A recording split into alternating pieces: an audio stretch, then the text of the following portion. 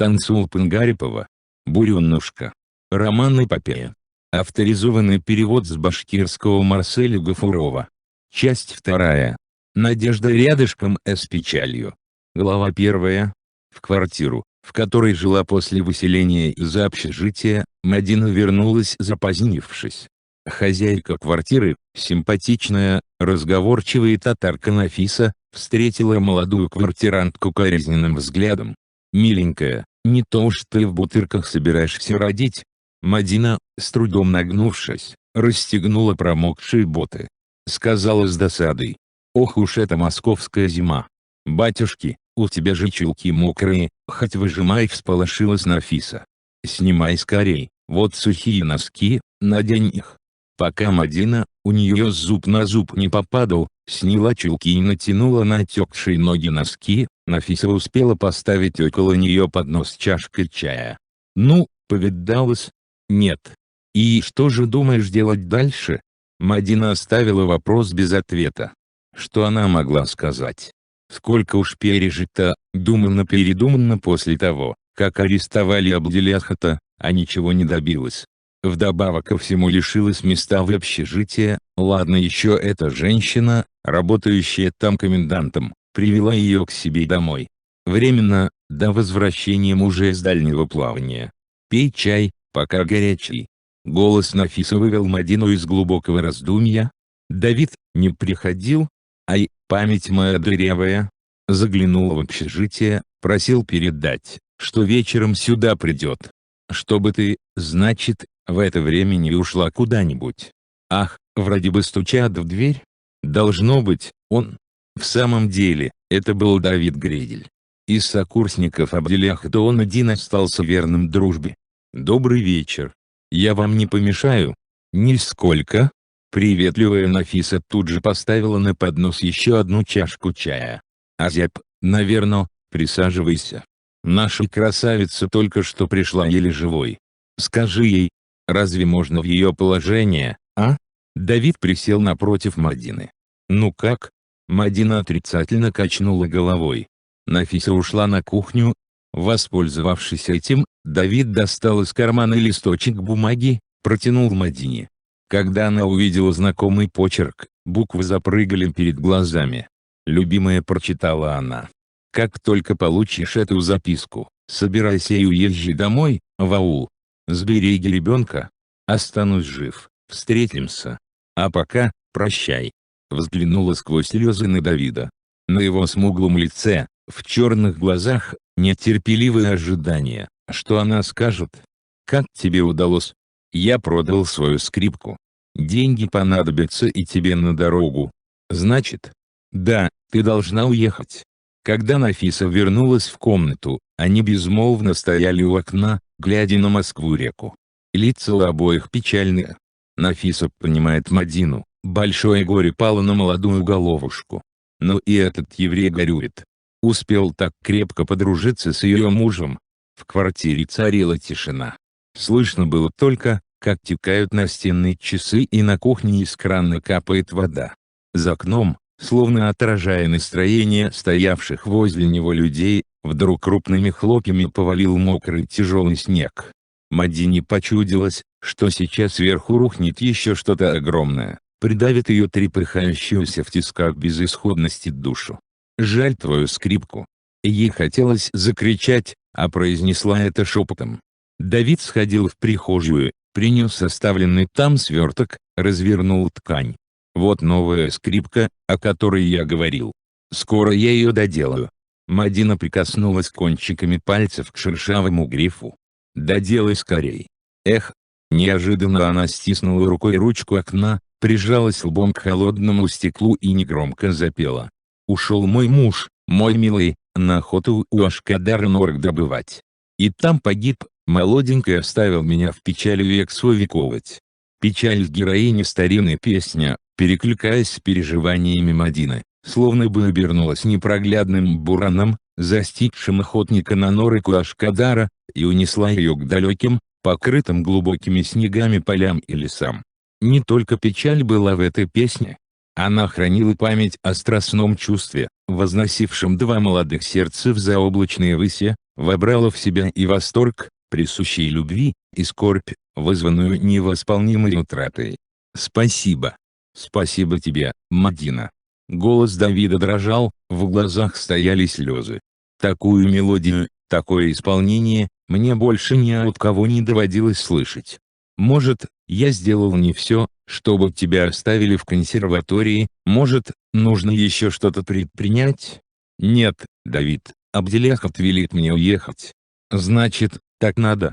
Как мне тут жить, с ребенком, без квартиры, без работы, без денег? Об одном тебя прошу, не оставляй Абделяхата без своей помощи. Он должен жить. Камина сидел волосатый, диковатого вида мужчина и чинил что-то из одежды. Это был Иш-Мухаммед. «Сегодня ты сильно бредил», — проговорил он, глянув в сторону жердяных женар, на которых спал второй обитатель пещеры, живший в ней на правах гости. Тот на миг проснулся, невнятно мыкнул в ответ и снова заснул. «Из чего, интересно, эти твари зарождаются?» — пробормотал Иш-Мухаммед, раздавив меж ногтей вошь.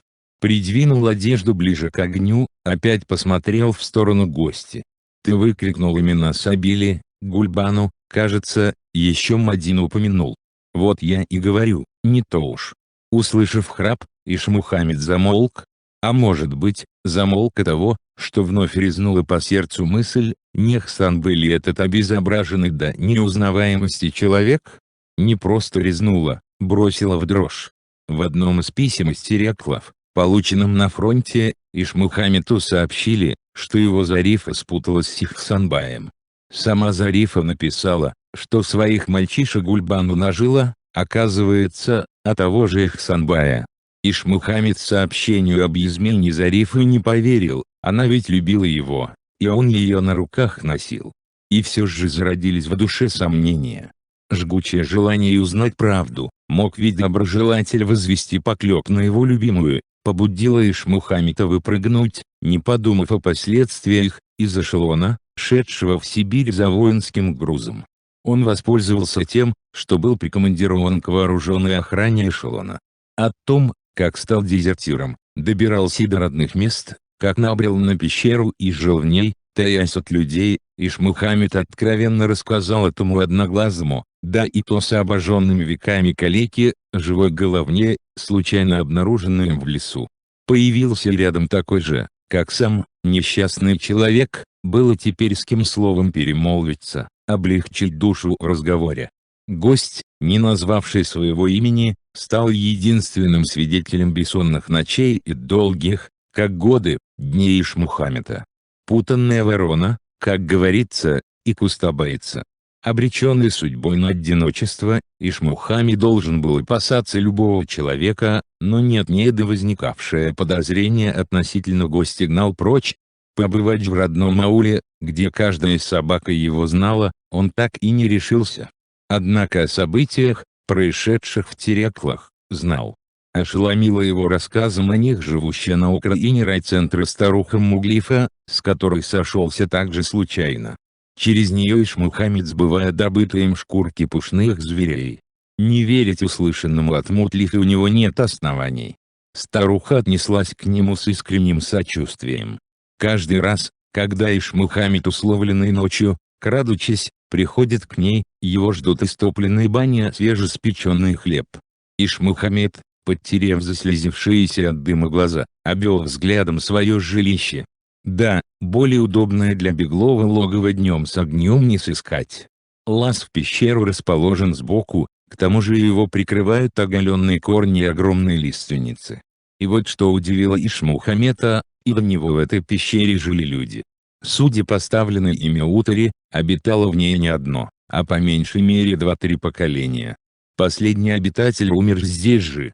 Скелет пожилого, надо думать, человека лежал на нарах, где сейчас спит гость. Прежде Иш-Мухаммед к понятию «душа», дух умершего относился скептически. Но после того, как он предал скелет земле, случилось с ним нечто странное. Помнится, и тогда в чувале мерцал огонь. Наевшись тушеной зайчатины, отяжелев, он прилег на нары. Хотя и не привык еще к этому жилищу, дала знать о себе усталость, задремал. И вдруг слышит: «Ну-ка, мусафир, подвинься немного». Открыв глаза, вроде бы сразу знал подавшего голос бородача, хозяин того скелета. «Да», — подтвердил бородач, — «я, дух похороненного тобой сегодня человека. Спасибо тебе, Божье создание, наконец-то я обрел покой, кости мои лежат там, где им надлежит лежать». Странно, Иш-Мухаммед сознавал, что разговаривает с пришельцем с того света, но ни чуточки страха не испытывал. «Что заставило тебя жить в этой пещере?» — спросил он, стараясь разглядеть лицо духа. Человек превращается в бегловню от хорошей жизни. В свое время я украл коня ради того, чтобы повидаться с любимой. А я... На глаза Иш-Мухаммеда навернулись слезы. Я тоже, ради нее. А она... Рано или поздно все в этом мире проходит. Узнав, что любимая умерла, я тоже решил умереть. 40 дней ничего не ел, на 41-й душа отделилась от тела. Эх, если бы я знал, что у меня получится так. Если бы знал, что она шлюха. Я любил замужнюю женщину. Она не смогла переступить установленные обычаями. Но я не виню ее. Значит, ты счастлив. Духи не могут быть ни счастливыми, ни несчастными. Ну, мне пора в свой мир, прощай. Постой, не уходи. Объясни, как Всевышний навел меня на этот укромный уголок. Помнишь серую белочку? Да-да. Иш-Мухаммед смутился, вспомнив, как нацелил на пушистого зверька винтовку, предназначенную вовсе не для этого. А белочка, добежав до корней одинокой лиственницы, исчезла. Полез по склону горы посмотреть, куда она подевалась, и обнаружил лаз в пещеру. Так вот она волею Всевышнего и помогла тебе найти приют. Дух поднялся, отошел к чувалу, возле которого стоял чугунок с остатком тушеной зайчатины. А ты без жалости убиваешь лесную живность. Но как же мне иначе добывать пищу и одежду? Я нашел здесь старое ружье с припасами. Выходит, и ты охотился? Разве не так? Молчишь? Ладно, скажи тогда ради Бога, долго ли еще мне жить в этой пещере? До конца жизни. Но недолго. Почему недолго? Около тебя появится еще один человек. И что же? Дух не ответил. Направился к лазу, намереваясь уйти из пещеры. Дух! Ответь! Отчаянно закричал Иш-Мухаммед и очнулся. Картина в его пристанище была все та же, в чувале мерцал огонь, рядом стоял закопченный чугунок. Лаз был закрыт каменной плитой, как Иш-Мухаммед поставил, так она и стояла. Что же это было? Бред наяву или сон? Не его ли? Иш-Мухаммеда, лицо напоминало истомленное одиночеством лицо духа. Почему него, Иш-Мухаммеда, не хватило силы в воле своевременно явиться в военкомат и признаться в своем преступлении? Боялся тюрьмы. Но тюрьма, наверное, не страшнее его теперешнего безвыходного положения. Хорошо еще, что судьба свела его с Муглифой. Он носит ей свою охотничью добычу, она, сбыв шкурки, покупает для него порох, кое-что из одежды, еду. Старуха помогла поставить на ноги этого вот гостя. Когда Иш-Мухаммед нашел его в лесу, это был почти мертвец. Заживо гнил, зачервивел, черви объели нос, губы, одно ухо. Иш-Мухаммед спас его, подумав, что все-таки рядом будет живая душа. Правда, тот не очень-то разговорчив, о своем прошлом предпочитает молчать. Но в этом каменном мешке долгими зимними ночами слышать рядом дыхание хотя бы такого убогого существа, и то ведь счастье, верно? Камалединов, теперь он первое лицо в районе, вечерами надолго задерживается в райкоме, любит посидеть подумать, отрешившись от дневной суеты. Если не принимать во внимание позвякивание ведра Гульмари Мапы, занятой уборкой в коридоре, можно сказать, что в здании райкома воцаряются на ночь глядя тишина и покой. Правда, еще часы надтреснутым звоном напоминают о том, что с момента сотворения мира начало и конец всего сущего в нем определяет время. Таким образом, Аюб Камалединов после окончания рабочего дня остается в одиночестве. Жизнь остального населения подчинена не одной лишь работе, люди общаются с родней и друзьями, кто-то женится, идут на свадьбу, кто-то умирает, прощаются с ним. У Камалетдинова дело обстоит иначе, и он к этому привык. Народ в районе смотрит на него, он, в свою очередь, смотрит на народ, но никого, кто полностью владел бы его сердцем и умом, до последнего времени у него не было. Да, так оно и лучше, руководитель действует свободнее, если не опутан нитями родственных и дружеских связей. Он никому и никто ему ничем не обязан.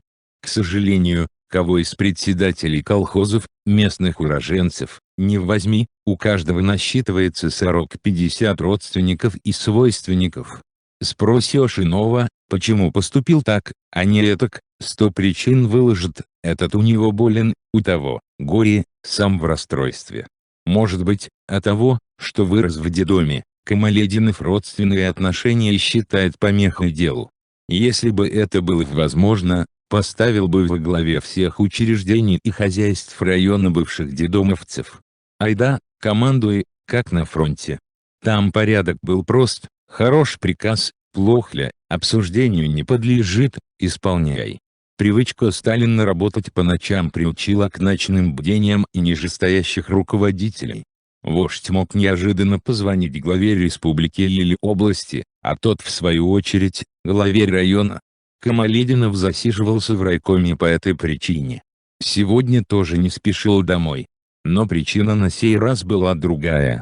Уже наплывал сон, черная коробка телефонного аппарата расплывалась в глазах, то увеличивалась, то уменьшалась. Какую еще весть принесут телефонные провода? Умер Сталин. Сколь бы напряженной ни становилась работа при нем, на душе, оказывается, было спокойней. Народ взбудоражен, как потерявший маткулей. Кто придет на смену Сталина?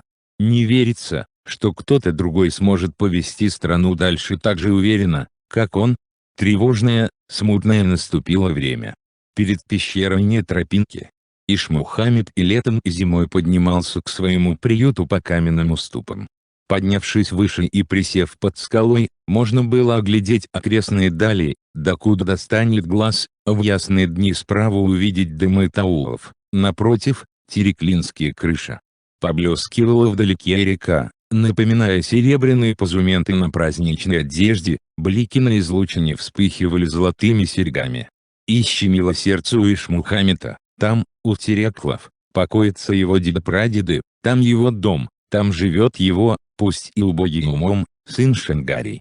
На матери Шангарея он женился потому, что подошло время жениться, да и нравилась она ему, но после того, как родила сына не на радость, а на горесть, опостылил ей Ишмухамед, лишила его близости в постели. А он ведь был мужчина в самом соку, а того, что жена холодна, мужскую страсть не утратил. Вот и прибрала его вскоре к рукам игривая сестра жены. Не познавший, живя женой, бурную женскую ласку, Ишмухамед растаял в объятиях Зарифы, как масло на солнце. Проворней волосатика проникла она в его сердце и утвердилась в нем. Если бы жена не умела, у горе в бане, Ишмухамед все равно развелся бы с ней и женился на Зарифе. Лишь ради того, чтобы хоть один раз погладить ее упругое тело, стоило родиться и жить в этом проклятом мире. Желание опровергнуть сообщение об измене Зарифы овладело всем его существом, помутило разум. Однако вернуться домой он не смог, законы, установленные для военнослужащих, были сильнее его желания. Сидя на камне у полюбившейся скалы, Ишмухамед вспоминал, как впервые за время своего отшельничества увидел внизу, у подножья горы, человеческую фигуру. Присмотревшись, угадал в ней женщину. Вряд ли она пришла из Тереклов, во-первых, далеко, во-вторых, дороги с той стороны поблизости не было. Ишмухамед, забыв в торопях прихватить ружье, спустился вниз, осторожно, скрываясь за деревьями, приблизился к женщине, понаблюдал за ней. Оказалось, она древней старухой, лицо было изброждено глубокими морщинами. Старуха собирала какие-то травы. Сорвав растение, внимательно его разглядывала и, пробормотав что-то, совала в мешок. Вдруг в памяти Ишмухамеда всплыло имя Муглифа. Да-да, старуха Муглифа, Как же это он сразу ее не узнал? Еще до войны, до вступления в законный брак с Зарифой, видел он однажды эту старуху. Жила она в Таулах, в крайнем доме Кривой улицы, слыла знахаркой и прорицательницей. Прослышав о ней, Зарифа пристала, что называется, с ножом к горлу: «Давай съездим к старухе, пусть погадает, что нас ждет». Он, влюбленный и послушный, как щенок, хотя и не верил в гадания, взял Зарифу с собой, когда поехал в Таулы по своим делам. Муглифу они застали сидящей на краю нар, толкла что-то в маленькой ступке. Первое, что удивило Ишмухамеда в ее доме — множество книг. Знахарки представлялись ему темными, невежественными личностями, а это, выходит, много читает. «Да, сынок, как видишь, и так бывает», — улыбнулась Муглифа, отставив ступку в сторону. «Ты о чем, иный?» «О том, о чем ты подумал». Тут и Зарифа, успевшая оглядеться, вступила в разговор. «Мы, иные, я и вот мой езный, Ишмухамед, хотим, чтобы ты погадала, суждено нам или не суждено быть вместе».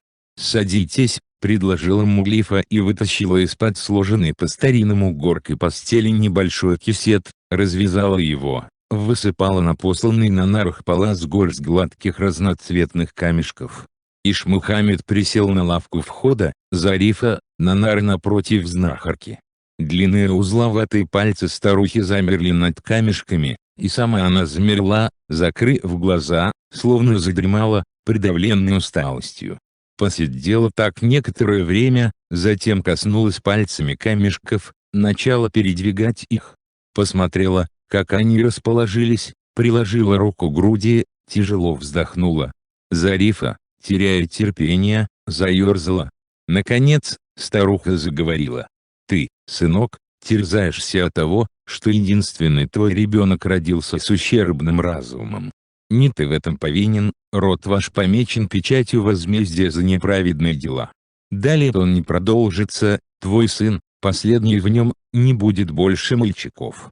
Огорошенный ее словами Ишмухамед вскочил с места. «И девочки не родятся? Родились бы, но суждена тебе жизнь в стороне твоего дома. А я? Что мне суждено?»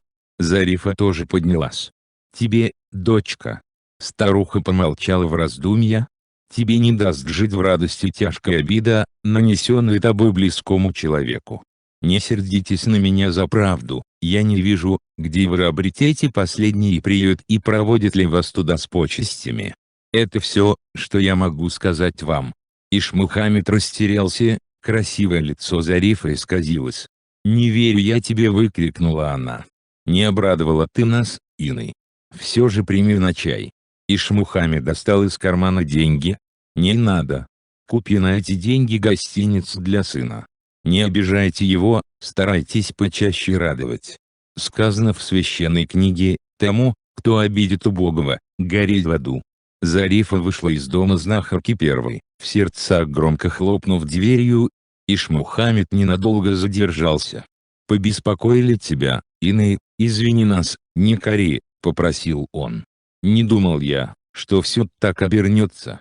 Живешь и не знаешь, что тебя ждет». Муглифа усмехнулась. «Кабы и знал, одна лишь красная книжечка, которую носишь в нагрудном кармане, изменить судьбу не в силах». Ишмухамед стало не по себе. Только в эту минуту осознал, что совершил, придя к знахарке, непростительный для члена партии поступок. Пробормотал обеспокоенно. «Это, соседи твои не болтливы? Не подвели бы меня. Время такое. Не волнуйся, нет их сейчас дома, рядом, 2 избы, обе на замке.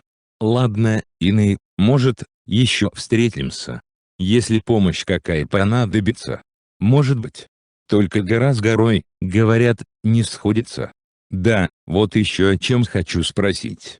Много разговоров о войне. В самом деле она может начаться?» Муглифа, сыпавшие камешки в кисет, глянула в окно, обращенное на запад. Ответила на вопрос иносказательно. «Тучи давно уже сгустились. Движутся в нашу сторону». И вот снова увидела Ишмухамед перед собой эту старуху. О, силы небесные! Во сне или наяву? С тех пор, Как поселился в пещере, еще ни разу не довелось ему встретиться живым человеком, пригрязившийся дух, не в счет. Колени Шмухаммета ослабли. Предстань перед ним кто-то другой, не решился бы обнаружить себя. Старуху окликнул. Иный. Муглифа Иный. Старуха, склонившаяся над каким-то растением, резко выпрямилась, обратила лицо в сторону дерева, за которым притаился Шмухаммет. «Ты кто, беглый? Жизнь моя в руках Всевышнего. Ты одна? Нет поблизости других людей? Не беспокойся, нет. А я не с душегубов. Можешь мне довериться, так покажешь, не можешь, дело твое». И Шмухаммет вышел из-за дерева. Старуха, глянув на его заросшее черным волосом лицо, ничего не сказала, ждала, что еще скажет он. Должно быть, не узнала его. Он засыпал ее вопросами. «Как ты дошла до сюда? Путь от аулов немалый. По-прежнему живешь там? Помнишь, я еще до войны побывала у тебя с молодой женщиной? Ты сказала тогда, только гора с горой не сходится. Помню. Ты знаешь, где я живу? Приди через недельку, если есть нужда ко мне», — сказала старуха, закинула мешок с травой за спину и ушла. И Шмухаммет, боясь вздохнуть, уставился ей вслед. Пришло вдруг на ум, впрямь ли это была Муглифа, не привиделась ли. А вскоре судьба свела его с полуживым калекой. «Моя тюремная кличка — Барсук», — сообщил он, когда немного оклемался. Но и Шмухаммет нарек его просто гостем. Лечил его ожоги и раны снадобьями, приготовленными знахаркой. Жизнь в пещере заметно изменилась. Из добытых Ишмухамметом шкур Муглифа шила шапки и продавала на базаре, к его приходу припасала хлеб, топила баню. Но привести гостя, даже осведомить его, кто она, где живет, не разрешила. Помня впечатление, произведенное ее давним гаданием, Ишмухаммет несколько раз просил старуху опять погадать насчет его будущего, но ответ был один. «Судьбу не изменить, а раз так, зачем гадать? Не хочу, иные, умереть беглым. Я шил шапку из собольих шкурок, хочу своими руками надеть ее на голову сына. Это уж как судьба распорядится. Никто не может умереть ни раньше, ни позже предназначенного ею срока и носить на себе то, что не суждено носить». Разговор этот состоялся недавно, при последней их встрече. Отправляя Шмухаммета в баню, старуха вручила ему нижнюю рубашку и штаны, сшитые из белой ткани. «О, в таком белью неплохо бы очутиться в объятия молодушки», — пошутил он и добавил серьезно. «Впрочем, и умершего хоронят в чистой одежде, завернув почему-то в белую ткань». Воспоминание Ишмухаммета прервал оклик. Ишмамет. Услышав свою наульную кличку, он вздрогнул, вскочил на ноги, и тут же прогремел выстрел. Не успел Ишмухаммет сообразить, откуда, кем послана смерть, как оторвавшийся от скалы камень, покатился вниз, к занесенной сугробами речке, однако не докатился до нее. Подкинутое последним уступом горы безжизненное тело застряло в ветвях стоявшего чуть ниже старого вяза. Таулы остались далеко позади. Мадина шагала, ничего вокруг не замечая, подгоняемая унижением, пережитым в квартире Камалетдинова. Не знала она, что Аюб Газизович женился. Хоть бы прежде чем толкнуться в знакомую дверь, поспрашивала о нем у здешних людей. Нужна она тут как прошлогодний снег. Поняла это, едва переступив порог, по брезгливому взгляду женщины в роскошном атласном халате. Надо было сразу повернуться и уйти, но не ушла. Стояла, чувствуя, что съеживается ее душа перед высокомерием этой женщины, назвавшей себя Маликой Ханум. «Говоришь, ты, жена Абдляхата?» Малика прищурилась, словно хотела разглядеть через Мадину неведомого ей человека. «Мой муж ни разу ни о каком Абдляхате не упоминал. Мы уехали в Москву. Уже 2 года прошло». Теперь Мадина почувствовала, что язык плохо ее слушается. Они дружили. Отец Флориды, так Малика Ханум дала понять, что у них есть дочь, нередко ошибается в людях. Да, ошибается. Аупагль и Абдляхат. Они вместе прошли войну. Ах уж эти ссылки на войну. Как будто-то можно. было выбирать друзей. Зная б, что этот Абделяхут станет бандитом, разве подпустил бы его близко к себе? Как вы можете? Мадине трудно стало дышать. Не нашла больше слов, чтобы выразить возмущение. Вцепилась одной рукой в дверную ручку, другой пошарила у ног, отыскивая свой узелок. В голосе Малики, понявший, что попала в цель, в самое больное место Мадины, зазвенел металл. Как? У меня-то, слава Аллаху, совесть чиста, а вот как вы. Как твой муж докатился до этого, стал врагом поставившего его на ноги народа. Абделяхут не враг. И не был им никогда. То ли Малике это выкрикнула Мадина, то ли на улице, выбежала не помня себя. Ноги словно бы сами понесли ее к дороге, ведущей в Терякло, и вот уже порядочное расстояние обшагало по ней.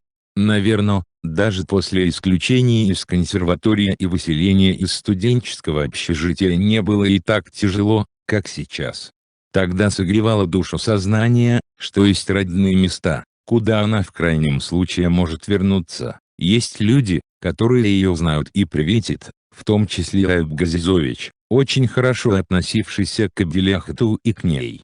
Приехав в Таулы, к нему первым делом и решила зайти, думала, что встретит как прежде, поможет добраться до Теряклов. До нее оправдалась надежда. Неожиданно ребенок в ее чреве задергался, поясницу пронзила боль. Ах, неужто? Не зная, что делать, Мадина перевела взгляд с убегавшей вдаль пустынной дороги на простиравшееся рядом заснеженное поле и свернула туда. Поняла, что малыш, до сих пор единая с матерью душа, единая плоть, может в любой момент в любом месте явиться в этот мир, отделиться от нее. Сердце Мадины зачастило, ноги подкосились от страха. Что она наделала? Зачем вместо того, чтобы постучаться в Таулах к добрым людям, отдохнуть, сразу отправилась в нелегкий путь? 40 с лишним километров по зимней дороге, не шутка, тем более в ее положении. «Помогите!» — закричала она, хотя видела, что поблизости никого нет и можно надеяться только на чудо. Немного погодя, несколько успокоившись, подумала, как же теперь быть? Повернуть назад? Но далеко уже ушла от аулов, да и помогут ли ей там?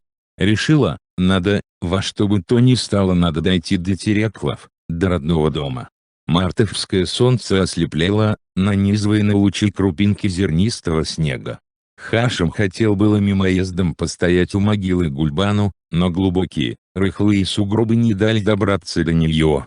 Ладно, придет, когда растает снег, проклюнется травка и вспыхнут цветы горецвета, глаза весны. У Гульбану глаза были такие же чистые, притягательные, да на беду и жизнь оказалась короткой, как у этих, самых ранних, цветов. Ехал Хашим за сенном, взялся привезти сразу 2 воза, вторая лошадь санями шла сзади в поводу. В конце глубокого лога повернул по санному пути, проложенному вдоль ручья Тенгрибирди, в сторону стога, который прошлым летом завершал он сам. Нагружал сани торопливо, думал лишь о том, как побыстрее управиться с этой работой.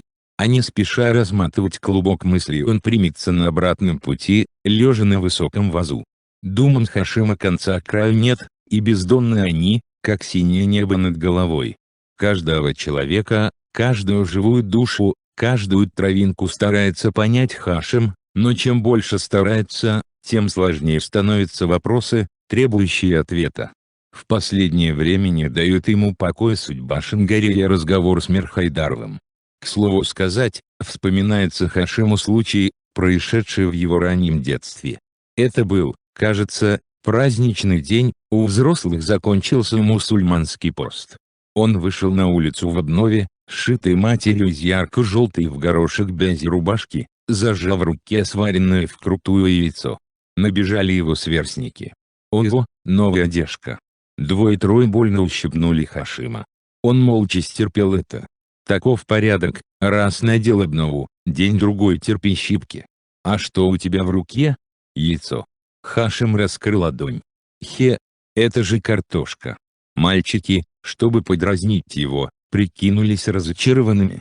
Хашим обиделся. И вовсе не картошка. Не верите, Так нате посмотрите. Никто и глазом не успел моргнуть, как яйцо очутилось во рту шарика, то есть Шангарея. И тут же, напрягшись так, что глаза выпучились, шарик проглотил его целиком, в скорлупе. Обжора. Уже готовый подраться Хашим, недолго думая, дал дурачку зуботычину. Тем временем вышла, оказывается, на улицу мать. «Ты что это, Хашим, себе позволяешь? А зачем он проглотил мое яйцо? Он не виноват. Это нужда вас, сынок, ссорит. Идем домой. Курица еще снесется, я тебе другое яичко сварю. А ты, Шангарей, подожди здесь, дам тебе теплого хлебушка». Не дала ему. Он же Дивана. Тэша. Мать ладонью прикрыл рот Хашима. Того, кто обижает Дивану, счастье обходит. Он божий человек. Слова матери Хашим быстро забыл. И не счесть, сколько раз потом обижал Шангарея.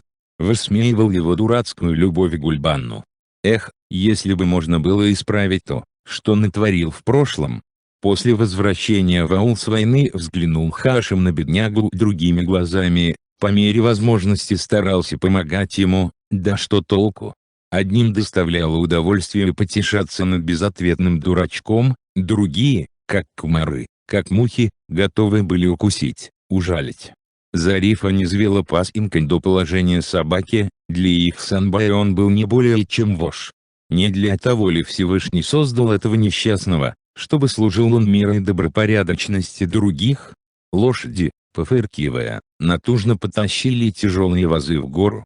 Хашим, ехавший на переднем вазу, изредка оглядывался на гнедуху. Умная скотинка.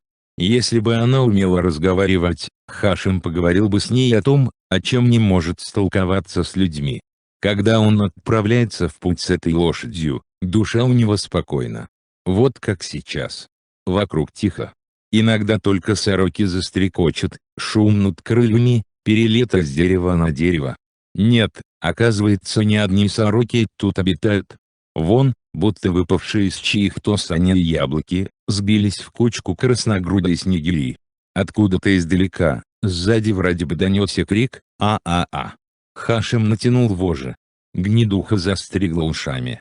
Крик повторился, на этот раз еще более пронзительный. Похоже, кричала женщина. «Волки, что ли, кого-нибудь напугали?» мелькнуло в голове Хашима.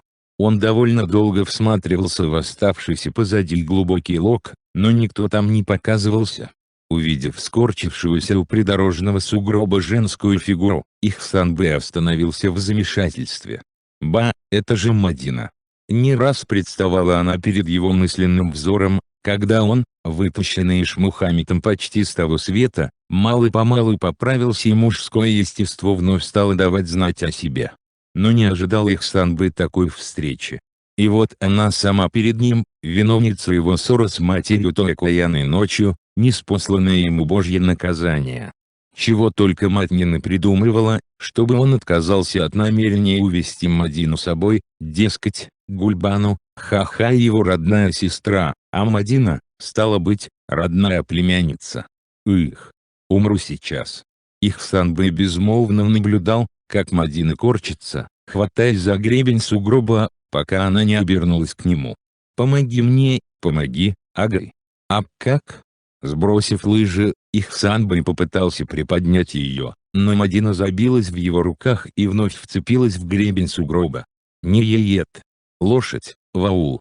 Слова, срывавшиеся с посиневших губ Мадины, требовали решительных и быстрых действий. Но где ему взять лошадь? Она, наверное, приняла его за охотника, а он не охотник, скорее призрак. Во всяком случае, для Теляклов, давно умерший человек. Мадина неожиданно выпрямилась, должно быть, больно какое-то время отпустила. Но стоять ей было тяжело, обессилила. Села на твердый бугорок у дороги, спросила, отведя взгляд от его страшного лица. «Ты кто, Аггай? Не узнаешь?» Ихсанбай в душе порадовался тому, что и голос у него не похож на прежний, сипит-хрипит обожженная гортань. «И не догадываешься?» «Нет. Я, Ишмухамед, муж сестры твоего отца». «Да». В черных глазах Мадины застыло изумление. Тебе на войне так?» Айхсан сам своих слов испугался. По спине побежали мурашки, на лбу выступила испарина. Назвался Иш Мухаммедом опрометчиво. Ладно бы, если покойник числится в пропавших без вести, а не в дезертирах. Сказанное обратно не вернешь, придется продолжать игру, и может она закончится по присловию «бежал от волка, но бежал на медведе». «Да, сестренка, на войне», — выдавил из себя Ихсанбай. «Вот только возвращаюсь, можно сказать, из ада. Адские муки пришлось мне перетерпеть. И ты немного потерпи. Шангари». Начало Мадина и побелела, опять начинались схватки. Бедняга обрадуется. Ихсанбай растерянно глянул по сторонам, не зная, как ей помочь, и вдруг сообразил, что они находятся примерно в том месте, где на Гульбану напали волки. Он и сам тогда едва не нарвался на стаю. Стоит пройти лог и подняться на гору, Даула уже рукой подать. «Ты посиди здесь, Мадина, я в аул. Быстро обернусь». Ихсанбай встал на лыжи и заскользил в сторону горы. Итак, испытание первой встречи с человеком из Теряклов прошло для него гладко. Если успеет спасти беременную Мадину, будет еще один, притом немалый, выигрыш в пользу его предстоящей жизни в ауле. Поднявшись на гору, он увидел два воза сенном, остановленные, видимо, для того, чтобы дать передышку лошадям. А вон и возчик идет навстречу ему. Ах ты, это ведь, кажется, проклятый Хашим. Да, он самый. Глава 2. Малике частенько приходится ждать возвращения мужа с работы до глубокой ночи. Ладно, еще есть у нее доченька, Флорида. Гугукнет она, протянет к маме маленькие ручки, и все тревоги, беспокойные мысли, неприятные воспоминания и уступают место радости. Сейчас девочка спит. Малике нравится сидеть в это время, оглядывая при пригашенном освещении преображенную ее стараниями холостяцкую квартиру мужа. Теперь она выглядит райским уголком. Темная полоса жизни Малике осталась в прошлом. Если не принимать в расчет позднее возвращение и вообще перегруженность по работы, отличного мужа удалось ей подцепить. Вдобавок к высокому положению в районе, он не пьет, добросердечен по отношению к ней, не скуп, даже не спросит, на что она потратила деньги. А уж к Флориде как привязан. Если позвони домой, первым делом справляется, как она, не заболела ли. Всегда бы так им жить. Малика сладко потянулась, халат распахнулся, приоткрыв налитые груди, она потрогала их рукой, подумала, останутся ли такими же тугими, когда перестанет кормить ребенка своим молоком. В Москве, в общественной бане Малика навидалась всяких женских тел, и молодых, крепких, и обвислых, старушечьих. Тьфу-тьфу, пока она на свое тело не может пожаловаться, только вот Таю предка балует его ласками, в постели сдержан. Впрочем, Малика и по этой части не в обиде. До того, как вышла замуж за него, обрыдли ей не только похотливые мужские взгляды, но и похотливые руки, уж и не надеялась встретить порядочного человека. Мысли Малики прервал голос дочки. «Что, доченька? Баюбай, спи, моя красавица». Но девочка уже широко открыла глаза. Такая вот она, просыпается в полночь и до утра не спит. Можно подумать, что что-то у нее болит, так редко когда заплачет. Показывала ее докторам, без толку, никто из них к какому-либо определенному выводу не пришел. «Ой, деточка». Малика подняла дочку с постельки, прижала ее к груди. «Маешься, не спишь в самую пору, когда спать бы тебе и спать. Сказать, что ли, папе твоему, что надо бы тебя к московским врачам свозить?» Упомянув Москву, вспомнила Малика и молодую женщину, которая приехала оттуда и хотела встретиться с ее мужем. Фактически выставила она несчастную на улицу, и сама не сразу поняла, почему обошлась с ней так сурово. Об аресте Абделяхата Малика знала, печалился о нем Аюб. Конечно, не очень-то обрадуешься, если в твой дом придет жена человека, угодившего в тюрьму, но главное не в этом. Только сейчас, когда в окна смотрела бесстрастная ночь, Вдруг осознала Малика причину своей суровости. В этой беременной молодой женщине, искавшей, где бы приткнуться, она узнала себя, прежнюю, жалкую. Да-да. Не женщину, в черных глазах которой тоилась мольба о помощи, выгнала она из этой хорошо обставленной, уютной квартиры, а свое прошлое. Зазвонил телефон, заставив вздрогнуть и Малику, и ее маленькую дочку. Наверное, Аэб звонит. Фаузия, осматривая дом старухи Муглифы и снаружи, и внутри, делала для себя все новые и новые открытия. Дом стоял в конце когда-то оживленный, а теперь порастеревший хозяев улицы. Разросшиеся осокори и два косогора заслоняли его, так что при взгляде со стороны не бросался он в глаза. Под одним из косогоров бил родник, в него была вставлена труба, и там, где вода вытекала из трубы, стояла баня, а почти впритык к дому – летняя кухня, аласырк. Встарь такие лачуги обычно ставили подаль от жилья. Был во дворе и сарай, старуха прежде, видимо, держала в нем какую-то живность. На кольях плетня, ограждавшего двор, белели 3 конских черепа. По лиственничным бревнам трудно определить, когда построен дом, но можно было не сомневаться, что он, крытый смолистым тесом и обшитый такими же досками, простоит еще долго. Пол внутри тоже из лиственничных досок, если его хорошо вымыть, проступит, засияет розоватый окрас древесины. Удивила Фаузию в доме старинная утварь. Катки, бодейки, большие и малые чаши, плошки, ковш, поднос, ручная мельница, все деревянное. Была и глиняная посуда, восточный кувшин, кружки, должно быть, привезенные когда-то из Бухары или Мекки. И, похоже, в дом, в котором хранится такое богатство, с тех пор, как хозяйка ушла, никто не заходил, ничего не тронул. Среди посуды увидела Фаузия, будем для краткости называть ее этим именем, точно такую же неглубокую плошку, какая была у самой в детстве. Любила она разглядывать нанесенные на нее узоры. На глаза навернулись слезы. Красивая посудка соединила ее нынешнюю жизнь с той частью, что оторвалась подобно хвосту ящерицы и осталась на другом берегу потока, именуемого временем. Вспомнилось, она, маленькая Барсен, стоит перед бабушкой, сбивающей в пахтылке масло. Глаза у бабушки добрые, от них веселыми лучиками разбегаются морщинки. Бабушка кладет деревянной ложкой в ее посудку пену с пахты. «Поешь-ка, внученька, будешь такой же нежной. А топленого масла не буду. Топленое масло приедается, много не съешь, затошнит».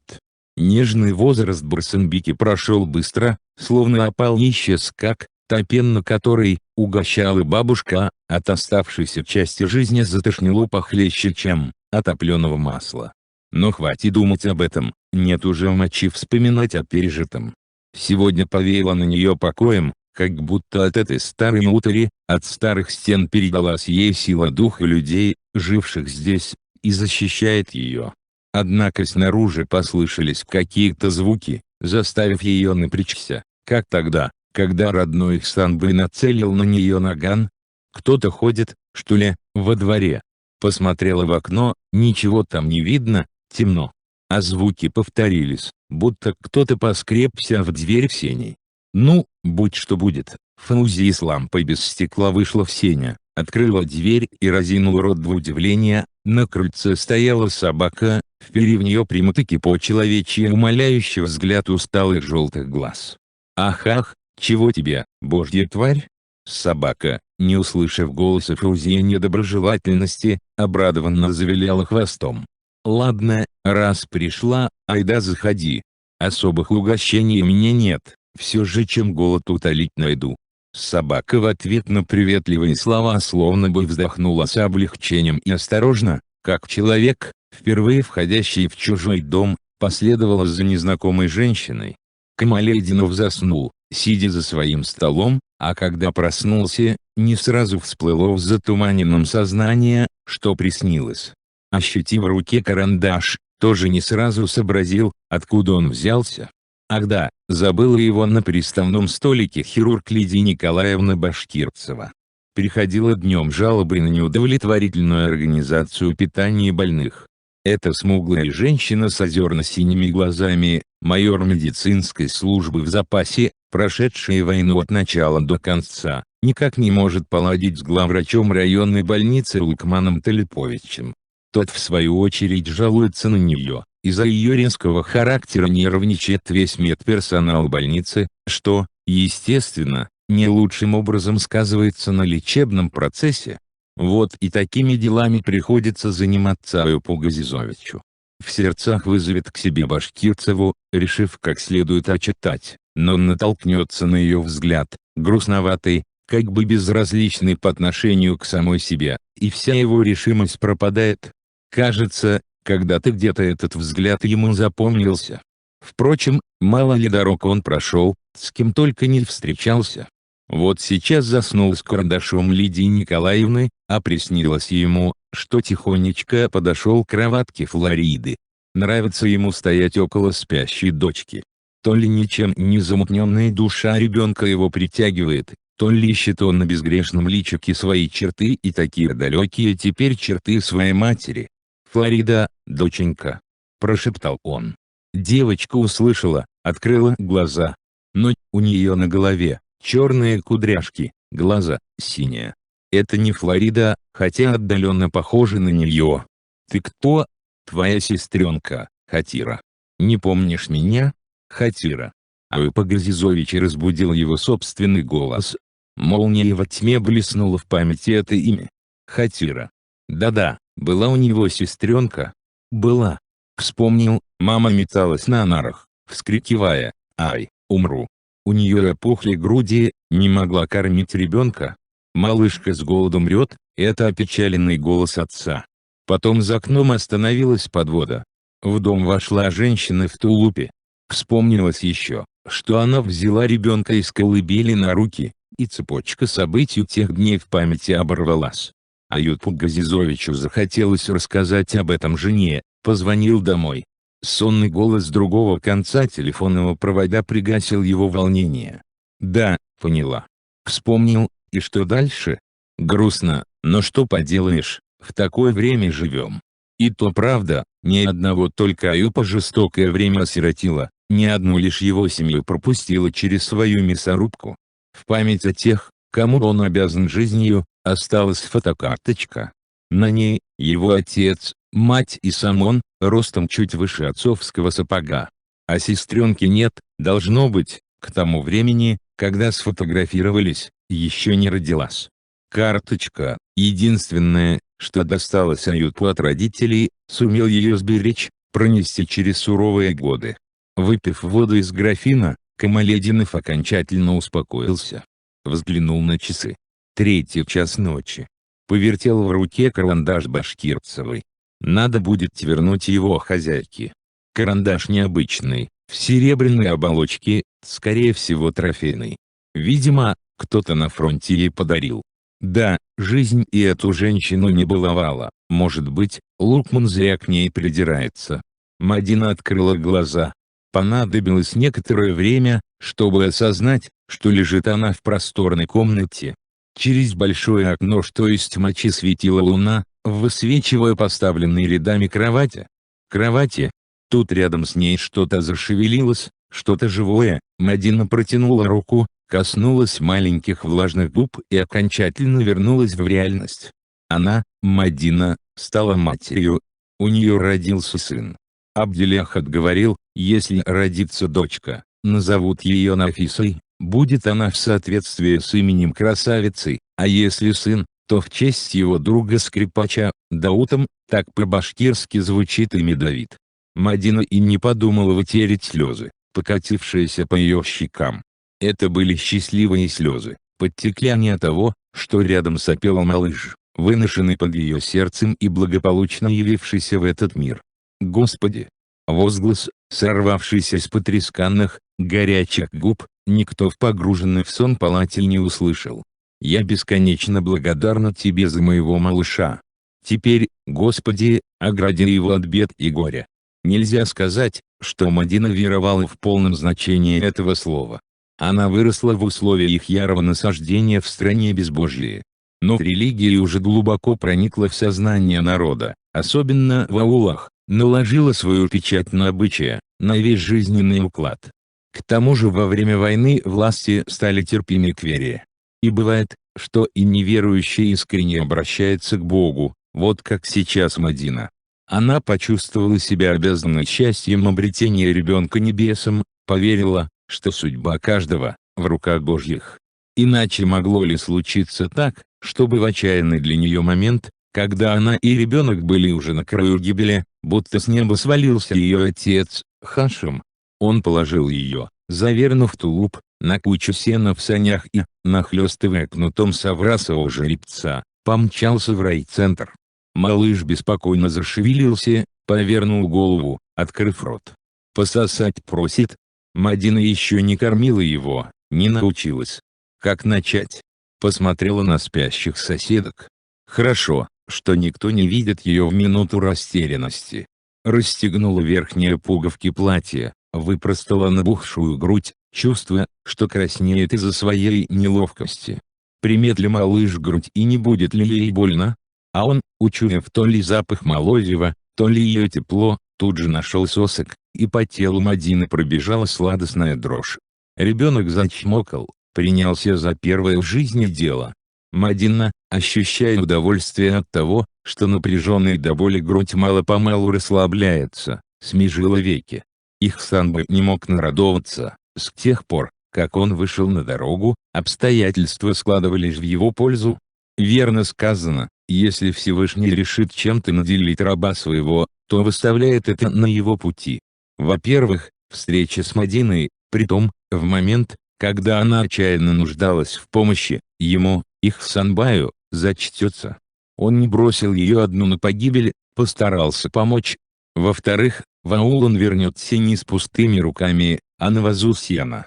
Правда, разговор с Хашимом был неприятен, но на более теплую встречу и сам Ишмамот, вернись в аул, он, вряд ли мог бы рассчитывать. «Оставь эту лошадь, я тебе оставлю, но кто ты?» — сказал Хашим, буравя Ихсанбая взглядом. «Кто бы ни был, не бойся, не сбегу. Не то что на лошади, на аэроплане мне не скрыться, видишь, весь в метках», — просипел Ихсанбай. «Да уж. Что, в танке горел? Было дело. Но сейчас, Хашим, не до разговоров. Мадину надо спасать. Откуда ты нас знаешь?» «Как не знать? А ты езна своего, Ишмухамета, не узнаешь?» Хашим не нашел, что сказать в ответ, только удивленно хрикнул. «Я тоже думал, что живым тебя не увижу, но хватит об этом, давай поторопись. Отгони воз на ферму». Сено с переднего воза. Еще до этого разговора они свалили на обочину дороги. Хашим вскочил на сани, взмахнул кнутом, и соврасый налегке рванулся с места в карьер. Ихсанбай, вскарабкавшись на воз, сунул руку за пазуху, отщупал нагрудный карман, проверил, на месте ли документы Ишмухамета. Если удастся благополучно поставить покойного на учет в военкомате, эти документы и новые обличив станут для него, Ихсанбая, надежной защитой от прошлого. «Эно, скотинка!» Гнедуха охотно потянула воз в сторону аула, где ждало ее теплое стойло, а Ихсанбай улегся поудобней, расслабив усталые ноги, и предался мыслям о Мадине.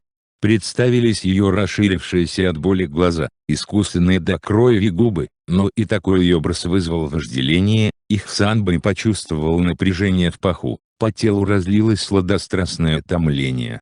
Став продавщицей сельповской лавки, Рауза первым делом поставила перед собой задачу изменить свою походку. Прежде, когда была уборщицей сельсовета, могла ходить как угодно, теперь так нельзя. Теперь она важная фигура, наделена знаком власти, связкой ключей, и весь аул на нее смотрит. Поэтому-то стала она ходить не спеша, гордо вскинув голову, выпитив грудь. Зачем спешить, несрочное председателево поручение бежит выполнять. Конечно, к ее приходу двери лавки уже толкутся нетерпеливые покупатели, ну и пусть толкутся. Небось, дела у них не важней, чем у Раузы. Вон и сегодня топчутся возле лавки несколько мужчин и одна женщина, похоже, Галима. Прослышала, видать, чертовка, что в лавку привезли духи и сирень, самое ценное, за ними и пришла. Какой из этого можно сделать вывод?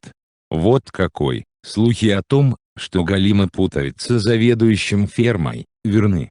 Иначе зачем ей духи? А один из мужчин, ее, Раузы, сын Хусайн, всерьез, непутевый, начал курить, за куревом явился.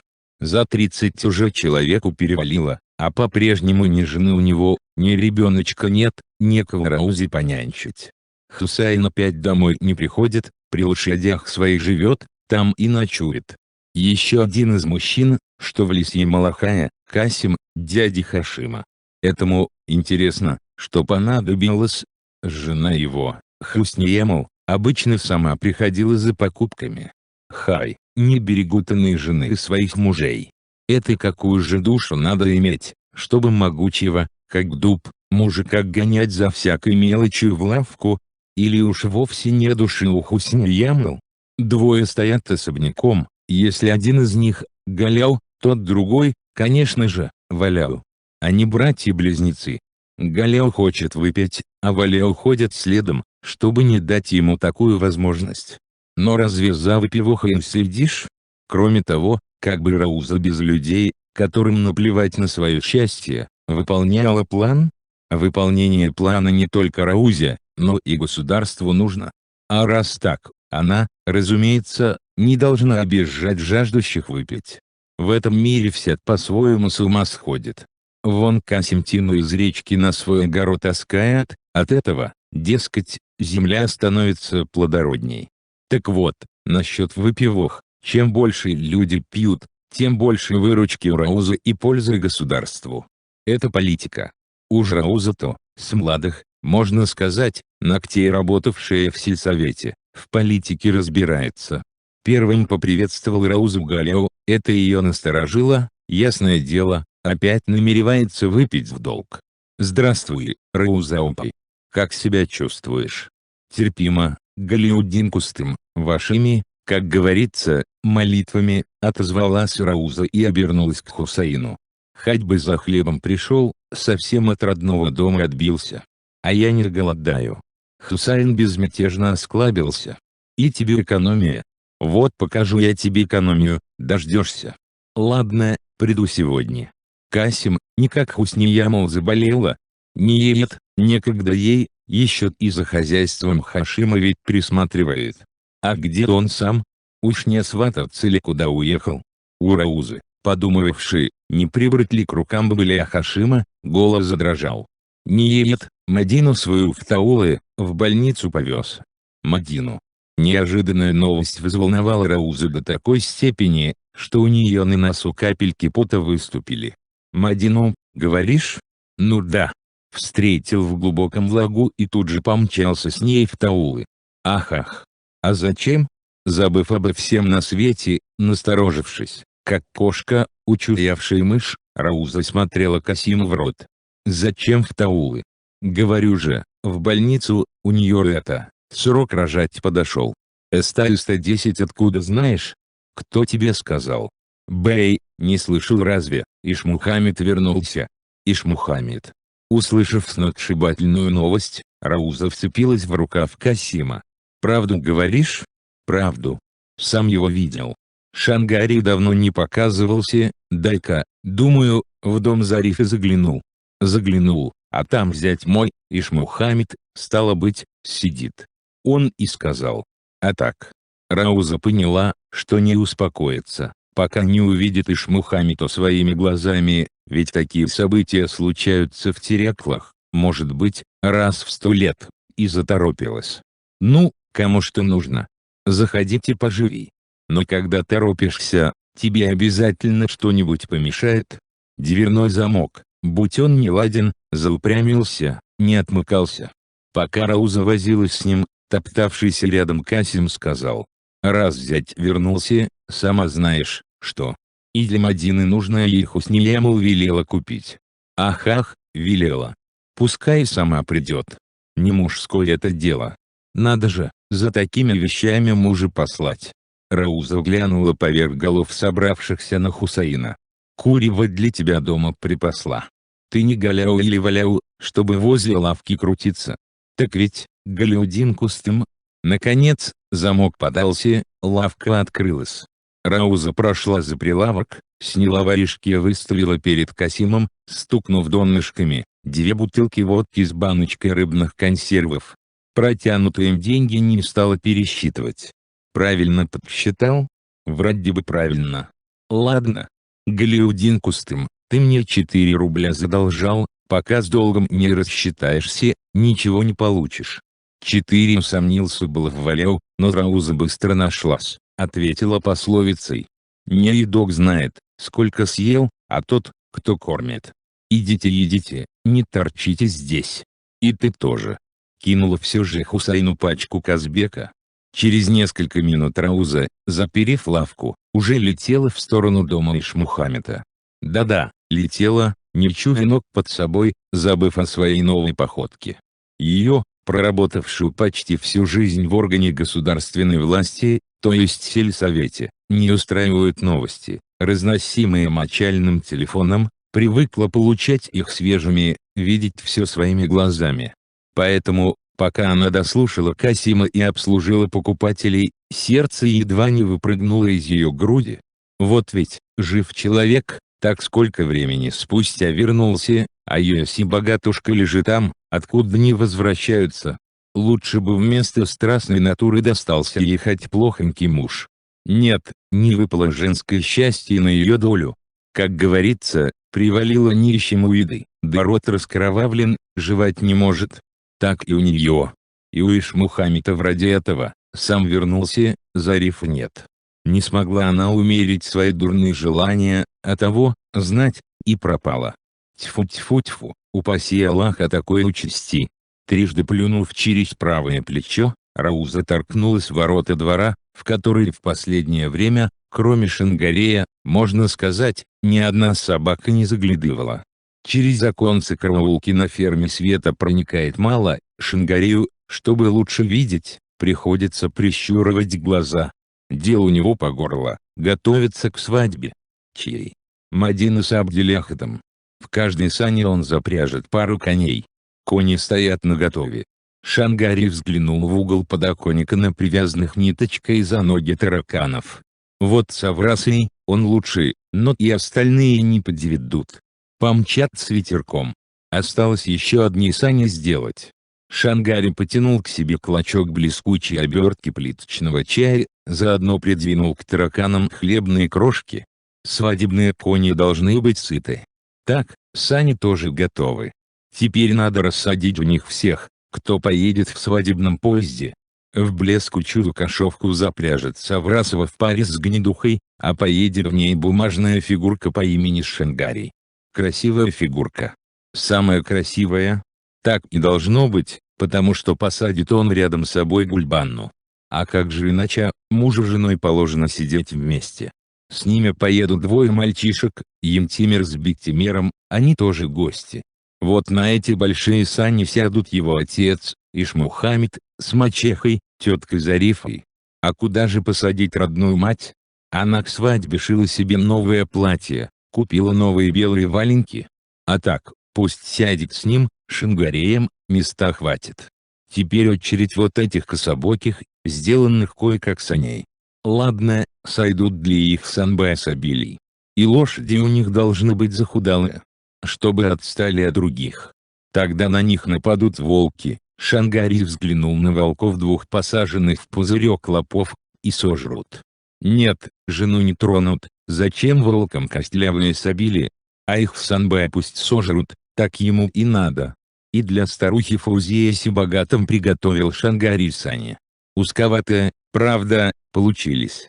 Фаузия поверх толстой шали то ли шапку на голову напялила, то ли тастер намотала. Зачем ей надо было так наряжаться? Рауза еще стоит тут, плачет. Куда ее посадить? Коней маловато, и тех у Хусайна еле-еле выпросил. Айда, садись на козлы Сибагата. Или уж пересадить на санях Санбая? Нет, нельзя. Волки могут сожрать. Больно уж ты, тетушка Рауза, толстая, жирная, такую волкам только дай. Ну, почти всех рассадил. Теперь посадит рядом с собой Гульбану с детьми. Тут Шангари будто бы увидел прислонившегося к печке долговязого человека, между ними происходит такой разговор. «Ты что там штоишь, Хашим? На свадьбу собрался? Ах, а куда шадишь? Рядом с Гульбанну.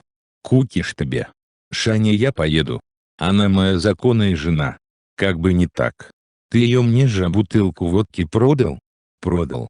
Дуй отсюда, Шарик. Дуй, тебе говорят». Шангари сложил фигу давно немытые пальцы. В это время дверь открылась, и, согнувшись, чтобы не удариться головой о низкую притолоку, в караулку залитого света мартовского солнца крыльца шагнул сам Хашим. «Фу, со света ничего не вижу. Шангари, не кричи, коней напугаешь». «Какие еще кони? Слышь, Шангари, есть новости. Не надо мне новостей. Ну, тогда, радостные вести. Ко мне Мадина моя вернулась, она сейчас в больнице, а к тебе, твой отец, Ишмамет». Войдя в избу, Мадина остановилась у порога, как бы раздумывая, куда положить завернутого в одеяло ребенка. Какая маленькая, низенькая у них изба. А ведь жили в ней ее бабушка, мать, сама она с двумя братишками, отец. Нары, печь, стол со скамьей, чурбак у входа. Раньше на подоконниках стояли цветы, теперь их нет, остался один горшок от цветка, засохшего, должно быть, последним. И занавесей у входа нет, вообще нет ничего, что говорило бы о женской заботе, об уюте. И ничего нового не появилось, кроме двух увеличенных фотокарточек на стене напротив входа, с них смотрят мать и отец, совсем еще молодые. Мать, в старинном девичьем наряде. Мадина его тоже надевала, и тогда становилась очень похожей на мать, запечатленную на фотокарточке. Только глаза у нее черные, а у мамы были синие, обрамленные густыми ресницами. Таких удивительных глаз Мадине больше нигде не доводилось видеть.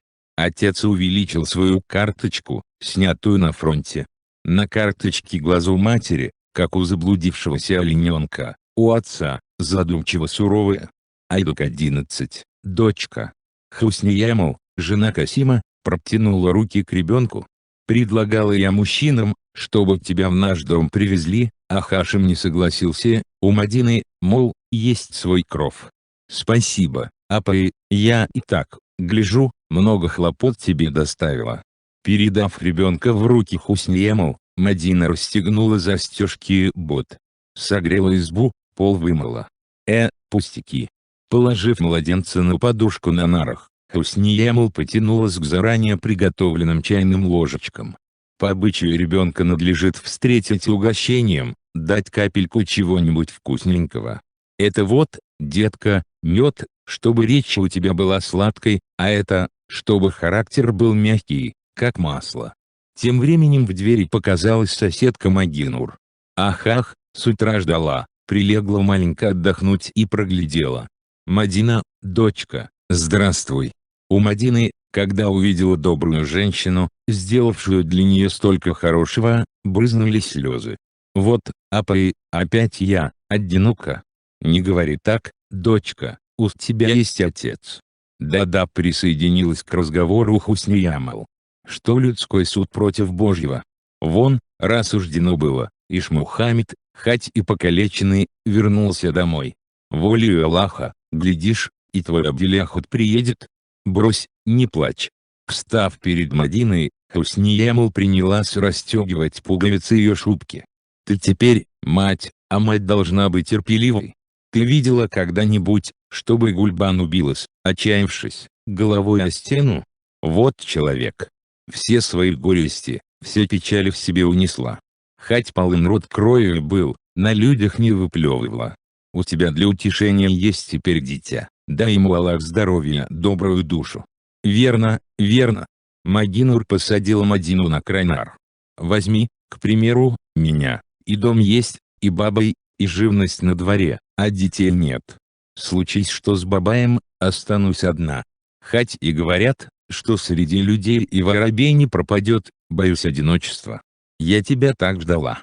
Может, согласишься, чтобы стала я тебе названной матерью, дочка?» Мадина ткнулась мокрым от слез лицом в грудь Магинур. Ах, Магинуриной! Не ожидала Рауза, что увидит Ишмухамита в столь изменившемся обличье. Атак. Изумленно уставилась на пытавшегося разжечь печь одноглазого, с испещренным рубцами лицом человека. «Ты ли это, Ишмухамид? Проходи, Рауза. Ну, давай поздороваемся». Ихсанбай поднялся, скособочившись, с корточек, протянула руку. Рауза подалась к нему и почувствовала в своей ладони подрагивающую кисть, такую холодную, будто перед ней стоял не живой человек, а мертвец, только что вылезший из могилы. Вот, наверное, войну потому и называют бойней, что может человека так изуродовать. «Извини, Рауза, угощение предложить не могу. Что нового, Уля? Как сами поживаете?» Рауза примерилась было, чтобы сесть к чурбаку, но решив, что он маловат для ее седалища, примостилась на краю нар. «Мы той живем, потихоньку. Хусайн мой все при лошадях. Невестку тебе не привел?» «Невестку? Не то что жениться, в бане помыться его не заставишь. Да и не в том я пока возрасте, чтобы полеживать на нарах, переложи все на невестку. Хусайна то я, Ишмухамид, молодой еще родила. Самое большее 27 мне тогда было. И, какое 27, наверное, около 25, а? А сама где работаешь?» поспешил спросить Ишмухамид Ихсанбай, зная привычку Раузы жевать одно и то же, пока в конец не измочалит. «Я-то, Бэй, ты, раз только что вернулся, конечно, и ведать ничего не ведаешь. Я, Ишмухамед Кардаш 19, большим ведь человеком стала. Спасибо Бартия правительству, это Рауза как бы по-русски вернула, сильно они женщин возвысили. Всем, полная воля. Кем я была? У поганца Ихсанбая, чтоб ему в могиле покой не знать, в уборщице ходила. А теперь?» У Ихсанбая в голове зашумело. Нервно пощипывая бороду, он присел на корточки перед разгоравшимся в печи огнем. «А так, к тому я теперь и подвожу, кто я сейчас. Ражила пристойно, соизволения Всевышнего приняли меня в Бартию. А когда приняли, как тебя, Ишмухамитула Кардаш, все путем пошло. Члены кооперата 13 выдвинули меня в продавщицы.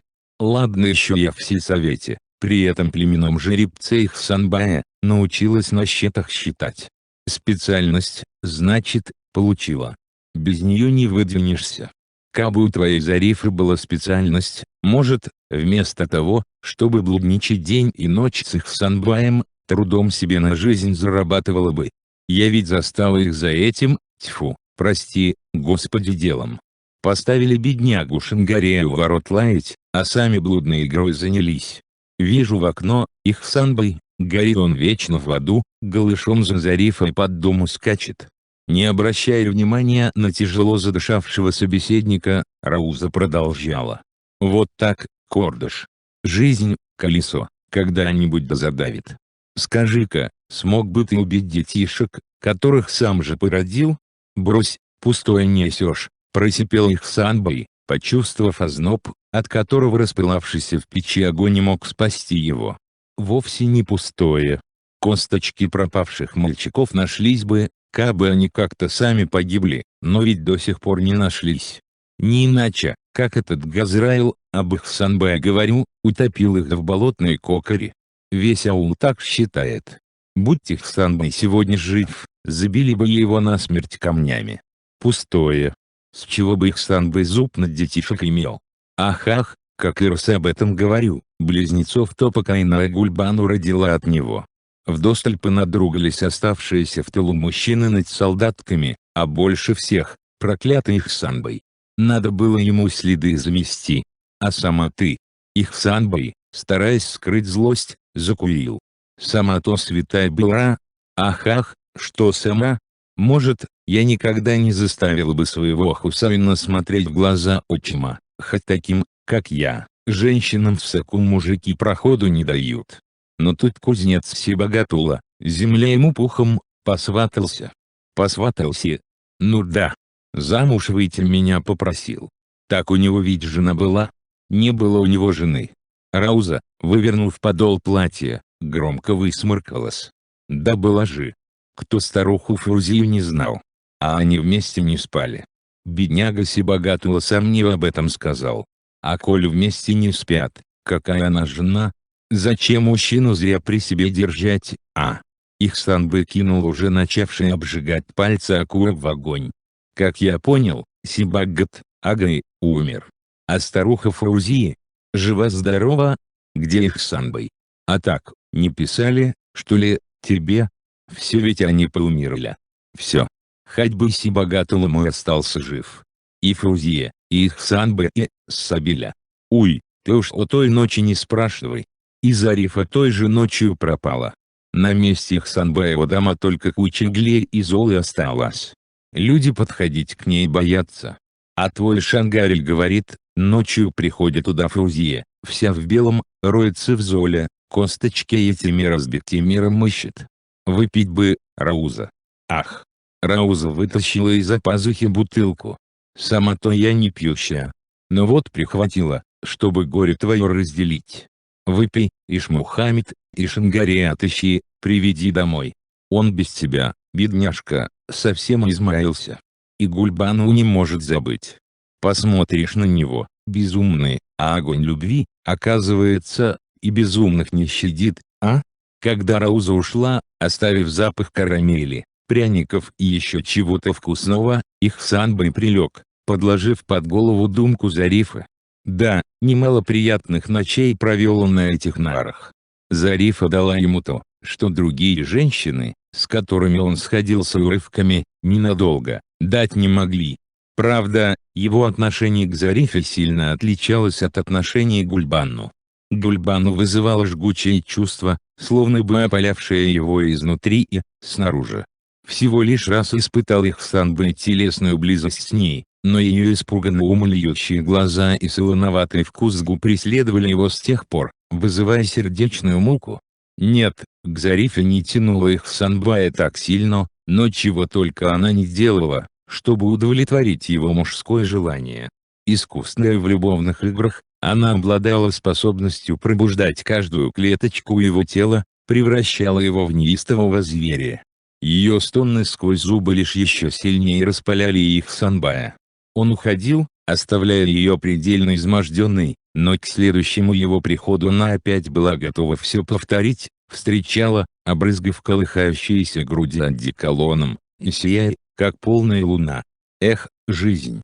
Где теперь кости Зарифы, шайтан знает. Что было бы сейчас, не встань она той роковой ночью на его пути. Наверно, сразу знала бы его. Кто-кто, а она бы не ошиблась. Рауза наказала отыскать Шангария. На кой ему, Ихсанбаю, сдался этот идиот? Он Ишмаматова выродка терпеть не мог, а теперь возясь с ним, прикидывайся отцом. Как такое испытание выдержать? После ухода Раузы прошло довольно много времени. Ихсанбай поднялся, подошел к окну. Вдали виднелась горная гряда с горой Куктау, внутри которой он скрывался. Его мучительное одиночество, неприкаянность остались там. Теперь, если что, могут привязаться только к его документам, а то и не привяжутся. Кому захочется копаться в жизни потерявшего нормальный человеческий облик калеки? Выпитая водка, что ли, подействовала, Ихсанбай почувствовал, что голоден как волк. Сходил в сене за своей котомкой, достал из нее замороженное барсучье мясо и, не дожидаясь, пока в казане вскипит вода и сварится мясо, отрезал кусочек, принялся его разжевывать. Наевшиеся за ночь лошади встретили Хашима коротким радостным ржанием. «Что, скотинки, пить хотите? Сейчас». Но Саврасом, ведя огнедуху в поводу, поехал к речке. По должности Хашим, сторож молочной фермы, но частенько и подвоз сена ложится на его плечи.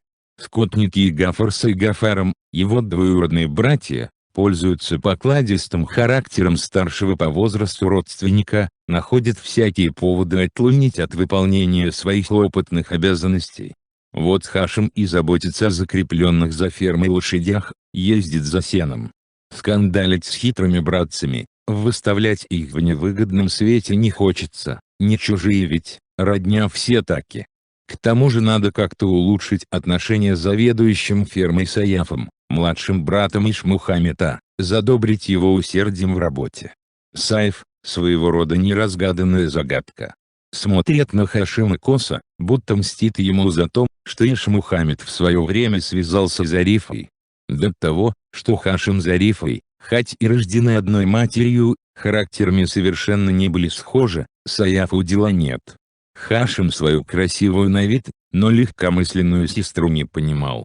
Теперь вспомнит иногда о ней и, словно увидев впервые, хочет о чем-то спросить, да нет уже ее. Ночь, поглотившая их с Анбая с Фаузией, поглотила и Зарифу, пропала бесследно. Когда Хашим запряг лошадей и отправился, завернувшись в тулуп, за сенном, снова нахлынули думы, от которых еще вчера вечером засаднило в сердце. В юности дал он себе волю, попробовал пожить бесшабашной жизнью, потом прошел войну, все равно что в аду побывал, и любви, и тоски отведал, а все-таки ни себя, ни людей, ни мироустройства до конца понять не мог. Вспомнился недавний разговор с Мирхайдаровым. Председатель после утреннего наряда попросил его задержаться. Закурили. Затянувшееся молчание нарушил Мирхайдаров. От дочери есть вести? Мадина часто пишет. А зять? Голос Мирхайдарова дрогнул. Почему? Знает, что Абделяхут арестован. А что, думаешь, зять не способен письмо написать? Да нет. Председателю раздавило курок в пепельнице. Я просто так спросил. Сам как, жениться не собираешься? Это тебе тоже сверху велели выяснить, разозлился Хашим. Спросят, ответь, горячо и больно, имел привычку убить жену, поэтому не склонен создавать новую семью. Брось, Хашим, я же по-дружески спросил. Разве начальники могут дружить с подчиненными? Опять 25. Странный ты человек, Хашим. В партию не вступаешь, от ответственной работы отказываешься. Дурачка Шангареев караулки пригрел, только с ним и ладишь. Не понимаю я тебя. Ты знаешь, Азат, сколько звезд на небесах? Неожиданно спросил Хашим и пожалел, что назвал председателя по имени, как-то по-понебратски это получилось. Кто их считал? Ты давай-ка не уводи разговор в сторону. А я и не увожу. Я это к тому, что никому не приходит в голову выстроить звезды, как солдат, в одну шеренгу и выровнять. Людей в мире тоже не счесть, и они разные, а вы почему-то стараетесь поставить всех в строй, сделать одинаковыми. Сказал Хашим так и ушел, успев заметить на лице Мирхайдарова досаду. Должно быть, он что-то прослышал и хотел еще до чего-то докопаться. А зять и спросил. Теперь вернулась Мадина, рассказала о своем горе навестившим ее женщинам, и арест Абделяхата уже ни для кого не секрет. Хашим выехал с фермы на заре. И подобно тому, как звездный рой в небе поглощался пламенем зари, его мысли постепенно поглощались одной главной мыслью, вернее, все более усиливавшейся тоской. Если люди в песнях объясняют грусть тоску лунной недостижимостью для нее самой яркой звезды небосклона, именуемой вечером Зухрой, утром — Сулпан, то и тоску Хашима можно объяснить именем, имя это — Гульбанну. Вот он поравнялся с ее могилой. Сердце забилось учащенней, горлу подступил комок. Хашиму стало жарко, он сбросил с плеч тулуп, выпрямился в санях. И подосадовал на себя, заволновался, будто подросток, впервые пришедший на свидание с любимой. Под 40 уже ему, не к лицу зрелому мужчине такое состояние. Но что поделаешь, сердцу ведь не прикажешь. Лошадь, воспользовавшись тем, что хозяин ушел в свои мысли, плелась еле-еле. Хашим поддернул вожжи, приподнял кнут. «Давай, скотинка». В окошке, пристроенной к сараю каменной клейте, обозначилось зимнее утро. Разукрашенные изморозью стекла становились все светлей, а потом порозовели и вспыхнули в лучах восходящего солнца. Усабиля вошло в привычку наблюдать за рождением дня через это единственное окошко, связывавшее ее с внешним миром. Солнце, играя в стеклах разноцветными узорами, поднялось выше, приняло в свои объятия весь окружающий мир, чтобы, как заботливая мать, купать в море света все живое, людей, скот, деревья, пока не скатиться, утомившись, за горные хребты. Сабили теперь тоже мать. После стольких неудачных беременностей наконец-то вроде бы достигла счастья материнства. Ах, какие это минуты, когда ребенок, покинув чрево матери, возвещает отчаянным криком о своем рождении. Мечтала Сабили, что будет, как небесное светило, ласкающее мир, нежить своего малыша, своего Абу-Бакира, ласково будить, ласково укладывать спать. Однако ребенка она лишь выносила и родила, дядя и его жена тут же отобрали его у нее. Правда, поначалу Йенга, Рашида, приносила малыша покормить грудным молоком. Глядя в окошко своего жилища, Сабили в нетерпении ждала, когда Йенга вынесет из дома белый сверток со спящим младенцем. Потом она прикасалась соском к его розовым губкам, мальчонка в полусне как бы нехотя брал сосы в рот. Почуяв вкус теплого молока, вздрагивал, окончательно просыпался и принимался торопливо, захлебываясь, сосать. Насытившегося ребенка две женщины, действуя одна осторожнее другой, снова заворачивали в одеяльце. И за эти счастливые минуты Сабили благодарна небесам. Оставшись одна, утешала себя мыслью, что в большом доме условия для ребенка лучше, там тепло, светло, есть кому за ним присматривать. Но спустя некоторое время Абу-Бакир изменил свои повадки. Немного пососав, он отрывался от груди, гугукал, будто вступив в разговор с матерью, разевал беззубый рот в радостной улыбке. Рашида всполошилась. Астагфирулла. Так ведь он никогда не насосется. Еще простудит в этом каменном мешке легкие.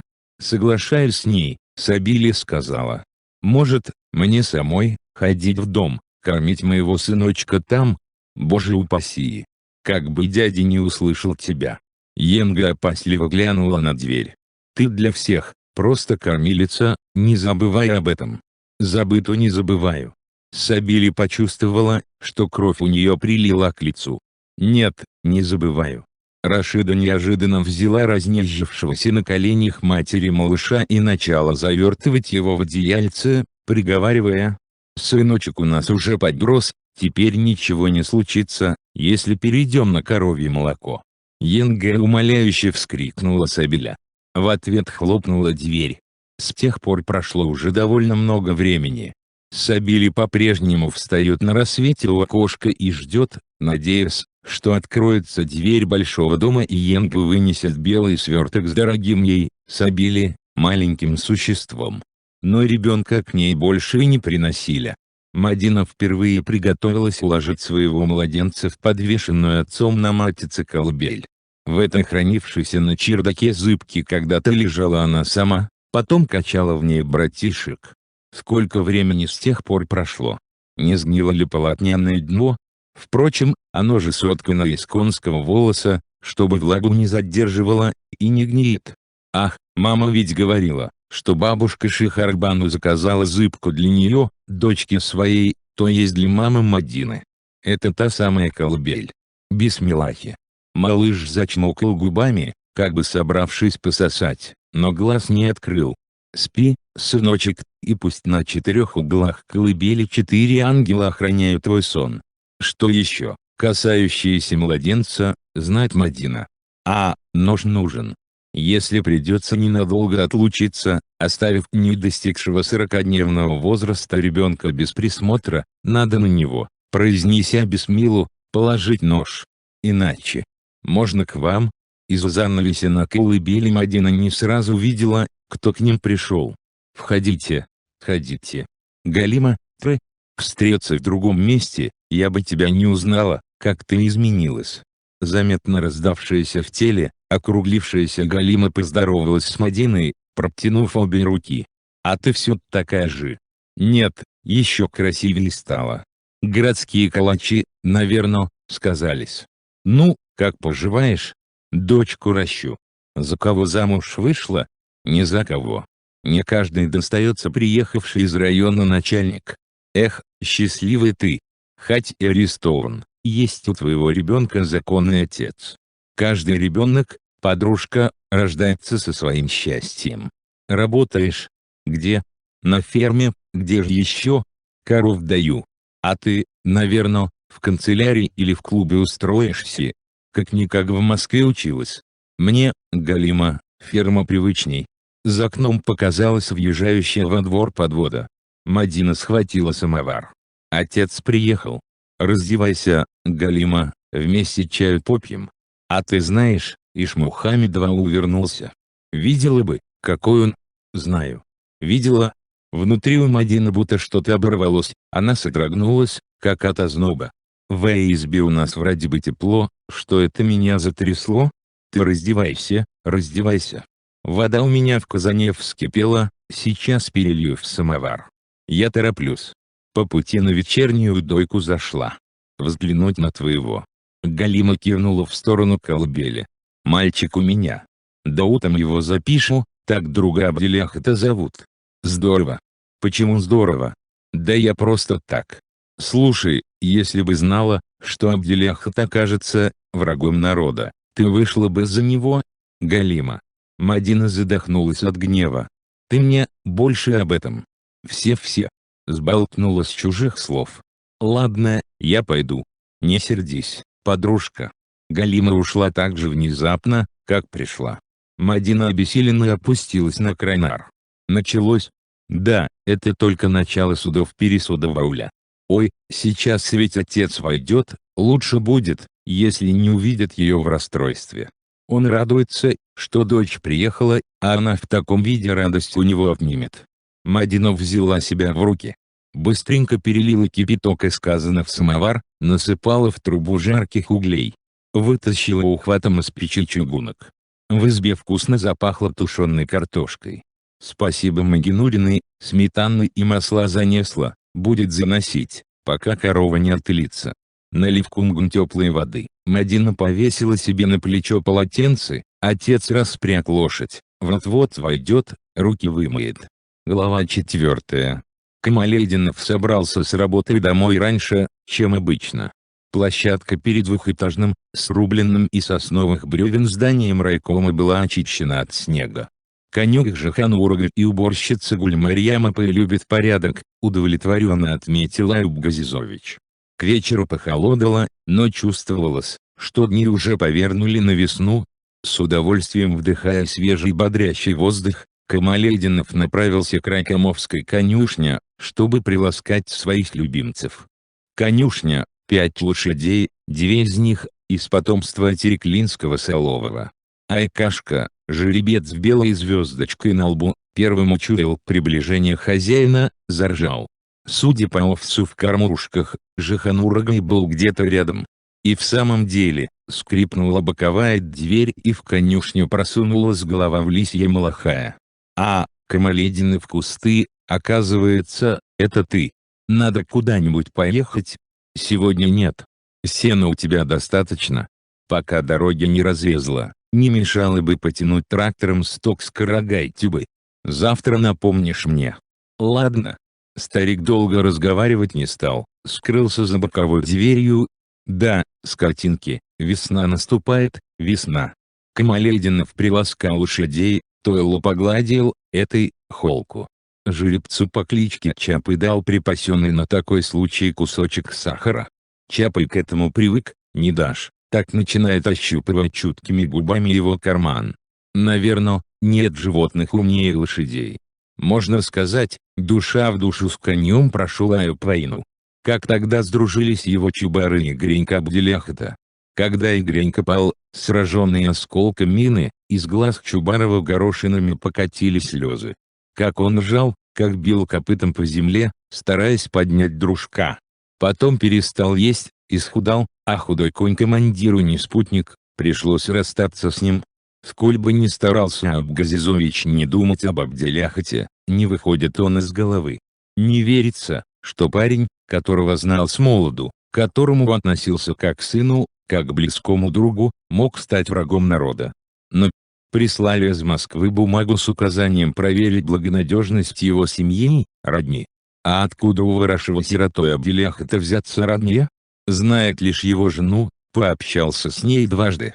Первый раз в Таулах, когда они собирались уехать в Москву на учебу, второй, в Москве, в студенческом общежитии. Камалетдинов побывал тогда в столице на совещании по сельскому хозяйству в числе приглашенных из республики секретарей райкомов партии и вернулся оттуда с Маликой. Красота Мадины разодорила его, что ли, взял да скоропалительно женился там. Малика по-своему тоже красива. Познакомился с ней в ресторане при гостинице, был под хмельком после дружеского ужина, и этого хватило, чтобы недолго думая предложить понравившейся молодой женщине руку и сердце. Малика ответила согласием. Пришедшему на вокзал проводить их Абделяхату Камалетдинов сказал шутливо: «Между твоей Мадиной и моей Маликой разницы нет». Имел в виду, что обе красивы. Теперь-то он понял, между чистосердечной пивуньей Мадиной и холодной, высокомерной Маликой разница, как между небом и землей. Но что теперь поделаешь, близок локоть, да не укусишь. До своего дома, расположенного напротив райкома, Камалетдинов дошел быстро. Но не спешил зайти, закурил. Весна делает свое дело, во дворе образовалась огромная лужа. Прорыть бы канавку, отвести воду в сторонку, да в хозяйстве у них лопаты нет. Ладно, не беда. Завтра попросит Джиханурагной заглянуть сюда, он такой блеск наведет, что двор словно заулыбается. Пока, зайдя домой и раздевшись, мыл руки под рукомойником, опять нахлынули мысли об Абделяхате. Абделяхат не первая его утрата, много друзей потерял Аюб за свою жизнь, особенно на войне. Как еще сам остался жив в это кровопролитное время? Может, спасло его то, что после убийства родителей Контры попал в детдом, научивший его не просто жить, а выживать. Потянувшись к полотенцу, он увидел в зеркале свое лицо. Да, неважно он выглядит. На лбу образовались складки, вокруг глаз, сеточки морщин, ямочки на щеках, придававшие ему в детстве миловидность, превратились в две глубокие борозды. Лишь почти сросшиеся над переносицей брови и острый взгляд остались от прежнего Аюпа. Появилась в развивающемся халате Малика. «Ну, как ты?» — запнулась, увидев недовольное лицо мужа. Ужин на столе. Дочь не подавала голоса, поэтому Аюп, не заходя в соседнюю комнату, сел за стол. Было видно, что Малике, проведший день в одиночестве, если не считать ребенка, хочется поговорить, но она не находит, с чего начать. «Флорида спит?» — спросил Аюп. «Кажется. С час прошло, как закрыла глаза. Врач приходил? Я сама с ней сходила». «Как к кому?» «Как к главврачу, Лукману Талиповичу. Он вызвал эту, русскую врачиху. Лидию Николаевну. Она же хирург, а нужен, наверное, психиатр». «Ну, не знаю». Она осмотрела Флориду и сказала, что нужно сделать анализы. Ребенок, говорит, вроде бы здоров, видимых причин нарушения сна нет. Добавить тебе супу? Угу. Я из лосятины, которую лесник прислал, сварила. Угу. Заодно я и в дом Лукмана Талиповича, к его жене заглянула. Мальчонка у них уже бегает. Угу. Разговор на этом прервался. Если бы дочка не маялась бессонницей, Аюб дома, может быть, вовсе бы не разговаривал. Но Малика не из тех, кто быстро отказывается от намеченной цели. «Как-то к нам зашла одна молодая женщина, тебя хотела повидать», — сказала она, чтобы продолжить разговор. «Когда?» «Давно уж. Недели 2-3 назад». «Кем назвалась?» «Женой этого, ты сказал, что бумагу о нем из Москвы прислали». «Абделяхата?» «Да, его женой. Вроде она беременна. И ты только сейчас мне об этом говоришь. Бэй, я думала, тебя не интересуют случайно забредшие в твой дом женщины». Аюб Газизович вскочил с места, в ярости швырнул ложку на стол. «А ты сама здесь, не случайно?» Малика прикусила язык.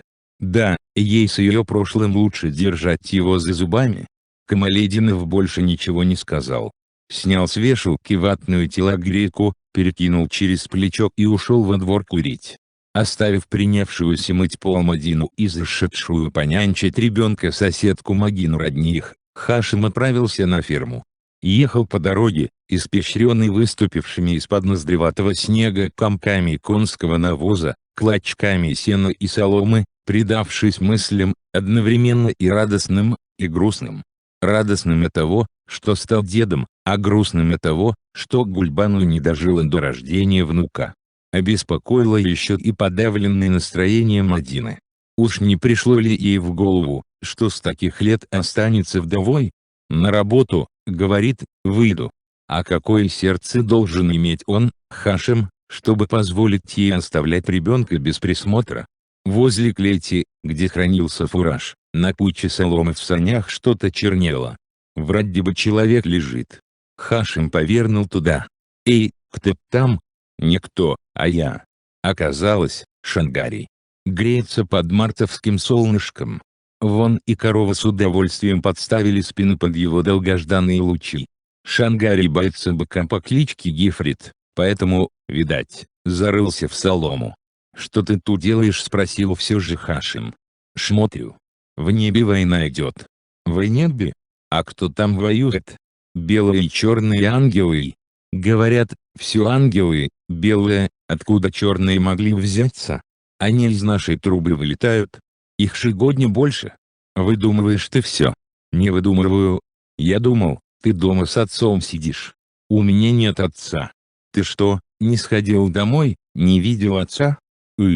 «Что не пойдут домой. Там теперь Уба живет». «Брось, Шангарий, не говори так. Война ведь была, я видел людей, покалеченных еще хлеще». «Хоть какой, а все-таки он твой отец». «Нет, отец умер. Я буду жить с тобой в караулке. Но ведь у меня Мадина вернулась, я буду жить у себя дома.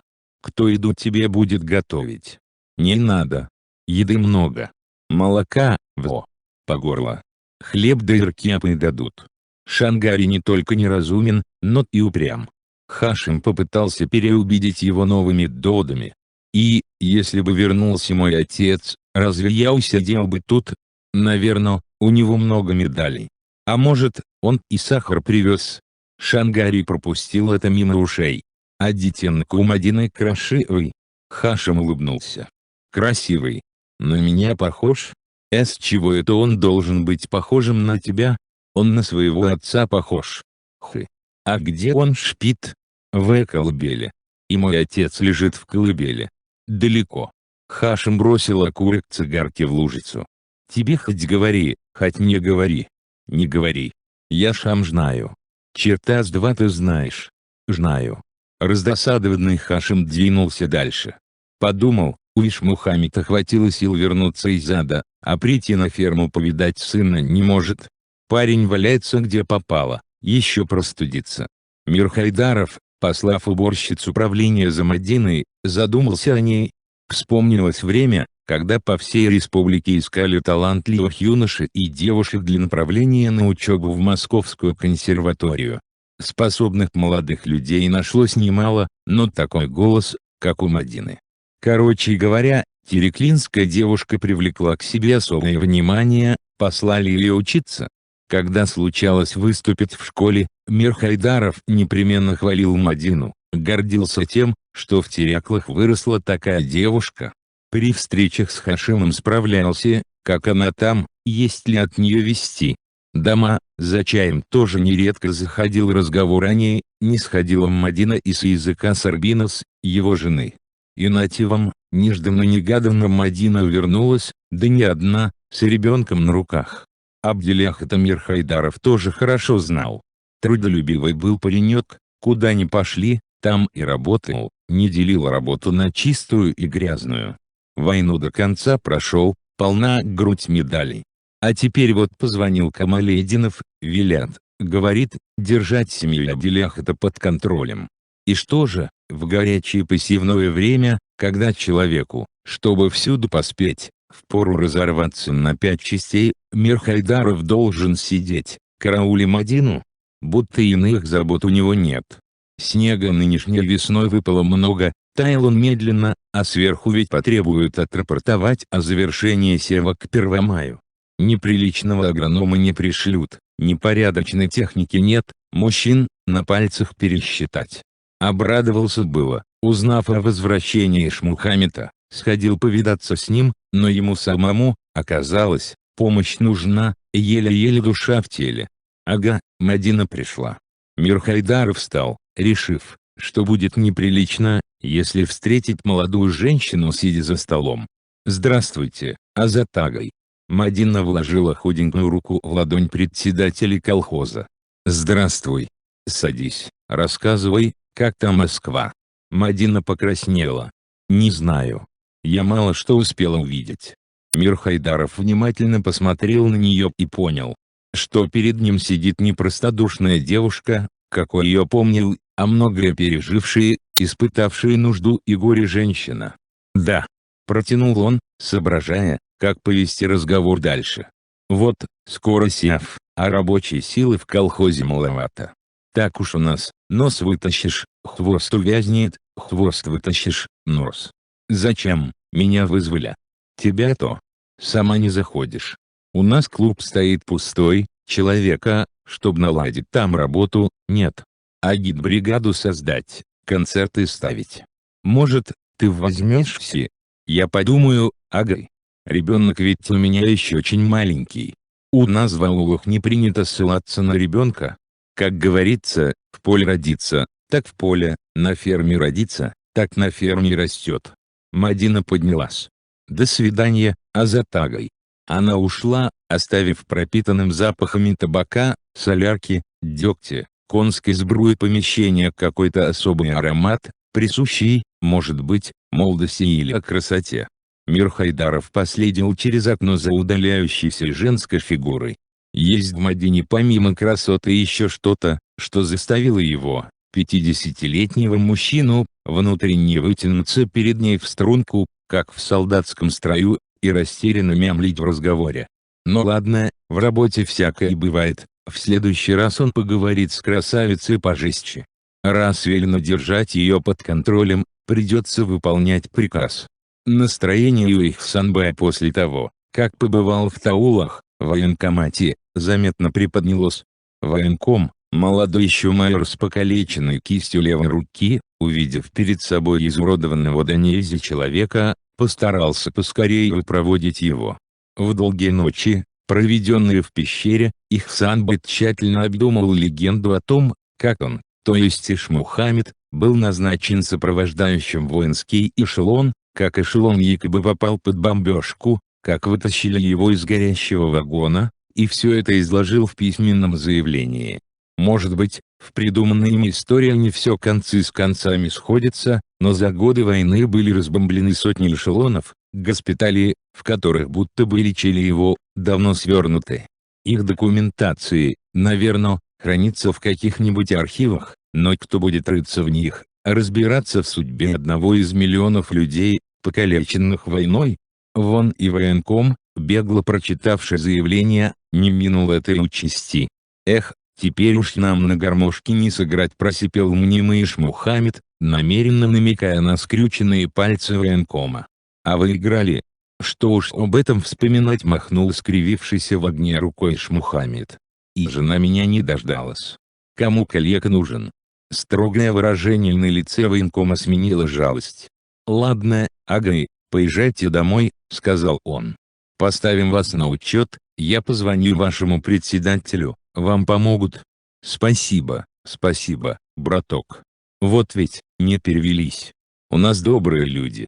Ихсанбай, опираясь на пасашок, поковылял к двери, обернулся у порога. Не по своей воле человек становится калекой. Кабы не вытащили меня из огня, кабы сгорел, не пришлось бы испытать такие муки. Теперь Ихсанбай чувствует себя в доме Иш-Мухаммеда хозяином. Правда, скота во дворе нет, после смерти Зарифы всю живность разобрали ее родственники. Шангари зимой обитал на ферме, летом здесь, в летней кухне. Он ворота не открывал, пролезал под ними, считая себя собакой, в том месте, где пролезал, в земле образовалась канавка.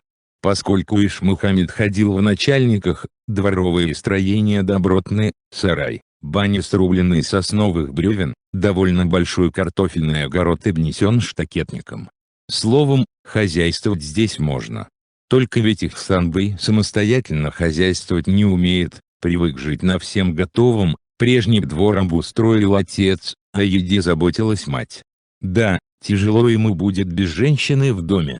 Конечно, в его положении мечтать о райской горе неуместно. За такого не то что Мадина, растолстевшая Галима, замуж не пойдет. К тому же он привык к Сабиле, женщине покорной, безответной. Вообще в ауле много одиноких женщин, но опять же кто польстится на такого красавца? А может, закинуть удочку на Раузу, хоть и староватая она, работает продавщицей, детьми не обременена, хозяйство вести может. Если согласится, то ясно как день, что окружит его заботой, дождинки, как говорится, не даст на него упасть. Она всю жизнь мечтала о замужестве, и за калеку выйдет. В самом деле, набраться, что ли, решимости да и сделать предложение Раузе. Пропало у Сабили молоко, и сына видит она редко. Каменный пристрой к сараю, где Сабили живет, был когда-то клетью какого-то бая, а теперь превратился в прачечную, расположенную по соседству больницы. Сюда приносят из больницы грязное белье и забирают обратно, когда Сабили все выстирает и выгладит. Она сама и дрова для прачечной колет, и печь топит, и за дядиным скотом ухаживает. Как она сюда попала? Сабили до сих пор не может решить, радоваться она должна тому, что произошло в Тереклах, или горевать. Она лежала тогда, схватившись за разболевшийся живот, когда послышался голос и крови: «Фаузия! Килин, ты дома?» «Дома. Собирайся, ты сейчас уедешь. Отбери и сложи в узел лучшие свои одежды». Войдя в горницу, Фаузия отцепила от своей косы связку ключей, кинула ее Сабиля. «Достань из сундука золотые и серебряные ложки, свои украшения тоже положи в узел. Я запрягу лошадь». Спрашивать, куда уедет, зачем Сабиле не стало. Свекровь ничего зря не затеет. Значит, есть причина. С трудом уняв волнение и дрожь в руках, Сабили принялась отбирать свои вещи, несколько раз случайно коснулась одежды Хсанба и подумала: холодеи, старуха затеяла это скорее всего без его ведома, а он вдруг придет и будет опять скандал. Когда-то Сабили любила Ихсанбая душой и телом, теперь довести мысль до конца у нее не хватило сил. В животе трепыхнулся ребенок, и она заторопилась, начала собираться быстрей. Лошадь готова. Ой, я, кажется, еще не все собрала. Человек не то что за 2-3 минуты, за целую жизнь не успевает собрать все. Присядем. Теперь выслушай меня внимательно. Ты уедешь в Таулы к своему двоюродному дяде Лукману. Я списалась с ним, он тебя примет. Ихсанбы может погубить и этого ребенка, поэтому поживешь там. И никто здесь не должен знать об этом. Я найду, что сказать Ихсанбаю. Поняла? Сабили хотела спросить, а как же быть с лошадью, но волнение помешало задать вопрос. Родишь благополучно, пусть ребенок подрастет там же. Голос Фаузии дрогнул. Постарайся, насколько сможешь, чтобы не только телом, но и умом рос. Это золото и серебро, вознаграждение Лукману за его добрые отношения к тебе. Каином. Сабили впервые за годы совместной жизни захотелось обнять эту суровую старуху, но Фаузия уже встала. Это все, что я должна была сказать. Лошадь сыта, отдохнула, Лукман решит, как с ней быть. Не жалей ее. Даю тебе и ребенку мое благословение. Аллах Акбар. Так они простились. А через несколько дней Лукман сообщил Сабили о пожаре в Тереклах, о том, что Ихсанбы и ее свекровь погибли в огне. Она жила затворницей в каменном пристрое к сараю. В нем на нарах и родила. Роды принимал дяди, он ведь доктор. По его мнению, мальчик родился здоровенький. Когда Сабиля немного пришла в себя, Лукман зашел поговорить с ней. Сказал, что она может остаться жить здесь, но с условием: мальчик станет его приемным сыном. Он с женой люди уже не молодые, детей у них нет и не будет, им нужен наследник. Что Сабиля может дать ребенку без своего дома, без мужа? А у них малышу будет хорошо, они для него ничего не пожалеют. Чтобы не возникли кривотолки, Лукман с Рашидой объявит, что усыновили малютку, родившегося в другом районе, а ее, Сабилю, якобы наняли кормилицей. Для окружающих она будет приезжей, потерявшей своего ребенка после родов. Согласна? Что Сабиле в ее положении оставалось, кроме как согласиться. Другого выхода у нее не было. Ах, если бы в этот момент рядом была свекровь! Что она посоветовала бы? Как она хотела, как ждала внука. Потом дяде показал свидетельство о рождении Абубакира. В графе отец значился Карагужин Лукман Талипович, в графе мать Карагужина Раиса Максимовна. Сегодня Лукман Талипович, он запретил Сабиле называть его дядей, чтобы отвыкла от этой привычки, а то еще при посторонних людях так назовет, напомнил, что прав на Абубакира у нее нет. Зашел в ее прачечную, присел, расстегнув пуговицы полушубка, на крайнар. «Ну, как настроение, Сабиле?» «Да как сказать?» — отозвалась она, снимая с протянутого через помещение шнура высохшее белье. «Стираю его до сушу, так жизнь и проходит. Не у нас одних она проходит. Вон в больнице чуть ли не каждый день кто-нибудь умирает. Что ж поделаешь. Бабушка Абубакира, свекровь моя, бывало, говорила, смерть и незваный гость без спросу приходит. Все-таки жаль, что люди умирают. Гусенок погибнет, и то жалко. И это ты от свекрови слышала?» Лукман резко поднялся, застегнул полушубок. «Вот что, Сабиле, тебе надо забыть о существовании Абубакира». «Забыть?» Сабиле встала перед ним, прижав к груди снятое со шнура белье. «Но я ведь, его мать». Лукман кольнул ее злым взглядом из-под мохнатой шапки. «Помни уговор. Нет у тебя ребенка. Я не люблю повторять одно и то же много раз». Осталось стоять Сабиле со скомканным на груди бельем. «Дитя мое. Сыночек». Появление на ферме Гефрита разладило налаженную жизнь Шангария.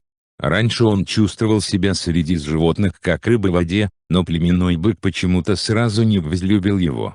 Только высунет Шангарий свою круглую голову из-за угла, бык взревывает, принимается рыть копытом землю, выказывает намерение напасть.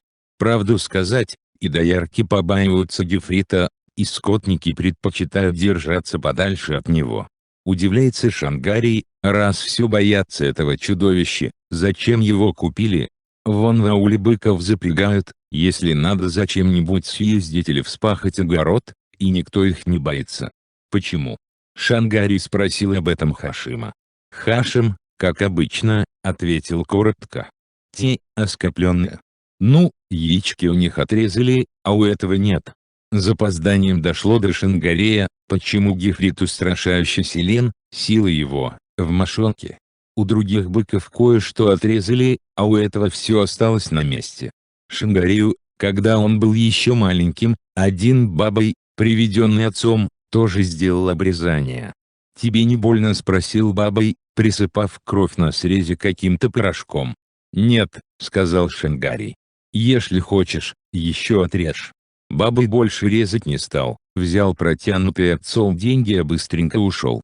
Теперь Шангарий сожалеет, что сглупил, дался тогда в руки бабая. Если бы не дался, был бы сильным, как Гефрит, и никого не боялся, ни людей, ни индюков, ни гусаков. Сами бы его боялись. Вон Сталина все боялись, выходит, у него ничего не отрезали. Скотники загнали Гефрита в плетневую загородку возле коровника. Шангарий понаблюдал за ним через дырочку в плетне. Бык его не видел, а то принялся бы вскидывать копытом навоз и солому. Сзади раздался голос Хашима. «Что ты тут делаешь?» «Мне нужен ножик», — ответил Шангарий, не отрываясь от дырочки. «Зачем?» «Отрежу Гефрита мошонку». «Что?» «Подойду, когда зашнет, и отрежу». «Глядите-ка, что надумал. Ты знаешь, сколько колхоз за быка заплатил? А зачем он у меня кидается? Катись отсюда, Шангарий. Пялишься на него, вот он и злится на тебя. На меня ведь не кидается. Еще посмотрю. Тьфу, окаянный». Хашим заторопился в коровник. Подошло время задавать скоту корм. Шангарий расширил пальцем дыру в плетне, решил дождаться, когда бык, наевшись, уляжется спать. Сугробы в лесу опадали, вершины гор уже чистились от снега. Проталина перед логовом Кукбури изо дня в день становилась шире.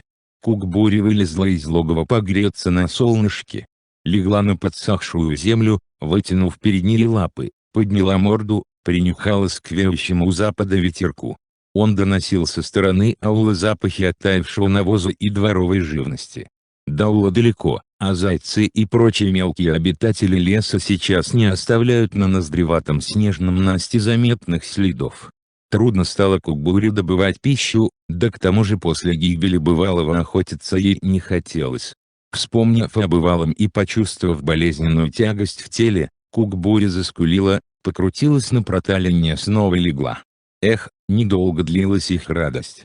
Вспомнилась еще та ночь, когда она, задрав морду к луне, завыла. Тогда, услышав подсказанный присущим всему живому инстинктом призыв к продолжению рода, пришел к ней бывалый. Теперь не приходит. И никогда не придет. Его скелет лежит перед пещерой у горы Куктау. Ушел бывалый по Пороши на охоту и погиб там. В тоске, охваченной жаждой мести, несколько раз побывала Кугбуре у пещеры, но запах людей из нее уже не исходил. Может быть, напрасно ушла она из аула? Там кобыля сдохнет, сучка ли, остальным собакам до этого дела нет. У волков иные законы. Не знала она, что оставшуюся в одиночестве волчицу другие волчицы к стае не подпустят. Попробуй приблизиться, тут же какая-нибудь из них вцепится в твое горло. Измученная одиночеством и голодом, Кугбуре опять приподняла голову, уловила принесенные ветром из аула давно знакомые вкусные запахи. Щекотнув ноздри, усилили они безысходную тоску Кугбуре, побудили ее завыть громче, отчаянней, чем прежде. Ихсанбай приучил себя, когда жил в пещере, постоянно держаться настороже. Опасался тварей, обитающих как на поверхности земли, так и под землей, например, мышей. Ишмухамед, давно привыкший к отшельнической жизни, казался ему чересчур беспечным. «Давай и днем, и ночью будем поочередно дежурить у входа в пещеру с ружьем», — предложил Ихсанбай однажды Ишмухамеду.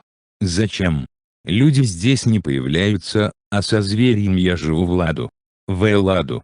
Я видел неподалеку волчьи следы. А, это следы кашкара, волка с черной отметиной на лбу. Я назвал его для себя так, потому что он похож на собаку. Здесь его территория. Пока он жив, никакой другой хищник сюда не сунется. Надейся на волка. А почему бы не надеяться? Волк – извечный враг человека». Простодушие Ишмухамеда разозлило Ихсанбая. Но хозяин пещеры, Ишмухамед, с этим приходилось считаться. А кашкар этот все более наглел, как-то ночью завыл почти рядом с пещерой. «Чего ему, подлюги, тут надо?» — разъяренно просипел Ихсанбай. Ишмухамед ответил, как обычно, спокойно. Ему это, твое появление здесь, похоже, не понравилось. Я это сразу почувствовал. Меня принял, тебя почему-то не может принять. Принять. Тоже мне министр. Здесь в самом деле хозяин он, а мы вроде как гости. Бессонными ночами подволчиво перебирал Ихсанбай в памяти пережитое и приходил к выводу, что ничего хорошего в его жизни не было, ни одно сокровенное желание не исполнилось. Самое горькое его поражение — Гульбанну. Не этот ли вообще блес пещеры хищник повинен в ее смерти? А может, как раз он и позвал его, Ихсанбаеву, стражницу Кугбуре, в лес? Увел ее с щенками на его глазах. Какая наглость! Немало всяких потерь было в жизни Ихсанбая, почему он, как гнилой пень, должен впитывать все в себя, прощая обиды, не мстя за утраты? Почему должен жить, превратившись в тень Ишмухамеда? Отец, бывало, бил себя в грудь, я, мол, потомок ханов. Стало быть, и в Ихсанбае течет не заячья, а ханская кровь. Утвердился Ихсанбай в этой мысли, и однажды вечером, когда Ишмухамед ушел в таулы, нацелил его винтовку на появившегося перед пещерой волка. Увидев растянутую для просушки волчью шкуру, Ишмухамед опешил. Вытер шапкой пот со лба, присел на чурбак. Сказал, придя в себя: «Теперь, пожалуй, на охоту нам придется ходить вдвоем». Почему? Кашкар охранял свою территорию, а заодно и нас, не подпускал сюда других хищников. Ты нарушил порядок в их мире. Какой у них может быть порядок? Я прожил здесь дольше, чем ты, знаю, что говорю. Рысь, например, опаснее волка. Возможно, Иш-Мухаммед был в чем-то прав, но убив волка, Ихсан бы почувствовал облегчение. Сон у него стал спокойней. И здесь, в ауле, в особенности после поездки в военкомат, пожаловаться на свой сон он не мог. Но нынешней ночью, в полнолуние, его опять разбудил волчий вой. Что побудило зверя подойти так близко к аулу? Ихсанбая кинула в холодный пот. От воспоминаний о жизни в пещере сердце захолонуло. Еле дождался утра. Печь разжигать не стал, заторопился на улицу. Постукивая пассажком по прихваченной весенним морозцем дорожке, направился к дому Раузы. Рауза обычно спала крепко, до рассвета даже сбоку на бок ни разу не переворачивалась, а этой ночью ей не спалось. Сказать, что переела вечером, так нет, только плошку оставшейся от обеда шурпы, подкисли в коротом, выпила. Поняв, что быстро не уснет, вышла во двор, совершила возле сарая омовение, послушала, как дышат ее буренка и овечки. Затем, привычным движением сдвинув шаль с головы на шею, посмотрела на полную луну. К луне с молитвой обращаю взор, да будет полон живности мой двор, проговорила она, вспомнив заученный еще в детстве старинный стих, и направилась обратно в дом. Благодарна Рауза небесам за то, что не переводится скота в ее дворе. Но почему бы ей не попросить у той же лунной спутника жизни? Все живность да живность просит. А чем она хуже других, чтобы без мужа жить? Ну, полновато, так мало, что ли, в мире полных, даже жирный Джон? Правда, после войны много стало вдов и незамужних женщин, вот и у нее 2 сестры в старых девах ходят. Ладно еще Рауза одного ребенка родила, пусть и недолго, а замужем пожила. А те ведь сроду мужского лица близко не видели. Но и у нее, Раузы, жизнь, не сладкий мед. Лежишь долгими ночами одна-одинешенька, слушай волчий вой, и хоть самозавой. Только никто тебя не услышит, никто в окошко не постучит. Вон Хашим свободен, а каким-то женоненавистником держится, Гульбану его заколдовала, что ли? Конечно, жена у него красивая была, надо это признать. Но ведь и Рауза не обсевок в поле. Вдобавок продавщицей работает, весь аул, считай, в глаза ей смотрит. У кого, как говорится, в руках, у того и во рту. Все у нее есть. Одного не хватает, поворковать вечерком, после работы, с мужем за чашкой душистого чая с конфетами. Провздыхав всю ночь, чуть свет Рауза села в постели. Привычка вставать рано осталась у нее с той поры, когда работала в сельсовете. Посидела, потирая занемевшие руки и ноги, подтянулась за чулками, неторопливо отделалась. Дальше все пошло обычным порядком, ополоснула лицо, открыла трубу печи, достала из шестка растопку, разожгла огонь в очаге. Сухие дрова быстро вскипятили воду в казане. Рауза только было открыла самовар, чтобы перелить в него кипяток, послышался стук в дверь сеней. Поскольку час был еще слишком ранний, Рауза, прежде чем выйти открывать дверь, посмотрела на крыльцо через окно. Ах, кто это? Не то уж Иш-Мухаммед. После разговора с Абили Лукман места себе не находил. Зашел он в прачечную просто для того, чтобы проверить, все ли там в порядке, не думая, что получится такой разговор с двоюродной племянницей. Тем, как держится, выражением лица, взглядом сказала она Лукману больше, чем словами. Дикая самка, дура набитая. Никак не может понять, что в ее положении притязания на Бубакира глупы. Мальчик в надежных руках, растет в хороших условиях, вот что важнее всего. Сам он, Лукман, еще в детстве был отдан отцом на воспитание в обеспеченную семью и ничего из этого не потерял, напротив, выиграл. Обуреваемый такого рода мыслями, Лукман нервно походил туда-сюда по своему кабинету и решил отправиться домой. Дом у него старинной добротной постройки, с высоким кирпичным цоколем, в подвале обустроена комната, где в плохом, как сейчас, настроение Лукман уединяется. Услышав хлопок входной двери, из кухни на миг высунулась Рашида, удостоверилась, что пришел муж. Навстречу ему выбежал двухлетний Абубакир. «Папа?» Папа присел. «Сядь пить». Лукман подхватил его, подкинул. Из глаз мальчонки разлилось синее сияние, комната наполнилась радостным визгом. Из кухни вышла Рашида. «Ну-ну, Абубакир, хватит, папе надо раздеться. И мужу. Рано ты сегодня». Опустив мальчика на пол и сняв верхнюю одежду, Лукман направился к лестнице, ведущей в подвал. «Чай не готов. Посижу внизу», — предупредил он жену. Она не возразила, давно привыкла к повадкам немногословного мужа. Убранство подвальной комнаты составляли дубовый стол, несколько стульев, топчан, шкаф, полки с книгами о разнокалиберными банками и склянками, весы с мелкими гирьками, разные схемы, развешанные по стенам. Было здесь тихо, спокойно. С фотографии на стене строго сквозь очки смотрел мужчина с округлой бородкой, бывший хозяин дома Степан Ильич. Лукман налил в стакан спирт и стоявший в углу бутыли, вскрыл, достав из шкафа, консервную банку. «Надо бы сходить наверх за хлебом, да ладно, сойдет и так», — решил он. «Ну, будем», — Степан Ильич проговорил Лукман и выпил налитый в стакан. Спирт обжег горло, но немного погодя разлился по телу приятным теплом. Вообще-то Лукман не выпивоха, лишь изредка в сумрачном настроении запирается в этой комнате. И радуется в душе, что есть у него убежище, где может, как в раковине, спрятаться от остального мира. К слову сказать, родился он под знаком созвездия Рака, и этим как бы было предопределено, что будет у него возникать нужда в таком вот уединении.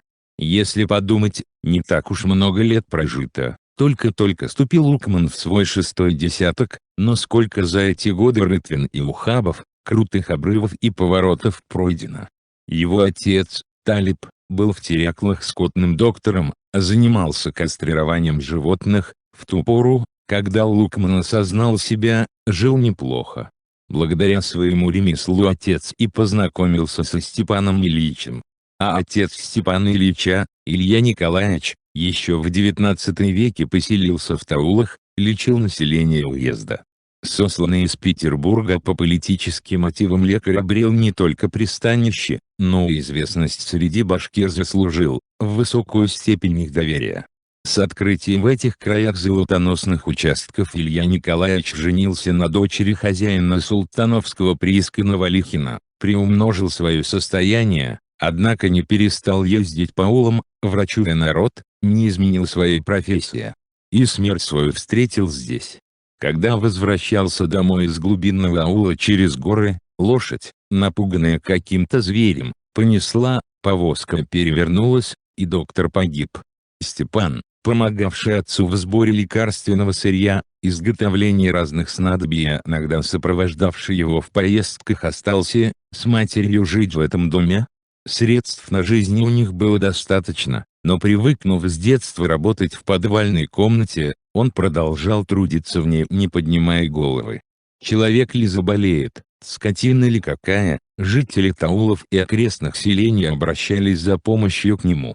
Но если Илья Николаевич сажал на козлы кучера и ехал туда, где в нем нуждались, то Степан Ильич чаще ограничивался тем, что выслушивал посетителя, вручал ему пузырек с лекарством и объяснял, как им пользоваться.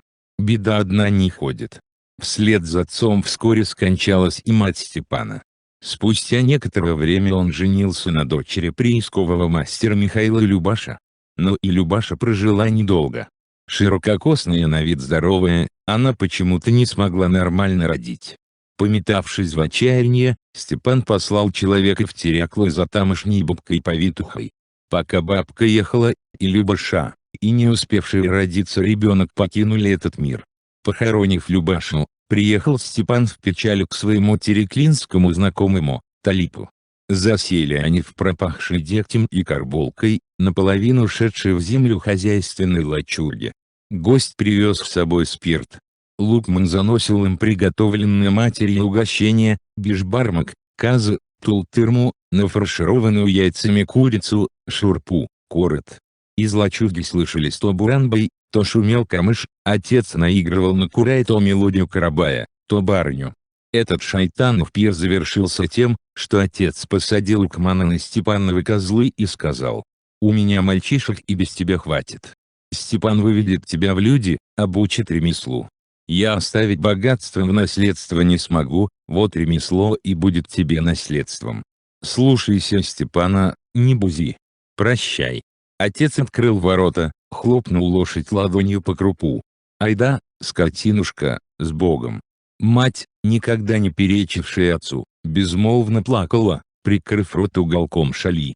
Крестьянскому сыну, приученному в многодетной семье к труду, жизнь в таулах показалась не слишком хлопотной.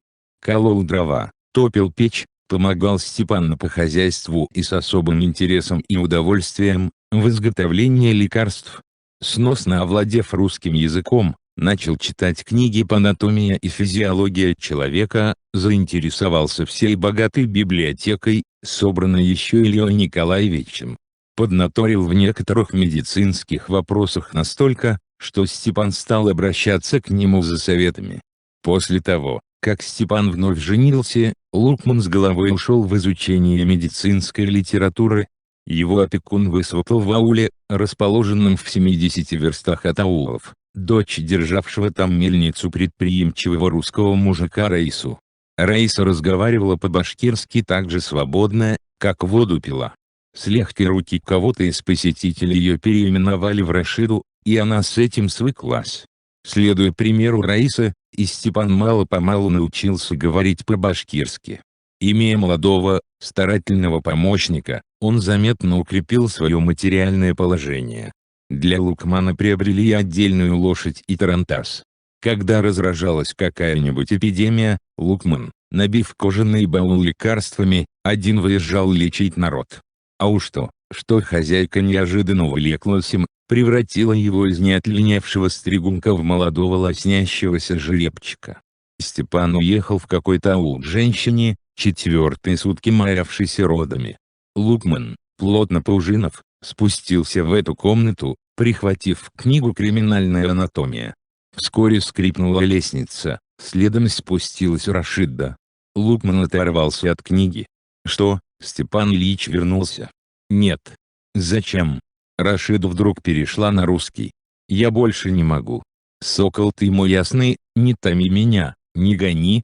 Лукман попытался отстраниться от обвивших его шею мягких рук, горячих губ, полных страсти глаз. «Что ты делаешь?» «Рашида упай. Раиса Максимовна. Поцелуй меня. Ох, какой ты, сладенький мой». Остальное Лукман плохо помнит, словно нашло на него тогда затмение. Объяла его сумасшедшая страсть хозяйки. Долго потом он не мог поднять взгляд на Степана. А Рашида как будто стала ласковее к мужу, как-то вся переменилась, лицо ее светилось, глаза сияли от счастья. Лукман удивленно думал, наверное, то, что со мной случилось, привиделось во сне. Вон ведь как они меж собой воркуют. Но оказалось, что он поторопился с выводом. Степана Ильича по какому-то важному делу вызвали в Оренбург, и в первую же ночь после его отъезда все повторилось. Кажется, Рашида не оставила на теле Лукмана ни целованного места, не счесть, сколько нежных слов наговорила, то смеясь, то плача. Неделю Лукман не выходил из подвальной комнаты, исполняя желанные теперь прихоти хозяйки. Оба они похудели, но чувствовали себя так, будто сбросили с плеч какой-то давивший на них до сих пор груз. И 17-летний Лукман понял, что без этой красивой, уже досчитывавшей свой третий десяток женщины жить не сможет. Политические катаклизмы, порожденные революцией, гражданская война, продразверстка, коллективизации, раскулачивание, как-то обошли Степана Ильича и Лукмана стороной, но набирало силу то, что назовут потом культом личности Сталина. В чем был обвинен Степан Ильич, Лукман не знает. Хозяина его арестовали в 1933 году, и он не вернулся, сгинул где-то. Рашида в первую же после ареста Степана Ильича ночь позвала Лукмана наверх, и утро они встретили в постели, в которой раньше она спала с мужем. Потом Рашида сходила в органы, написала заявление об отречении от супруга. С тех пор они вместе, со временем узаконили свой брак, только вот детей так и не дождались. Хотя у Лукмана не было документа об окончании специального учебного заведения, его как знающего специалиста-практика из батраков пригласили на официальную службу в больницу и в конце концов повысили до должности главврача. На войну его не призвали, обнаружилась язва желудка. За военные годы вырос его авторитет в районе, состояние приумножилось. Их Хсанбая он спас от призыва на фронт не ради того, чтобы не лила племянница слезы, мзду получил золотом. Из-за этого все более наглевший Ихсанбай стал для него чрезвычайно опасен. Получив от старухи Фаузии письмо, в котором она сообщила о тяжелом положении Сабили и угрозе жизни еще не родившегося ребенка, Лукман принял решение обезопасить себя. Он выстрелил только в Ихсанбая, с собаки, собачья смерть. Но той ночью почему-то исчезла и Фаузия. Будто сквозь землю провалилась. В ауле считают, что ее кости, если что-то от них осталось, лежат под золой в глубоком подполе сгоревшего дома. Но шайтан знает, так ли это. Поэтому неспокойно на душе Лукмана. Всем сердцем полюбил он Абу Бакра, словно мальчонка сияющими синими глазами не сын Ихсанбая Сабили, а плод счастливой любви его и Рашидды. Этим счастьем он не хочет делиться ни с кем. Ему жилось бы спокойней, если бы послал тогда пулю и Фаузию. А может, она в самом деле сгорела? Была бы жива, так давно уж пришла бы к невестке. Сейчас самый опасный для семьи Лукмана человек – Сабиля. Мысль об этом не дает покоя Рашиде. Она даже предлагала уехать в Сибирь к ее унесенным туда ветрами революции родственникам. Предложение из жены не лишено смысла. Лукман где угодно, хотя бы кастрируя козлов, обеспечит свою семью. И золота у него, слава Аллаху, достаточно. Но есть заковыка: Сабили может поднять шум, заявить в НКВД, что они сбежали, забрав ее ребенка. На востоке первые лучи солнца пронзили перистые облака, когда в усталом мозгу Лукмана мелькнула мысль, а не отправить ли Сабилю в психбольницу. Пусть себе живет там взаперти. На прошлой неделе отправили туда женщину, объявившую себя матерью пророка. Поди отличие в нынешнем свихнувшемся мире здравомыслящего человека от душевно больного. Взять, к примеру, Ихрияную Лидию Николаевну, какой категории ее отнесешь? Опять собралась пожаловаться Камалетдинову, дескать, главврач использует больных в качестве бесплатной рабсилы. Ну, велел нескольким выздоравливающим, дабы подышали свежим воздухом, раскидать снег на больничном и своем дворе. Так что ж, позументы у них, как говорится, из этого осыплются. Лукман закурил, хотел налить в стакан еще малость спирта, но передумал. Проснется Абу Бакр, и не поласкаешь его, скажет: «Фу, от тебя пахнет». После разговора с Мирхайдаровым у Мадины настроение приподнялось. Верно сказано, на миру и воробей не погибнет. В Москве с арестом Абделяхата отношение к ней резко изменилось. Преподаватели, вчера лишь восхищавшиеся ее голосом, стали проходить мимо, будто не узнают свою талантливую студентку. А в ауле встретили ее тепло. Председатель, вот работу в клубе предложил. Вдохновленная добрым отношением земляков, Мадина, пока ребенок спал, побелила печь. Порадовалась, наблюдая за хлопотами скворцов, поселившихся в установленной на шесте у ворот скворечни. А увидев травку, пробивающуюся навстречу по-матерински ласковым солнечным лучам, даже прослезилась. Запела бы, чтобы изля переполнившую душу радость, но казалось, что в стенах избы ее песня не уместится. Ей нужна была большая сцена, либо полевой простор, либо устремленный к высокому небу лес. Залюбовавшуюся пробуждающимся природой Мадину заставила вздрогнуть упавшая к ее ногам тень. От ворот подходил к ней отец. «Мадина!» — проговорил он и вдруг изменился в лице. Мадина насторожилась. «Что с тобой, папа? Что-нибудь случилось?» «Нет, ничего. Ты в мамином платье». Он словно бы поискал рукой опору в воздухе и обессиленно присел на заваленку. «А, да. Я побелила печь. Отыскала ее старое платье, чтобы свое не испачкать. Уф. Хашим обтер рукавом потное лицо. Работы сегодня было много. Хотел прилечь, отдохнуть до того, как пойду караулить ферму. Отдохни. Малыш спит.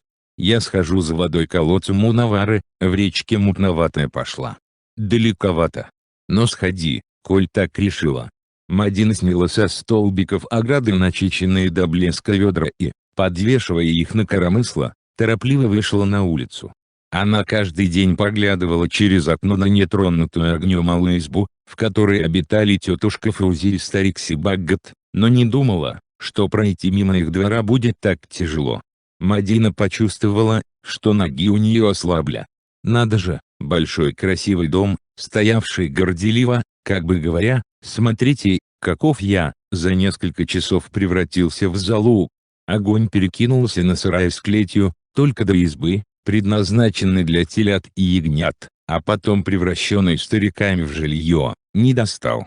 Впрочем, тетушка Фаузия после смерти ее старика, кажется, перебралась в большой дом, да прожила в нем недолго.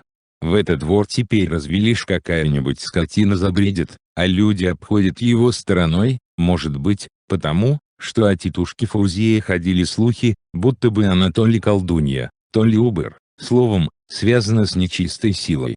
Но Мадина знала ее лишь с хорошей стороны, помнит, как помогала она ее маме гульбанным детям. К тому же старуха по-доброму разговаривала шангарием. У шангарей разум как у ребенка, говорят, такие люди, подобно лошадям и собакам, сразу чувствуют, с добрым человеком имеют дело или злым. Шангарий тетушке Фаузии доверял. Мадине самой иногда хотелось выплакаться, уткнувшись в подол этой женщины. По отношению к ней она испытывала двойственное чувство, и побаивалась ее, и любила. Мадина сочла неудобным пройти мимо уцелевшей избы, не остановившись. Постояла, потом повесила коромысло с ведрами на ограду, несмело вошла во двор. На двери избы висел замок.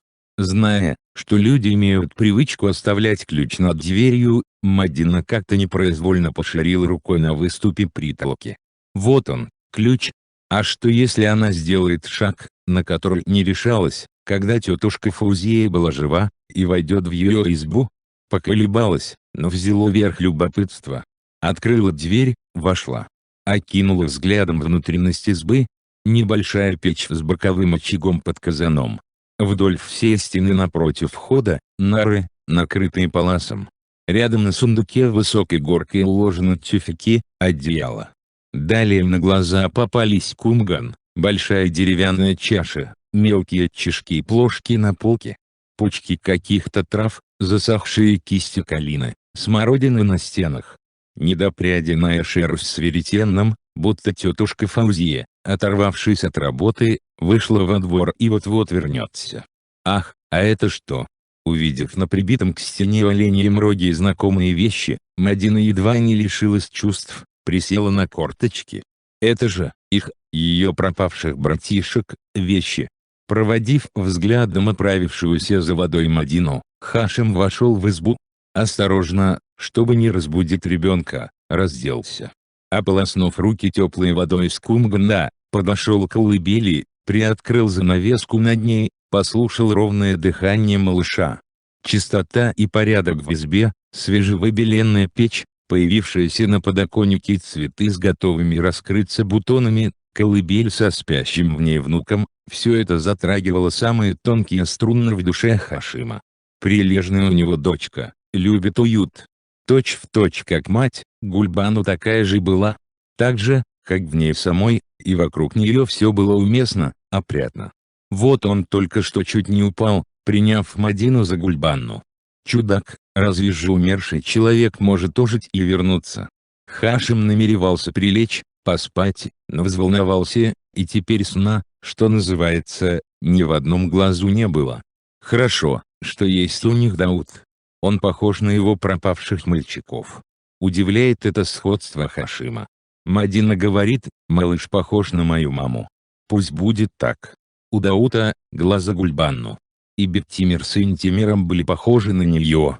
Как хотелось Хашиму, чтобы жена родила ему сына. Может, Гульбану забеременела до его ухода на фронт?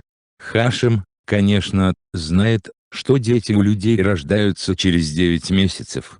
Но может быть, близняшки, чувствуя, что их ждет, не спешили расстаться с чревом матери, задержались еще на месяц. Говорят, чудес на свете не бывает, а разве не чудо, что Хашим остался жив, вырвался из когтей смерти? Как бы там ни было, через Биктимера с Интимером пришло к нему чувство отцовства и ощущение своей необходимости в этом мире. Не спаслал Всевышний двух птенцов Хашимова с Гульбану гнездо, а каким путем, на то была его воля. Горько только, что эти безгрешные птенцы сгинули бесследно.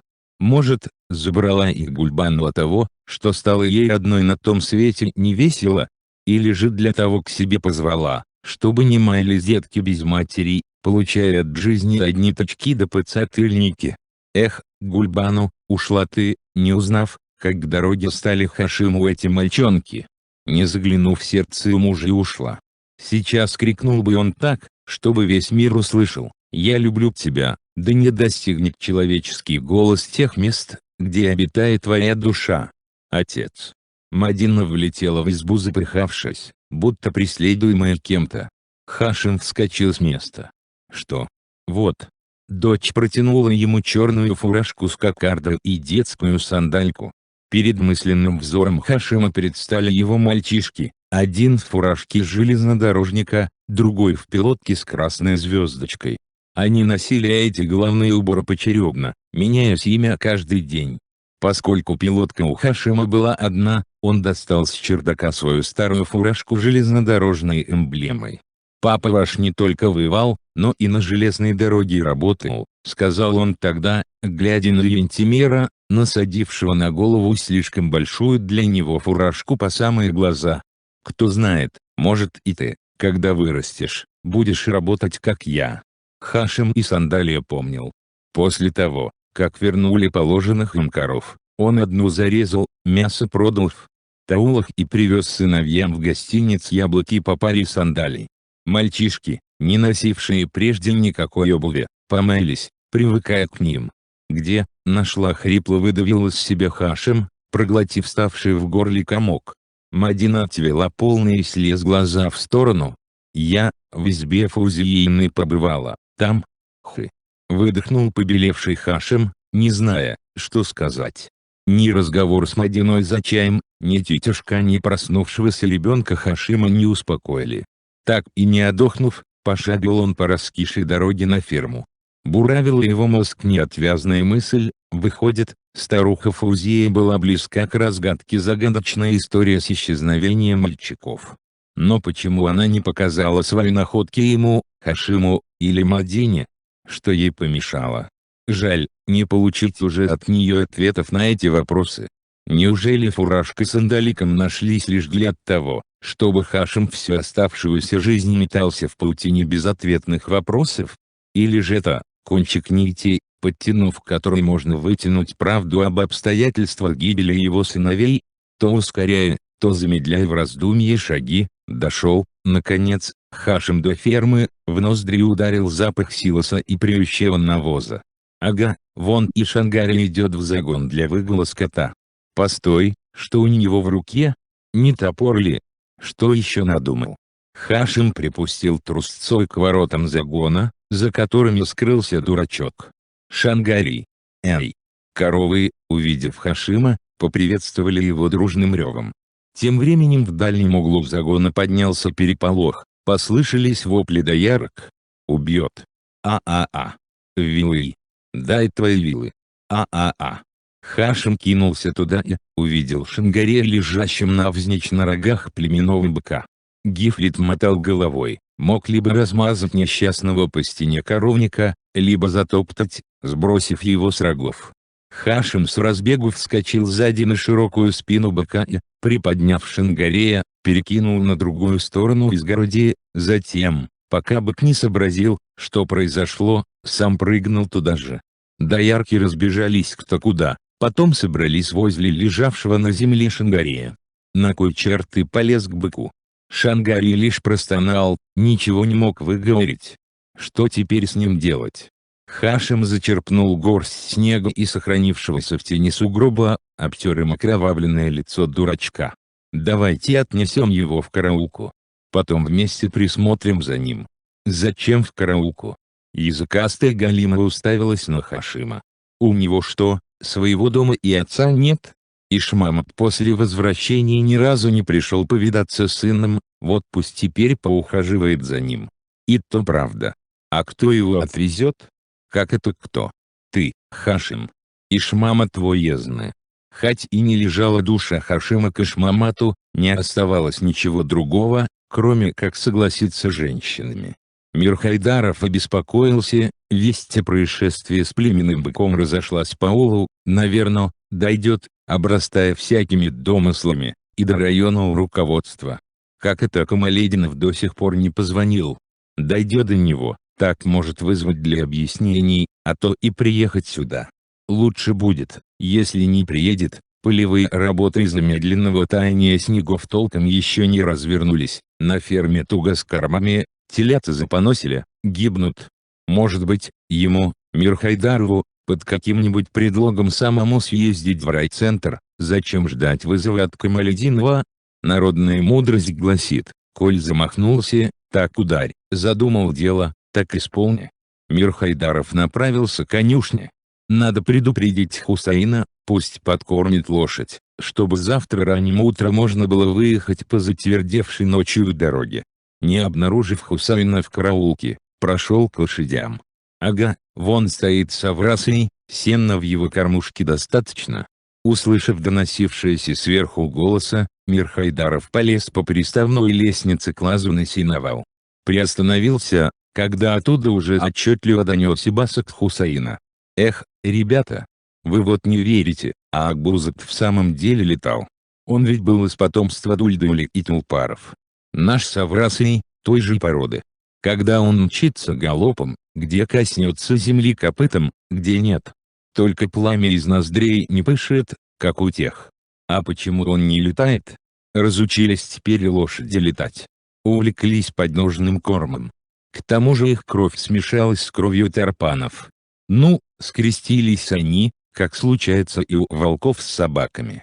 Тарпаны, значит, не летали. С чего бы им летать? Они же, как коровы, земные животные. А дульдули не только летали, но и по воде плавали. А вы знаете, что конина не замерзает? Да-да, слышали. То-то. Что конина, что гусятина, не замерзают, потому что кони раньше тоже водоплавающими были. И разговаривать умели. Возливает. Мирхайдаров узнал голос Галиудина. И братец его Валиудин здесь. Галяу, выпивоха, как бы и Хусаина не приучил выпивать. Хы. Стану я тебе заливать. Это опять голос Хусаина. Зря, что ли, в сказках рассказывается, что игеты советовались со своими конями. Тулпары были наделены неспосланными с небес способностями. А как они летали? Организм у них был такой. Внутри – газ. С чего, думаешь, у них из ноздрей пламя било? Брось врату. Ничуть я не вру. Ты, братец, еще молод, мало чего знаешь. Не веришь? Так поднеси горящую спичку к исходящему из тебя газу, увидишь, как он вспыхнет. А почему они теперь не разговаривают? Теперь то. Люди подурнели.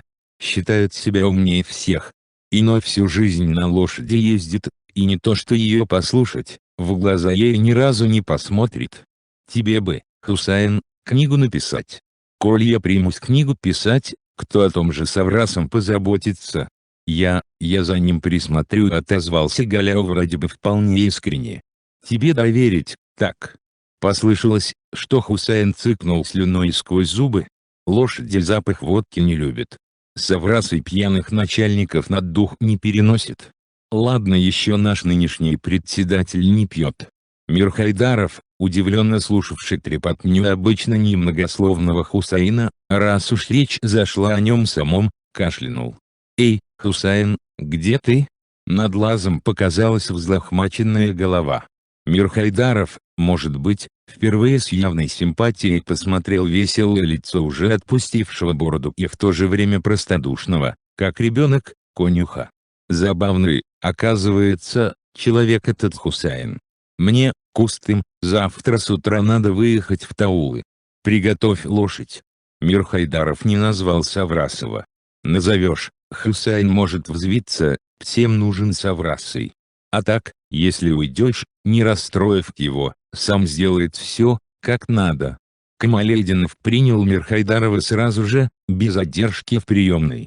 «Хорошо, что приехал, а то я уже собирался выехать завтра в вашу сторону», — сказал он, пожав Азату руку и жестом пригласив присесть. Зная, мелькнуло в голове Мирхайдарова. «Шило, в самом деле, в мешке не утаишь. К Асеву вы приступили», — продолжал Камалединов, — «но почему так вяло? 6% за неделю. Почва еще сырая, на пашню не въехать. Ладно, пусть подсохнет».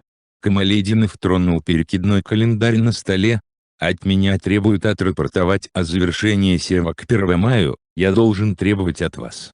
«Сделаем», — заверил Мирхайдаров, хотя и знал, что к 1 мая еще не отсеются.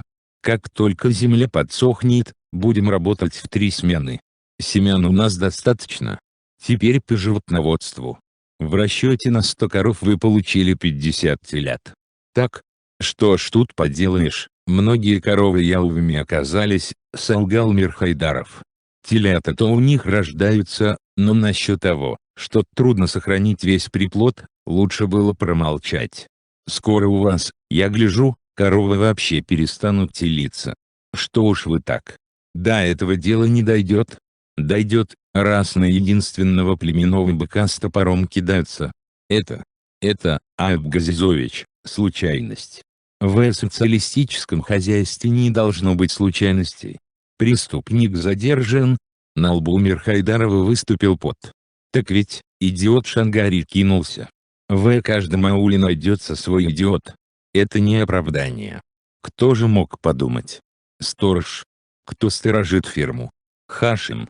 Может, помните его, насчет конфискованной коровы к вам обращался?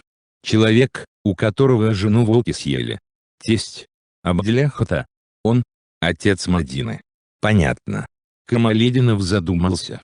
Почему сказал «понятно», он, по правде говоря, и сам не понял. Помнит Аюб Газизович этого человека. Помнит, что его семью, когда сам воевал, сильно обидели. И о том, что 2 мальчишек у него пропали, знал. Постойте-ка, ведь об этих самых мальчишках было упомянуто в жалобе на Ихсанбая Муратова. Будто бы от него родила жена Хашима. Тогда Хашима никто ни в чем не заподозрил. Но не он ли сам избавился от чужих для него детей? Скажем, натравив на них дурачка, кинувшегося теперь с топором на быка? В каких отношениях Хашим с этим, названным тобой идиотом? Шангари племянником ему приходится. Хашим жалел его, присматривал за ним, кормил. Хашим, кажется, вернулся в аул через год после войны? Да. Год пролежал в госпиталях. Он ведь в Берлине под развалинами остался. И спасли его союзники. Камалединов встал, подошел к окну. Что-то много темных пятен в его биографии получается. Теперь вот Абдляхат. Как там Адина? Я предложил ей работу в клубе. Нельзя. Абдляхат под следствием. И с ее отцом придется разобраться. Направь на ферму. У нее маленький ребенок. Не у нее одной маленькие дети. Камалединову представилась Мадина, гибкая, как лоза, миганькие при пожатии руки. «Знаю, почему молчишь», — сказал он, кашлянув. «Мадину предупреди, чтобы не отлучалась из аула. И пошли ее все же на ферму. Так будет лучше. Ее отцом займутся органы». Когда Мирхайдаров поднялся, собираясь уйти, Камалединов спросил: «Ты в столовую заглянул?» «Нет, прямиком сюда». «А что? Закрыта она. Ремонт. Пошли, у меня пообедаешь». «Да нет», — замялся Мирхайдаров, — «я и так до дому доеду». Он бывал у Камалединовых, а сейчас попытался отказаться от приглашения, вспомнив, как Малика сказала про него: «Этих приезжих из аула сразу можно отличить, от них навозом несет». «Ладно, ладно, пусть лошадь отдохнет. Жихануровой накормит ее и напоит. А что Килин скажет? Ее. Их не дома. Дочка ведь у нас болеет. Малика сейчас в Москве, решила полечить ее там. Айда, а то мне неудобно, не раз гостеприимством Сербиназинга пользовался. Мирхайдаров, преодолев неловкость, последовал за Камалетдиновым. После сватовства Ишмухамеда прошло уже довольно много времени, а Рауза все еще не могла прийти в себя. Неожиданное предложение привело ее в замешательство. Растерялась Рауза. С одной стороны, посватался человек честь по чести, и сама она о замужестве мечтала. Калека, конечно, но что поделаешь, времена такие, вон девушки в соку и те сохнут в одиночестве. Все же есть талант у Раузы. Третий раз в ее жизни мужчина к ней постучался. Кому еще привалит такое счастье? Может быть, поэтому возгордилась она, или же видное, что не говори, должность стала тому причиной, нашла в себе силы, чтобы не ответить сразу согласием.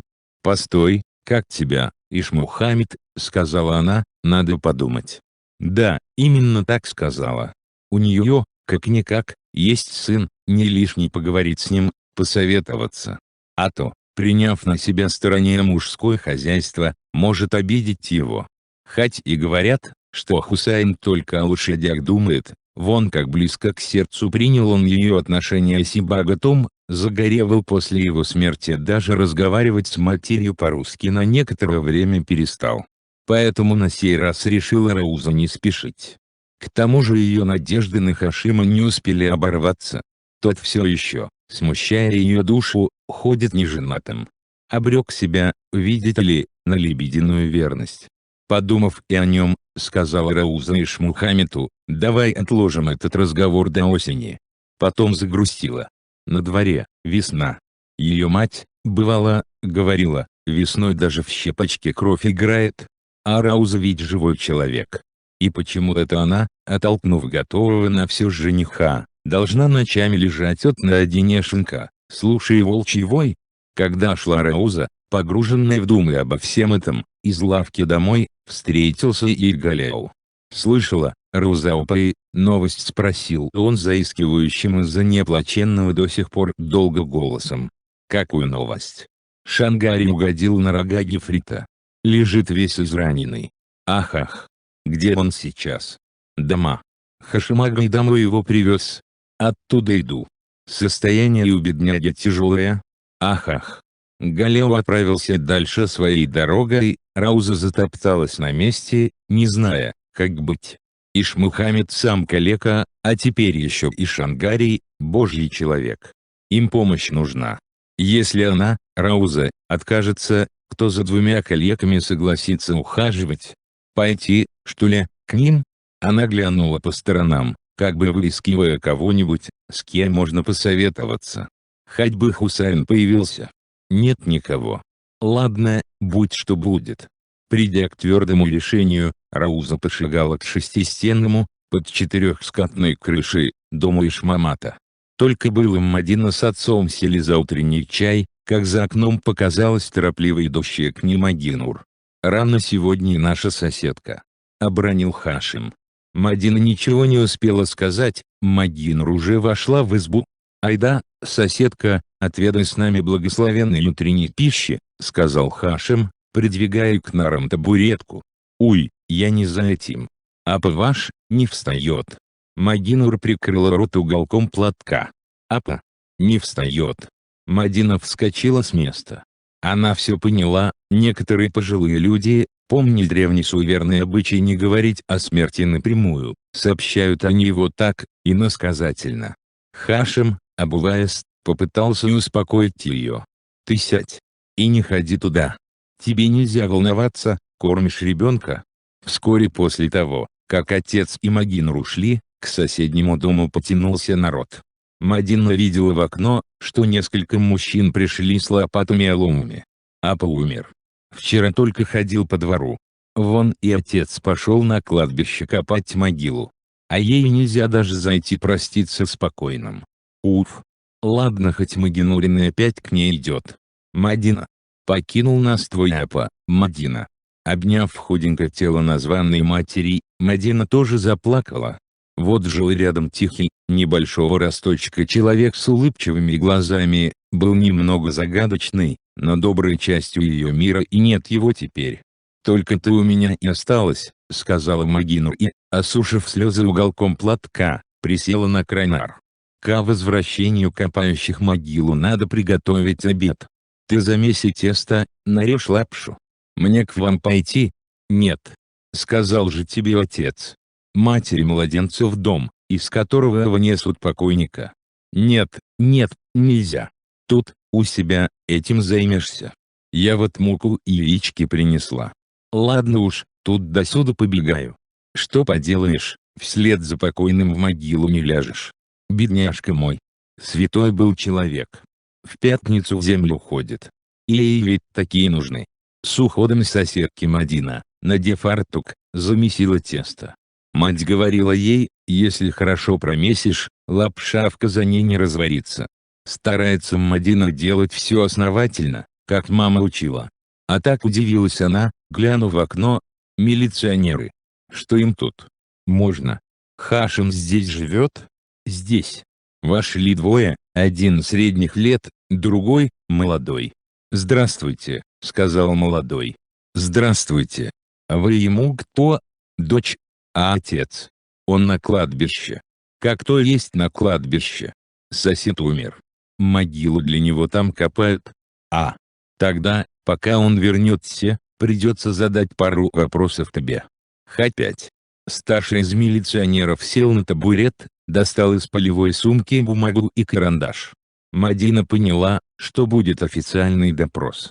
«Вам, чтобы писать протокол, наверное, стол нужен?» — спросила она и перенесла доску для раскатывания теста со стола на нары. Милиционеров, наверное, немного удивило, что молодая женщина ничуть не смутилась. А Мадина, конечно, внутренне напряглась, но старалась выглядеть спокойной. Ее уже допрашивали в Москве, она представляла, что примерно дальше последует. Скоро мужчины вернутся с кладбища, к их приходу надо обед приготовить, поэтому я заодно лапшу буду резать и отвечать на ваши вопросы, добавила она. Вы одна здесь с отцом живете? Старший милиционер опять перешел на «вы». Вопросов у него оказалось отнюдь не пара. Мадина подрастерялась, когда допрос коснулся гибели ее братишек. Надо сказать о фуражке с эндаликом или нет? Пожалуй, надо. Может быть, милиция уже располагает какими-нибудь сведениями насчет мальчиков. Вовсе уж обеспокоила Мадину вопрос о том, кем приходится ее отцу Шангари. Да никем, обозлилась она. Просто наш отец, такой человек. Какой? Добрый, людей жалеет. А вы его дочь, поэтому, наверное, так его оцениваете. Я его дочь, поэтому знаю его. И говорю то, что знаю. С вашей матерью он дружно жил. А это зачем вам знать? Мы все должны знать. Уж сколько лет, как мама умерла. Вы помните, когда ваш отец ушел на фронт? Насчет этого вам военкомат даст сведения поточней. А, вон отец сам идет. Хашим сразу догадался, милиционеры приехали за ним. Вчера Мирхайдаров отстранил его от работы на ферме. Был он хмурый, ничего не объяснил. И сам Хашим, придя ночевать домой, ничего удивленной Мадине объяснить не мог. Сказал только, что председатель отправил его отдыхать. В течение почти всей минувшей ночи Хашим не сомкнул глаз, строил догадки. Никакой вины за собой он не чувствовал. Разве лишь в истории с быком могут его обвинить, пригрел Шангарея на ферме, не доглядел за ним. Но, предположим, история эта в каком-нибудь перевернутом виде дошла до райотдела НКВД. Там могли расценить ее как попытку совершить вредительство. Куда смотрел сторож? А не сам ли он все это и подстроил? Попытка зарубить колхозного племенного быка – дело не шуточное. Времена ныне строгие, не так еще давно людей сажали в тюрьму за горстку прихваченного с колхозного поля зерна. Мирхайдаров побывал в райцентре, там ему, скажем так, посоветовали отстранить сторожа на время разбирательства о должности, а то еще повторит попытку. Чушь это, конечно, но всякое могло прийти в голову НКВДшников. Подумал Хашим и о том, что эта неприятность, возможно, связана с арестом его зятя Абдиляхата. Еще до войны, общаясь с городской шантропой, слышал он приглушенные разговоры об арестах врагов народа. Арестовывали не только их самих, но и их родственников и свойственников. Может быть, и сейчас повторяется то же самое. Чему бывать, того не миновать, решил он в конце концов. Только бы Мадину с ребенком не трогали, а сам он попадал в положение и похуже. Эта мысль его успокоила. И теперь он повел себя спокойно. Войдя в избу, обратился сначала к дочери. «Ну, место для упокоения Апы готово. Земля ему пухом». Затем, к милиционерам. «А вы, ко мне? Вы догадливы. Сразу видно, человек бывалый», — ответил старший из милиционеров. В его голосе послышалась уважительная нотка. Похоже, невозмутимый вид Хашима пришелся ему по душе. Хашим неторопливо снял обувь, сел напротив незваных гостей. Сколь бы человек не повидал в своей жизни, все равно она не перестает удивлять, сказал он, окидывая милиционеров взглядом. Младший из них только мельком посмотрел на него и опять восхищенно уставился на Мадину. Бедняга раскрыл и забыл закрыть рот. Хашим решил пошутить. «Кустым, как бы тебе в рот воробей не залетел». Парень, растерявшись, вскочил. «Никак нет, не залетит». Все рассмеялись. Старший милиционер, как бы извиняясь за спутника, пояснил. «Он недавно из армии, только с прошлой недели у нас». «Тоже сразу видно», — сказал Хашим и добавил, посерьезнев. «Может, продолжим разговор там, на месте? Тут тесно и ребенок маленький. Что ж, только надо поторопиться, путь не близкий. Я сейчас. Мадина, мне понадобится сменное белье. Корова на днях отелится, ну, ты знаешь, что делать. Отец. Успокойся, дочка». Хашим приоткрыл занавеску колыбели, посмотрел на малыша. «Давай договоримся, мой внук должен сосать не горькие слезы, а сладкое молоко. Биктимир с Интимером насосали слез, хватит с нас этого. Не горюй, не жалей меня, старому дереву все равно, когда оно упадет». Старое дерево. Он еще только свой 5-й десяток начал отсчитывать. Мадина вышла проводить отца на улицу. Как выдержало бы это ее сердце, если бы она точно так же не пережила уже расставание с Абделяхатом. «Отец!» — вскрикнула она опять, когда повозка с 3 мужчинами тронулась с места. «Мы же договорились». Скитаясь в поисках пищи, Кукбури поднялась на гребень Куктау. С горы был виден аул. Издали темные строения казались небольшими, как ульи на пасеке. Кукбури коротко взвыла и легла, положив морду на согретый солнцем камень. Не раз добегала она до аула, побывала и на своем прежнем дворе. Там пахло гарью. Нашла место, где были закопаны тела мальчонок, которых она загрызла. Хотела было откопать их, но слишком уж неприятный запах исходил из земли. Урона аульным хозяйством Кукбури не наносила. Лишь однажды поживилась у речки гусем, утолила голод. И сегодня она была голодна. Поймала утром зайчонка, да разве это добыча? По языку, можно сказать, размазалась, до глотки не дошло. Пока был жив бывалый, не испытывала Кукбури такой нужды в пище. Но нет его теперь. Их территорией завладел Белолобый. Он жесток, не то что его отец. И вообще волчьи законы беспощадны. В том году, когда Кукбури пришла за бывалым в лес, одна волчица осталась без пары. Стая ее отторгла. С разумом волчицы что-то стряслось, выла дня ночи напролет без видимой причины. Повыла и сдохла. Наверно, такая же участь ждет и ее, Кукбури. Или голод ее доконает. На стадо напасть она не решится и не только потому, что боится пастухов, выросла среди дворовой живности, помнит категорический запрет нападать на домашних животных. Для бывалого запретов не существовало. Но его нет. Уже и кости его укрыла трава. Кукбури встала, решила спуститься к ручью, полакать воды, может быть, это ослабит чувство голода. Пробираясь среди чилежника и высоких цветущих трав, она уловила удивительно знакомый запах. Ткнулась туда-сюда, обнаружила оборванное растение, которое, казалось, было все пропитано этим запахом. И словно прозвучал в ушах ласковый голос, Кукбури, вернул ее в то далекое время, когда она была еще щенком, напомнила руке, гладившей ее. Кукбури заскулила, и ей захотелось вновь ощутить прикосновение этой руки. Запутавшийся среди трав знакомый запах вывел ее на отчетливые следы, оставленные прошедшим здесь не так давно человеком, и Кукбури побежала, обрадованно принюхиваясь к ним. Из трехдневного похода за лекарственными травами Фаузия вернулась сильно уставшей. Пес-карабаш встретил ее на подходе к дому. Выразив радость несколькими прыжками около нее, он ухватил зубами набитый травами мешок, потащил в свой двор. Фаузия жила теперь в доме Муглифа.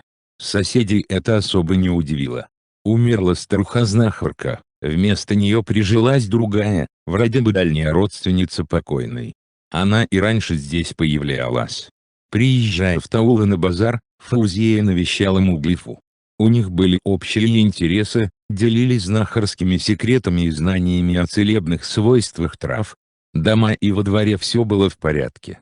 Куры снесли довольно много яиц, старая пеструшка уселась высиживать цыплят. Коза с двумя козлятами лежали на заваленке, жевали свою жвачку. Фаузия, уходя куда-нибудь, не запирая дом, поручает его охрану Карабашу. Посетителей Карабаш пропускает к хозяйке беспрепятственно, а когда ее нет дома, рычанием предупреждает, что входить во двор нельзя. Пес, как бы ни проголодался, без разрешения ничего не трогает. И то, как Карабаш пришел к ней, и верную его службу Фаузия считает проявлением Божьей помощи ей. Пес, кажется, все понимает, только разговаривать ему не дано. Поэтому она, вернувшись, первым делом развела огонь в летней печурке во дворе и сварила еду для своего помощника. Затем разложила собранные травы в тени для просушки и вновь поставила бронзовый казанок на огонь, чтобы вскипятить воду для себя, утолить жажду чаем. Ее поход был удачен, сделала все, как нужно. Ведь каждому растению нужен особый подход. Одни из них положено срывать, когда они спят, другие, когда высохнет роса. При этом Фаузия строго соблюдает ритуал, сначала просит у растения разрешения сорвать его, произносит краткую молитву, сорвав, не забывает сказать спасибо. Так собирала травы ее бабушка. Фаузия помнит и ее слова, и каждое движение. Нельзя срывать травы со злым умыслом, наставляла бабушка, только от сорванных с добрым намерением будет польза человеку. Помнит Фаузия ее наставления, но однажды использовала силу травы для того, чтобы оборвать человеческую жизнь. Ах, Дингисхан! Дингисхан Сибагат! Несменной ли данного родителями имени объясняется такая твоя бесталанность? Но ведь и сама она давно уж не Барсанбика. Может быть, Всевышний послал эти смутные времена для испытания людей, или же сами люди, не ведая, что творят, вмешались в Божьи дела. Вода в казанке вскипела. Фаузия кинула в кипяток листья смородины, земляники, ежевики. Они снимут усталость, вернут ей бодрость. Карабаш, съев свое варево, растянулся напротив хозяйки. Дескать, и он с ней почаевничает, безмолвно побеседует с ней. Скрипнула калитка. Фаузия обернулась посмотреть, кто пришел, но не разглядела, зрение у нее после пожара ослабло. Собака насторожилась, однако не залаяла. «Иный, можно к вам? Проходи. Откуда ты?» «Из Теряклов». Молодая женщина осторожно приблизилась к столику летнего очага, возле которого сидела Фаузия. «Я, Иный, с гостинцами, масло, сметану, корот принесла. Что ж, очень кстати. Я как раз собралась жажду утолить. Сходи в дом, принеси себе чашку с блюдцем, ложку, вместе чаю попьем». Фаузия села поудобней, вытянув ноги. Потерла левую ногу, ныло нестерпимо. Тем временем молодая женщина принесла, что было велено, поставила на поднос. «Присаживайся рядом. Из Теряклов, говоришь?» «Да». «Доярка, значит?» «Да». «А как ты, Иный, догадалась?» Фаузия усмехнулась. «От дояра колхозной фермы силосом попахивает. Неужто ты этого не знаешь?» «А так. Не замечала. Звать тебя как?» «Галимой». «Галимой. Не то уж, Иный, ты меня знаешь?» «Нет», — прикинулась Фаузия. Так, от приходящих ко мне людей о тереклинцах слышала. И кое с кем знакома. Галиму-то она узнала, а Галима ее, нет. Пожар сказался и на облике Фаузии. Замешкалась она, когда дом загорелся, на обожженном лице кожу слегка стянула, и голос изменился, наглоталась горячего воздуха. «Что нового там у вас? Как Хашим поживает?» «Уй! Арестовали его». «Арестовали? За что?» «Не знаю. Может, из-за дурачка Шангарея. В ауле разные разговоры ходят. Не слышала ты о 2 пропавших мальчишках? Будто бы жена Хашима их от человека по имени Ихсанбей родила, а Хашим, когда с войны вернулся, мальчишек убил и трупы в болоте утопил. Рауза-продавщица так говорит. Да, бывший наш председатель колхоза Ишмамат ведь вернулся. Рауза за него замуж вышла. Слух об убийстве мальчишек то ли от Ишмамата, то ли от самой Раузы пошел. Галиме в голову не приходило, что старуха, слушая ее, нет чай, огонь глотает. «Интересный у нас аул», — увлеченно продолжала Галима. «Есть одна такая, Мадиной звать. Ровесница моя. Мы даже подружками были.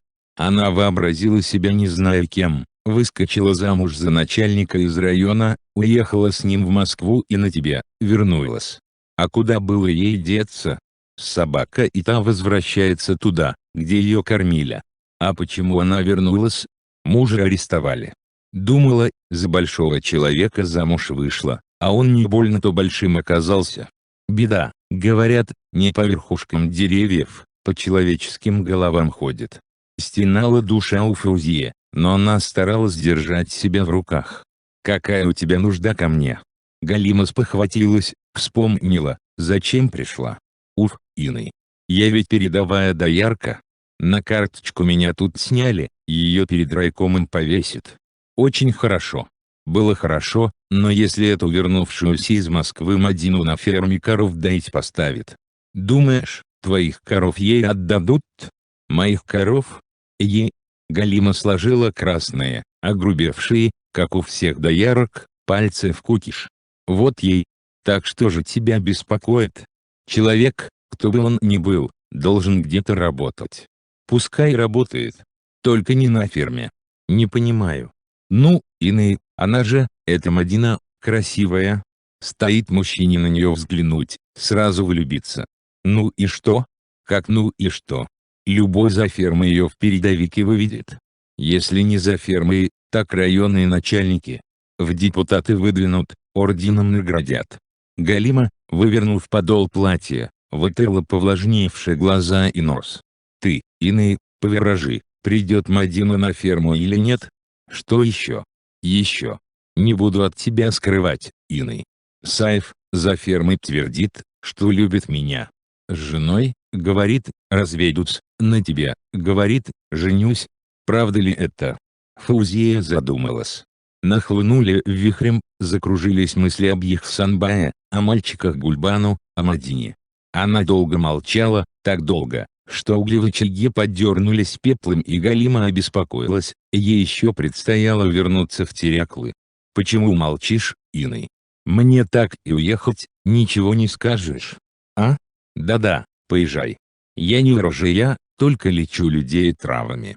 А все же скажу тебе вот что, не строй козни против других, лучше думай о здоровье своего единственного ребенка.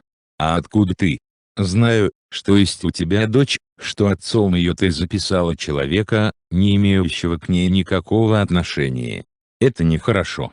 Ребенок должен носить фамилию своего отца. Ах, что же мне теперь делать? Смотри сама. Вместо того, чтобы искать себе горести там, где их нет, думай об этом. Тогда, прощай, Иный. Прощай». Когда Галима ушла, Фаузия с трудом поднялась со скамеечки. Да, не столь утомляет человека дорога, сколь тяжкие думы. Направилась было в дом, хотела прилечь, но едва успела сделать несколько шагов, как Карабаш, страшно зарычав, кинулся к воротам. «Фу, Карабаш, нельзя!» Из-за ворот послышалось ответное рычание. «Чья еще там собака? Уймись, Карабаш. А так. Это же ты, Кукбури. Услышав голос хозяйки, Кукбури бросилась к ней, на полпути припала к земле, поползла, виновато повизгивая, вскочила у ее ног, лизнула руку, лицо. «Ты, Кукбури, откуда ты взялась?» Ветром из прошлой жизни вырвалась Кукбури в новый двор Фаузии, и у нее, давно разучившись плакать, подтекла по щекам солоноватая влага, защипала потрескавшиеся губы. Фаузия зажала голову собаки в ладонях, посмотрела ей в глаза. Удивительно, из глаз Кукбури катились слезы. Камалетдинов протянул Лидии Николаевне ручку. «Прошлый раз вы у меня ее забыли. Спасибо. А я обыскалась. Памятная для меня вещь. Я так и подумал. Знаете, когда я взял ее в руку, мне тоже вспомнилось, очень давнее. Что, если не секрет? Как неудивительно, вспомнил вдруг, что я был в своей семье не и единственным ребенком, была еще сестренка. В самом деле удивительно. Вам это до сих пор не вспоминалось? Нет. Камалетдинов взволнованно прошелся по кабинету.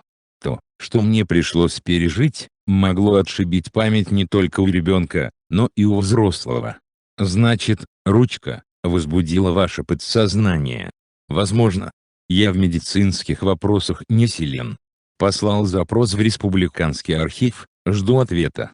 А вы сегодня ко мне по какому делу, товарищ Башкирцева? Кстати, интересные у вас фамилии, все собирался спросить.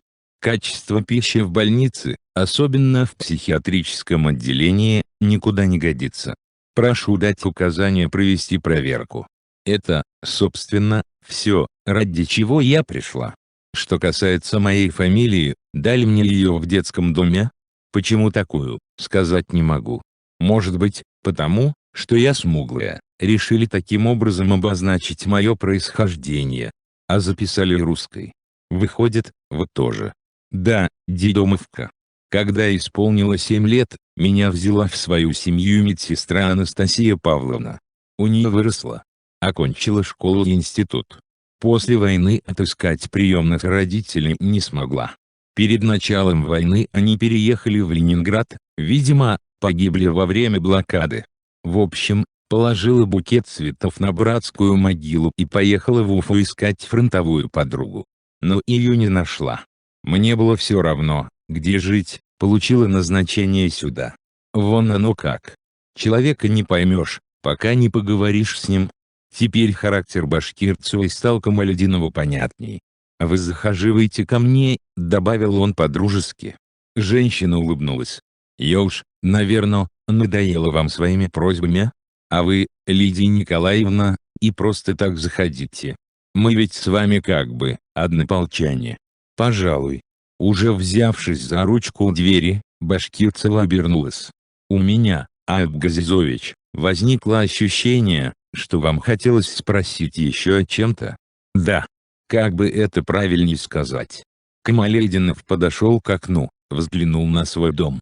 «У нас в семье проблема. Вам она известна?» «Что вы имеете в виду?» «Дочка. Флорида ночами не спит. Жена свозила ее в Москву, показала тамошним светилам.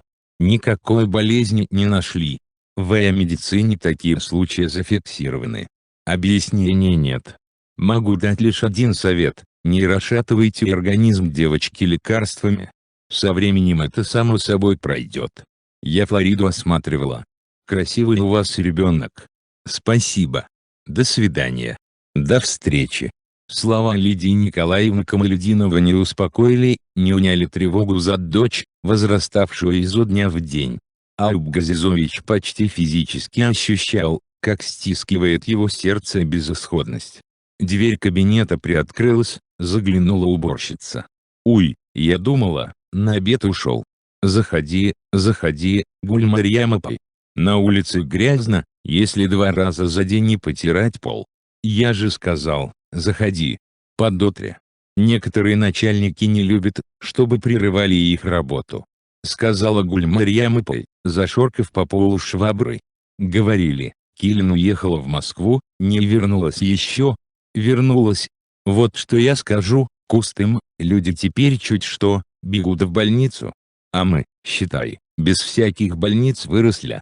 Не болели, наверное. Ни в кого железный сердечник не вставлен.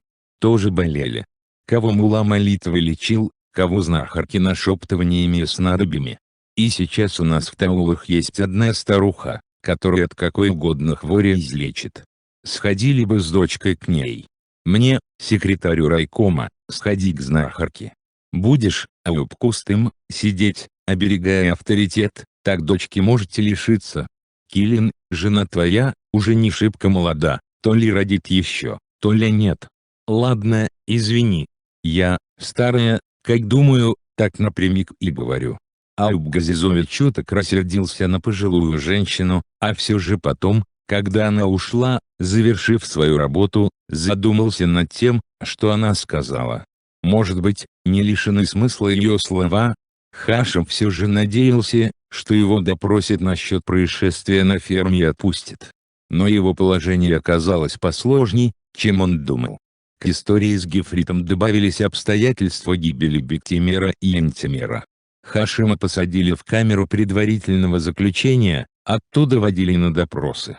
Следователь Алимов, пожилой усатый мужчина, вел их дотошно. «Вы кем приходите с пропавшим мальчишком, то есть Бектимеру с Антимером?» «Как это кем?» «Отцом. Вы помните день, когда ушли на фронт?» «Так, помните. Согласно записи в актах гражданского состояния мальчики родились 10 месяцев спустя. Вам это известно?» «Известно. Как вы лично оцениваете это обстоятельство?» «Положительно. То есть, я, например, нигде не записан. Живу со свидетельством о рождении умершего до меня ребенка. Как так? Мать с отцом решили обойтись без лишних хлопот. Ладно, еще у Гульбану хватило ума записать детей через месяц после их рождения. У вас после возвращения с войны не было скандала с женой по этому поводу?» «Не было. И даже разговора? Не было. Что-то у вас все чересчур гладко шло. К тому времени, когда я вернулся, жена уже умерла. Ах да, извиняюсь. Каковы были ваши отношения с Ихсанбаем Муратовым?» «Говорят, право соседа, право тенги. Соседям положено уважать друг друга. А все же. Вот к нам поступило письмо, в нем сообщается, что вскоре после возвращения вы избили Муратова. В ауле ходили слухи, что близнецы родились от него. И в общем, ваши отношения с ним нельзя было назвать теплыми?» Хашим задумался. Он в самом деле чуть не задушил Ихсанбая, тот даже обмочился. Но никто, кроме Мадины, этого не видел, никого поблизости не было. Интересно получается. Слухи не могут служить доказательством. Хашим, сам того не сознавая, перешел на язык закона. Свидетелей избиения вы не найдете, значит, оснований для обвинения меня в этом нет. Так. Хозяйство Ихсанбая Муратова сгорело при странных обстоятельствах, и сам он с матерью погиб странным образом. Хашим впервые за время этого допроса поднял взгляд на следователя. «А есть у вас факты, подтверждающие смерть Ихсанбая и Фаузия Муратовых? Кто видел их трупы? Как, разве их не похоронили?» «Нет. До Терекла всего 40 километров, вы любое время можете съездить, проверить». Следователь устало обернулся к охраннику. «На сегодня хватит. Увидите». Камалединов шел домой, но все еще его осаждали мысли, связанные с работой. Сверху ежедневно торопят севом. Как не тужатся люди в колхозах, из-за нехватки рабочей и тягловой силы добиться желательных темпов сев не удается. Бывая на местах, видит Камалединов, как, живя на жидкой похлебке, старается народ, работает, туго затянув пояса, а там, наверху, ведут себя так, словно не знают об этом. Приходится Аюпу Газизовичу отделываться обещаниями: «Сделаем, слово сдержим».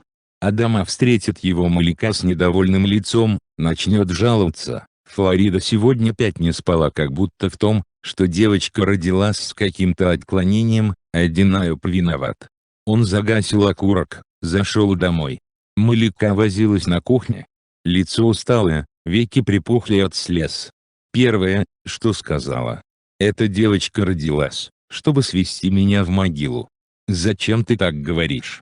Еще спрашиваешь? Попробуй посидеть хоть сутки с ребенком, не дающим покой ни ночью, ни днем. Хорошо, посижу. А ты вместо меня поработай. Один ты работаешь. Малика. Честное слово, кинусь я с ней с моста. Камалединов и сам не успел сообразить, как в ярости замахнулся на жену. Еще раз, такое услышу. Ай! В соседней комнате, услышав вскрик матери, заплакала Флорида. Камалединов приостыл. Ребенка испугала. Уеду я, Аюп. Куда? Туда, где раньше жила. Не спеши, с этим еще успеется. Взяв ребенка на руки, Аюп присел к столу. Ладно, прости, Малика. Сорвался. И на работе нервы все время натянуты.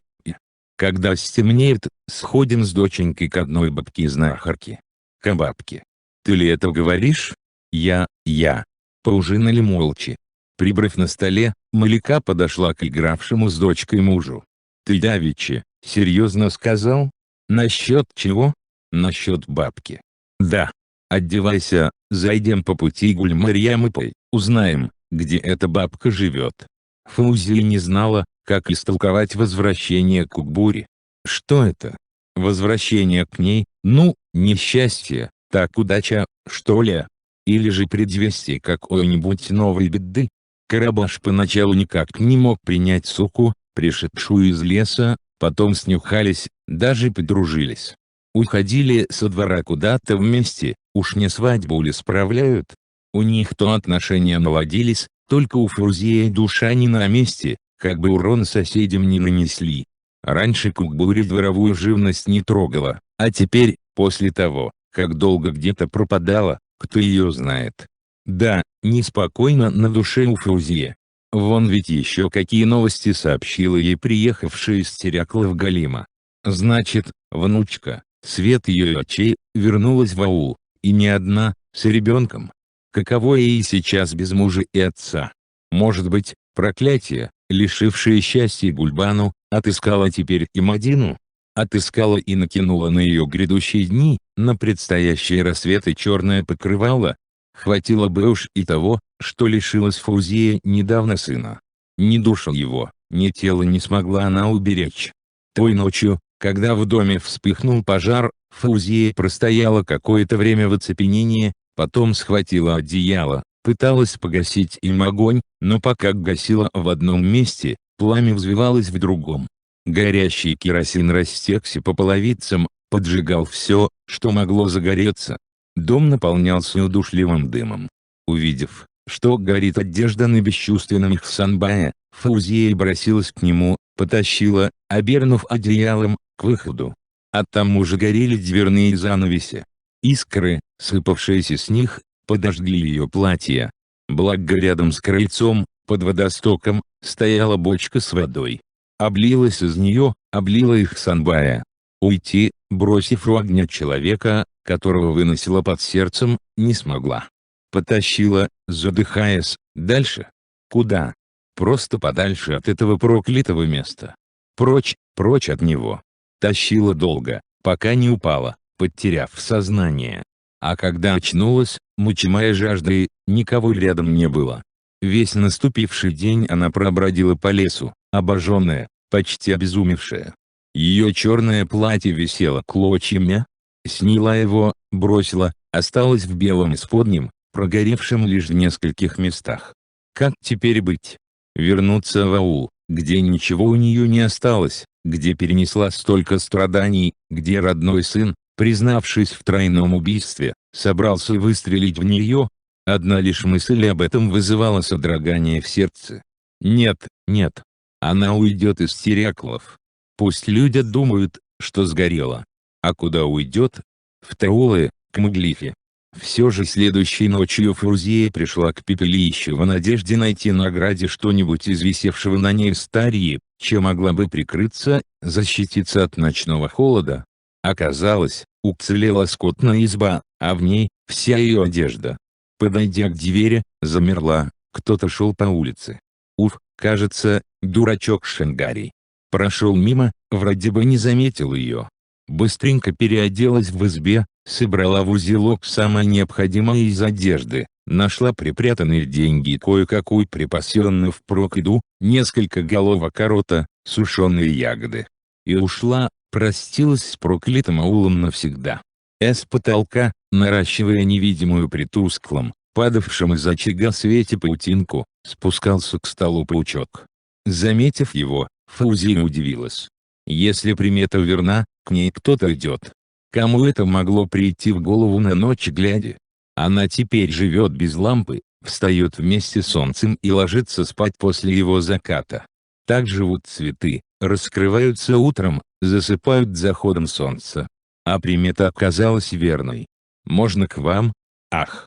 Фаузия обернулась к входившим в дверь мужчине с ребенком на руках и следовавшей за ним женщине. «Собаки что-то не залаяли. Мы не видели собак. Должно быть, куда-то убежали. Проходите. Ребенок спит. Не надо бы выносить его в сумерках». Камалединов в полутьме осторожно прошел к нарам, позвал жену. «Иди, Малика, сюда, сядь вот здесь». «Почему, иные, не надо в сумерках? Люди полные хозяева в этом мире только с восхода до захода солнца. В остальное время появляются иные существа». Алп усмехнулся. «Мне ни с какими существами, кроме людей, не доводилось встречаться. Хотя ребята в детдоме всякие страшные истории рассказывали». Фаузия помешала кочергой огонь в очаге, обила головни, чтобы запылали ярче и свету прибавилось. Не все в мире можно увидеть и пощупать. Того, что невидимо, больше. Впрочем, вы, партийные люди, в это не верите. Ты, иные, знаешь меня? Видела несколько раз лишь издали, но наслышана. Что у вас с ребенком? Болеет? Не можем понять. Не спит дочка ночами. Кому только мать ее не показывала, причину не находит. Может, ты, иные, определишь. Давайте посмотрю на нее». Камалединов положил дочь на нары, развернул одеяльце. Флорида открыла глаза и, видимо, испугавшись незнакомой обстановки, захныкала. Старуха провела ладонью по запотевшему оконному стеклу, увлажнила собранный там влагой ее лицо и шею, и девочка сразу успокоилась. Затем знахарка, пошептав что-то над ней, достала с полки пузырек, протянула Малике. «Это травяной настой. Не бойтесь, он не причинит вреда. Я сама им пользуюсь, если долго не могу уснуть.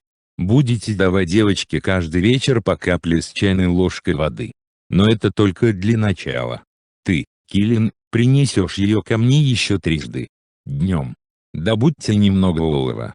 Надо исполнить обряд изгнания страха».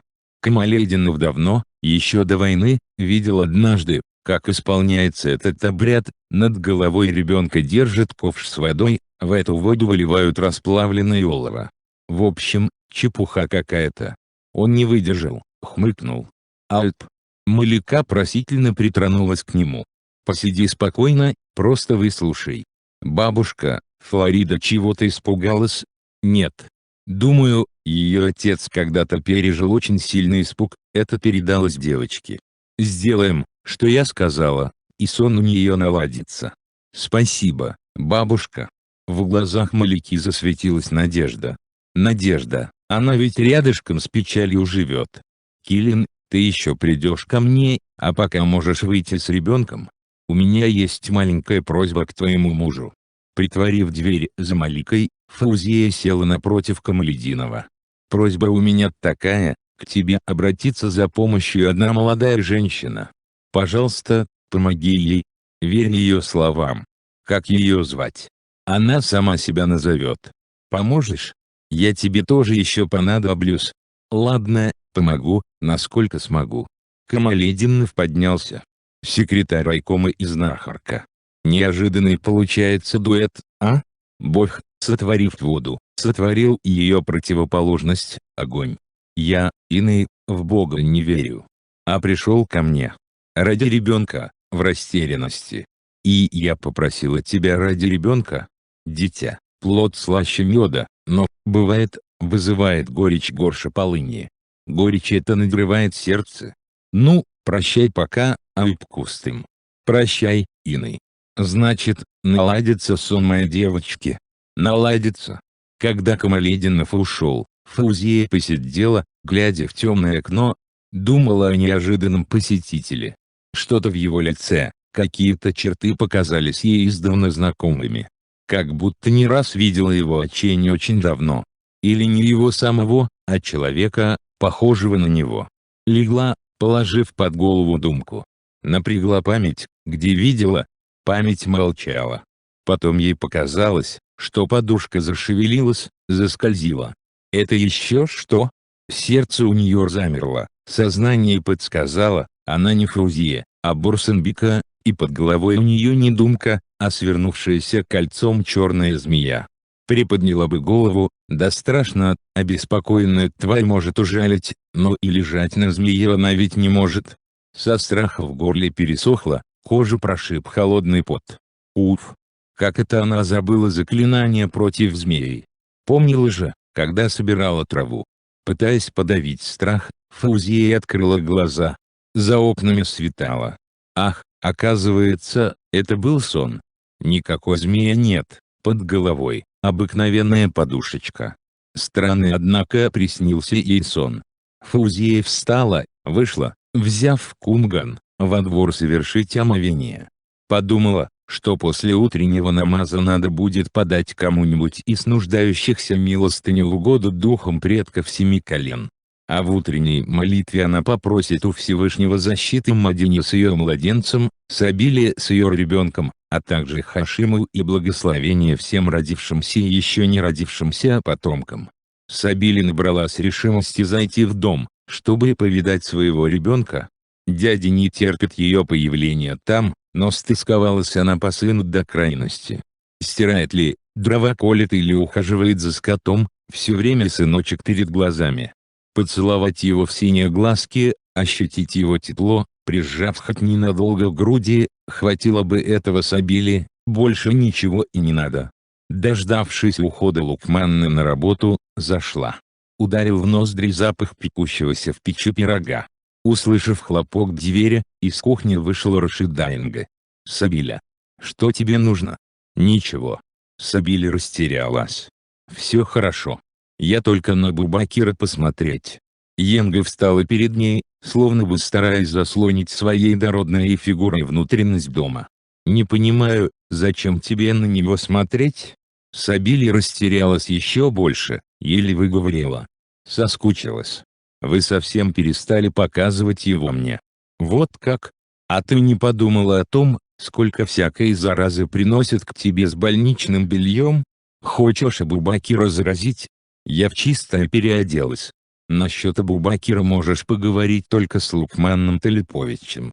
Меня впредь по этому вопросу не беспокой. Ясно?» Йенга распахнула дверь, и Сабиле не осталось ничего другого, кроме как уйти. И о том, чтобы свой дом не остыл и не было Хусайну не весело, если нет-нет да заглянет туда. Раз вышла замуж, надо, конечно, прежде всего обхаживать мужа. Сколько сил пришлось потратить, выгребая грязь из его запущенного дома. Сестер на подмогу не позвала, умрет Рауза, но не повторит ошибку первой жены Ишмамата. Как ни маялась, все же одна навела блеск в его хозяйстве.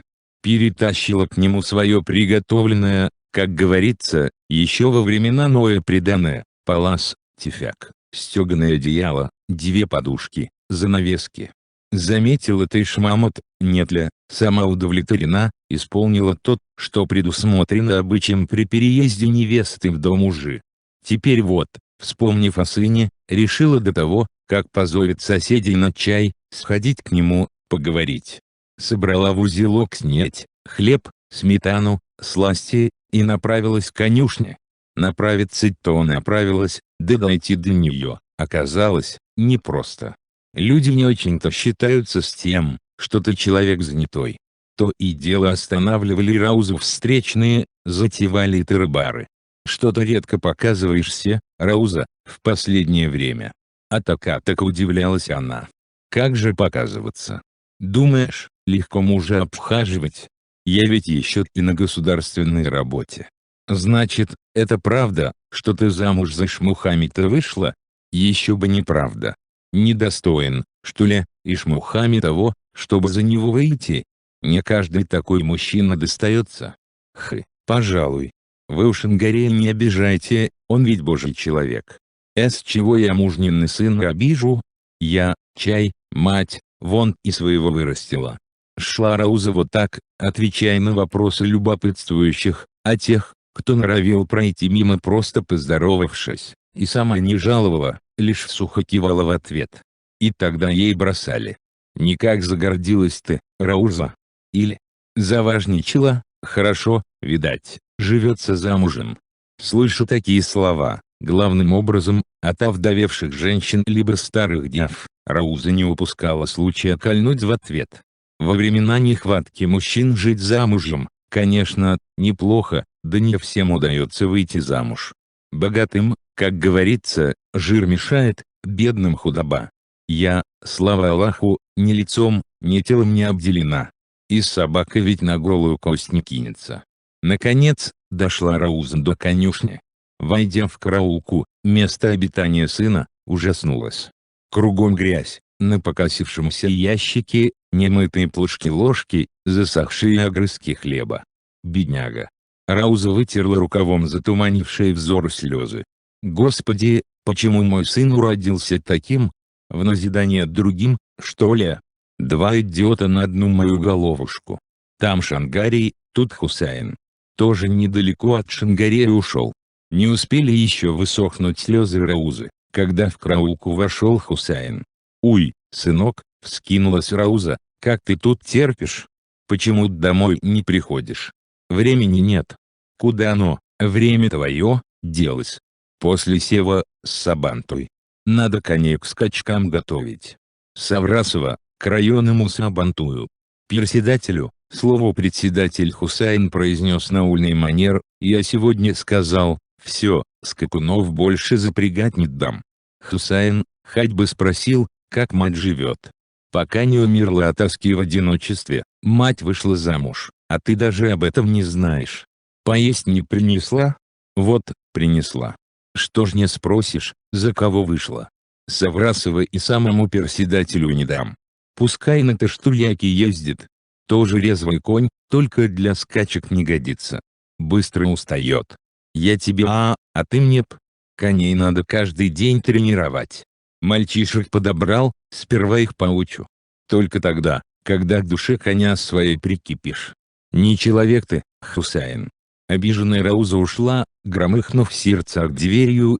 Идет домой, из глаз слезы катятся.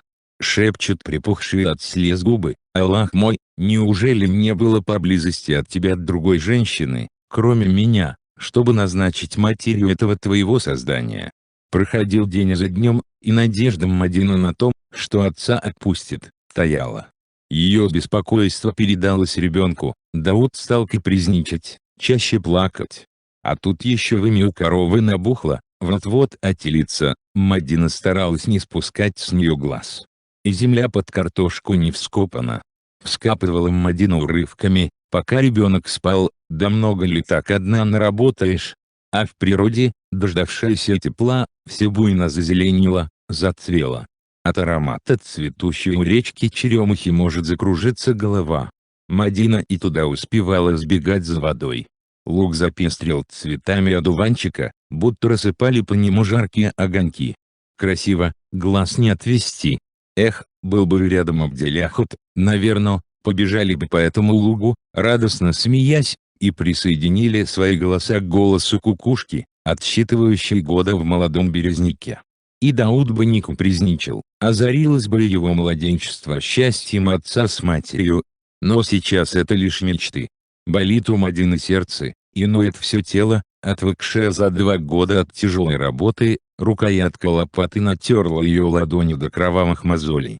Ночами в короткие промежутки, когда ребенок спит, закрывает Мадина глаза, надеясь увидеть Абделяхата во сне, но едва он приснится, как будет ее плач Дауда. Хоть и тяжело было на душе, при отце Мадина старалась не поддаваться унынию. Почему его не отпускают? Из-за нападения Шангарея на быка, что ли, держат? Но ведь с Гефритом ничего не случилось. Вчера видела его Мадина, когда перегоняли колхозное стадо в летний лагерь.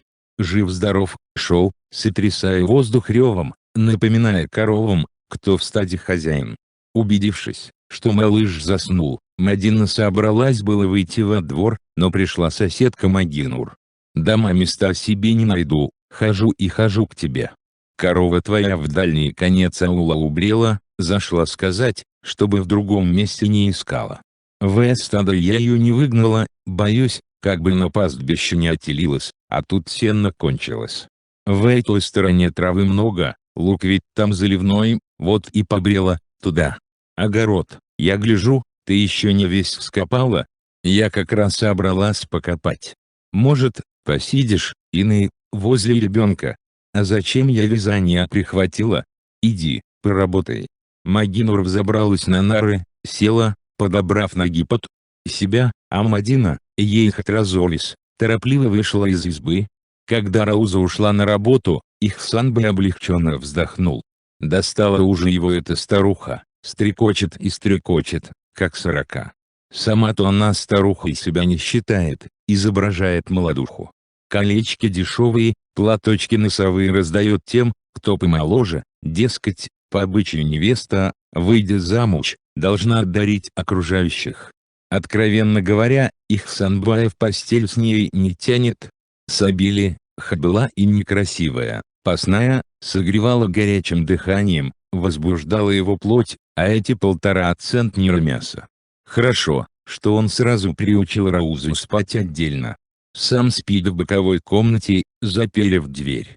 А то еще она войдет, а он во сне, в бреду проговорится, выдаст себя. С удовольствием вдыхая свежий утренний воздух, Ихсанбай вышел на задворки. Хозяйственный был мужик Ишмамет. Половину просторного огорода засевал медоносами, пчел держал, стоят теперь сиротливо пустые улья. Часть забора упала, не было в последние годы пригляда за хозяйством.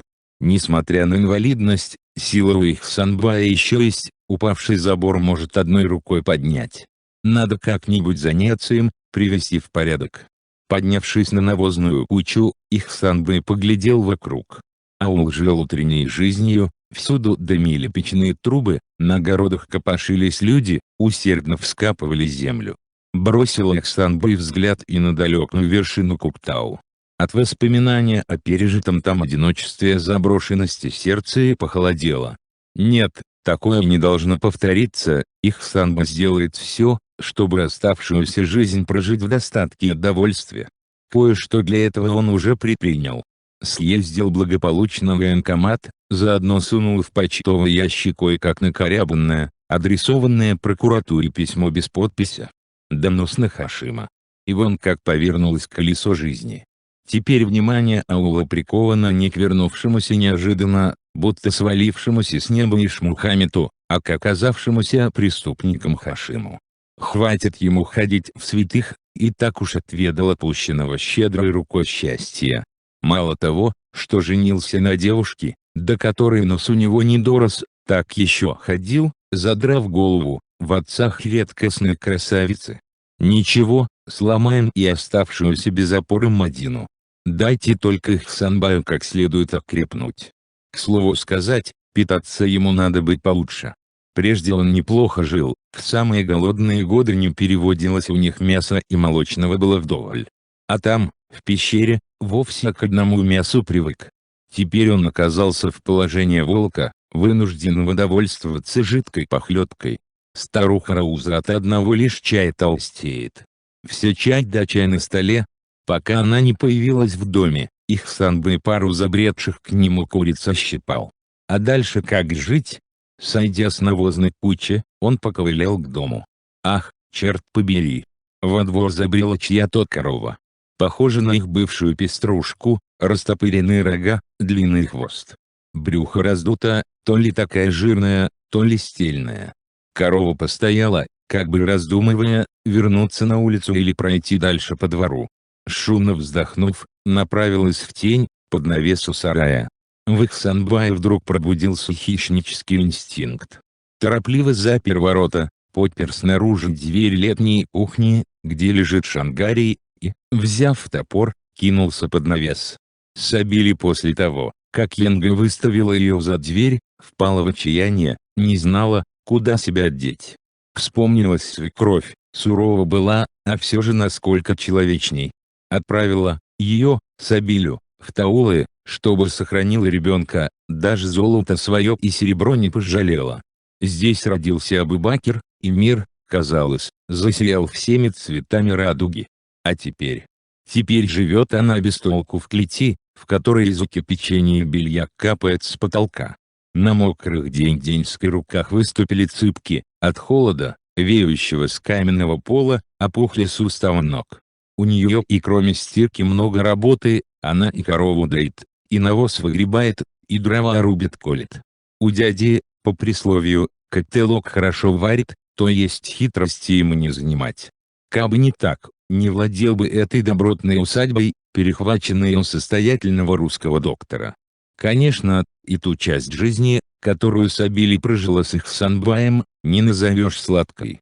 Но тогда не наваливали на нее тяжелую черную работу, ее заботы сводились, в основном, к тому, чтобы муж был вовремя накормлен и чисто одет.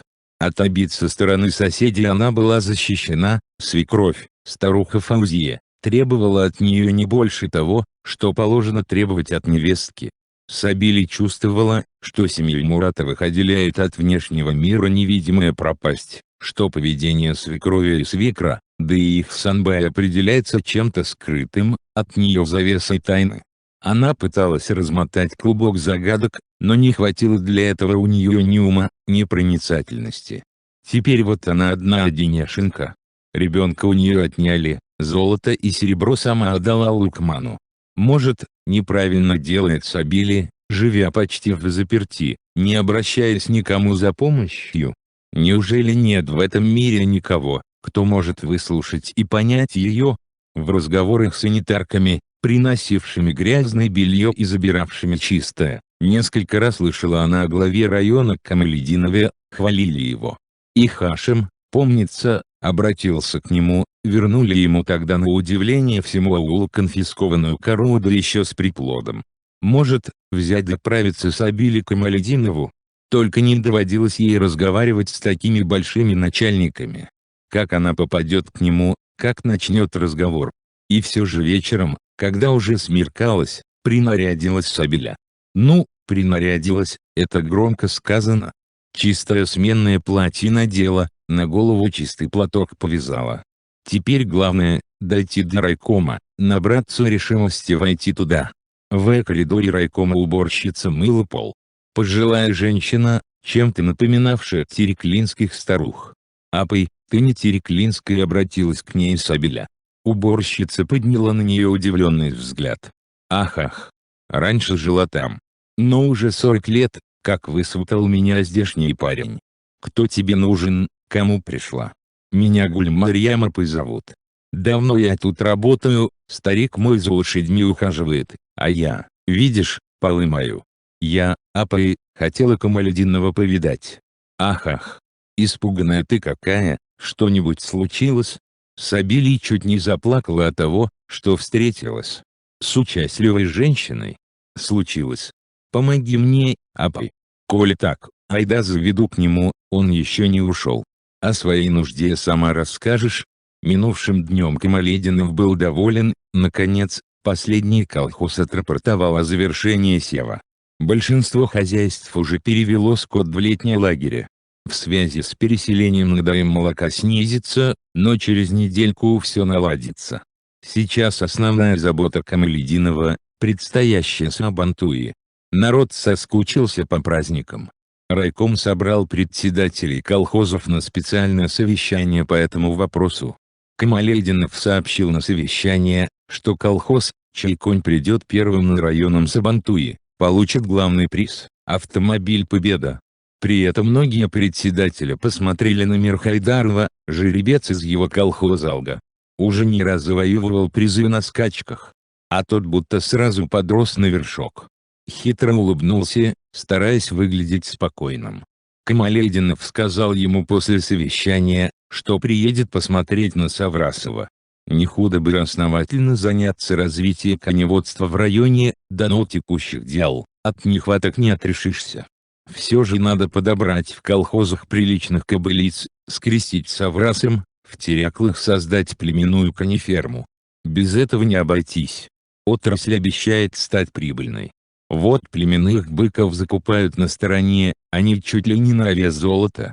Камалединов, как обычно, задержался в райкоме после окончания рабочего дня, чтобы посидеть, подумать. Днем – шум гам, суета. Сейчас тихо, только взвикивание ведра уборщицы доносится иногда из коридора. Но вот она, кажется, вошла в приемную, послышался ее неуверенный голос. Не рассердился бы. Не время приема. Аюб Газизович подошел к двери кабинета, открыл. «С кем это ты, Гульмарьямапой?» Уборщица подтолкнула к нему худую некрасивую женщину с испуганным лицом. «Скажи сама». Камалединов отступил назад, и женщина шагнула в кабинет. «Ты, Камалединов?» «Да». «Ой. Ребенка, моего ребенка, дяди». «Ой». Камалединов налил из графина воды в стакан, протянул ей. «Ничего не понимаю». «Нате-ка, выпейте, успокойтесь». Женщина, отрицательно мотнув головой, продолжала. «Он ведь мой. Я родила. Я. Уй. У кого ребенок?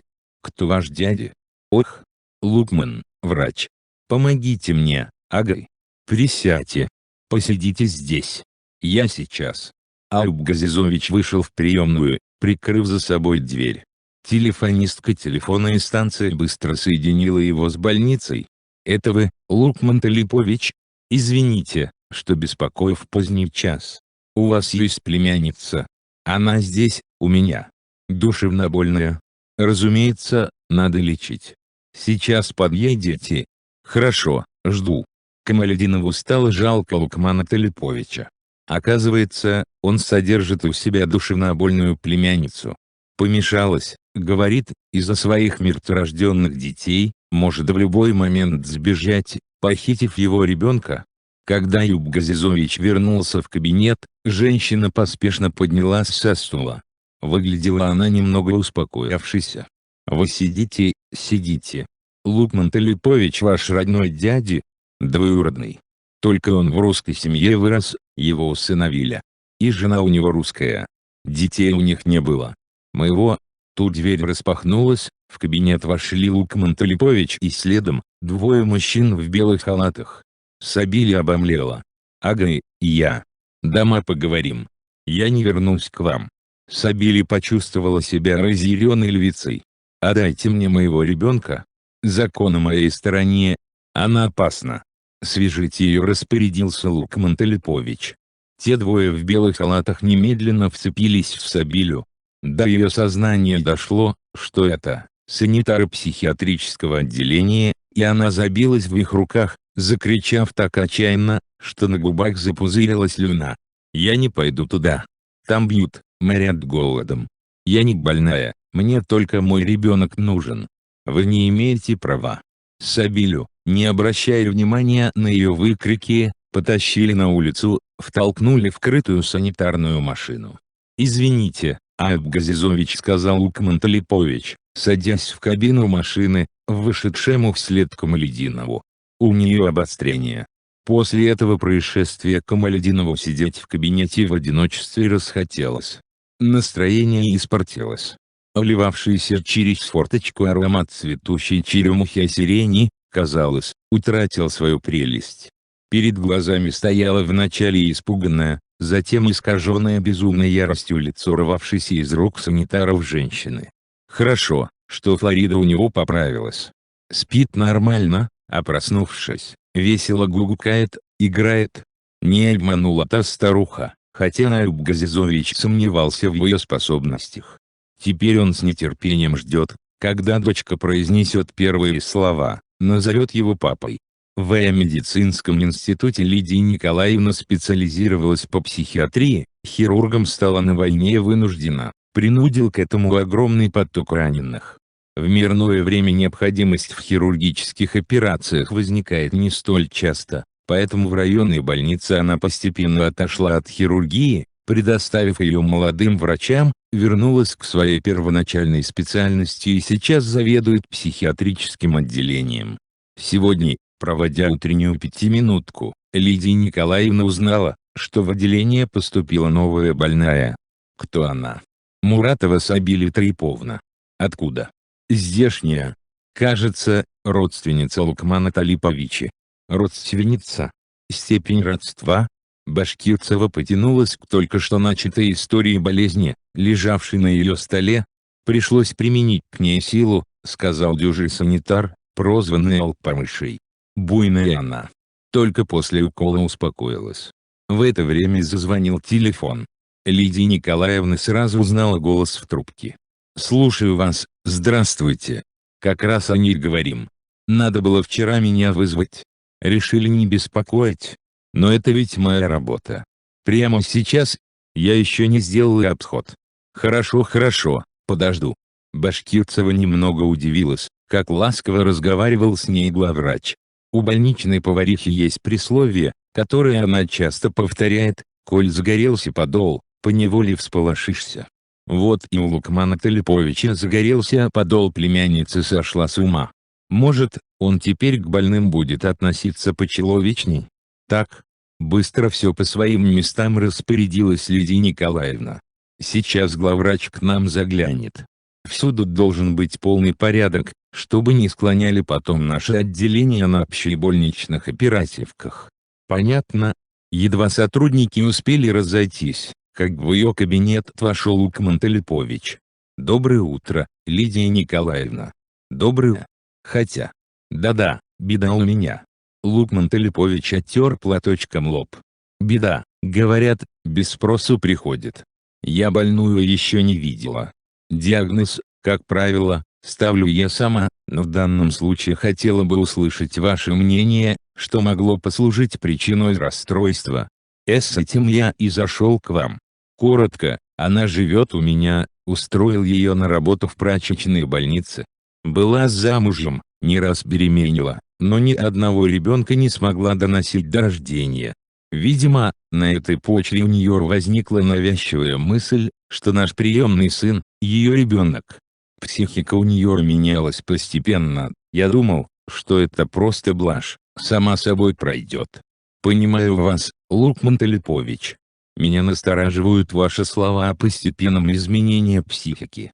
Если бы расстройство произошло в результате нервного шока, можно было бы и надеяться на скорое выздоровление.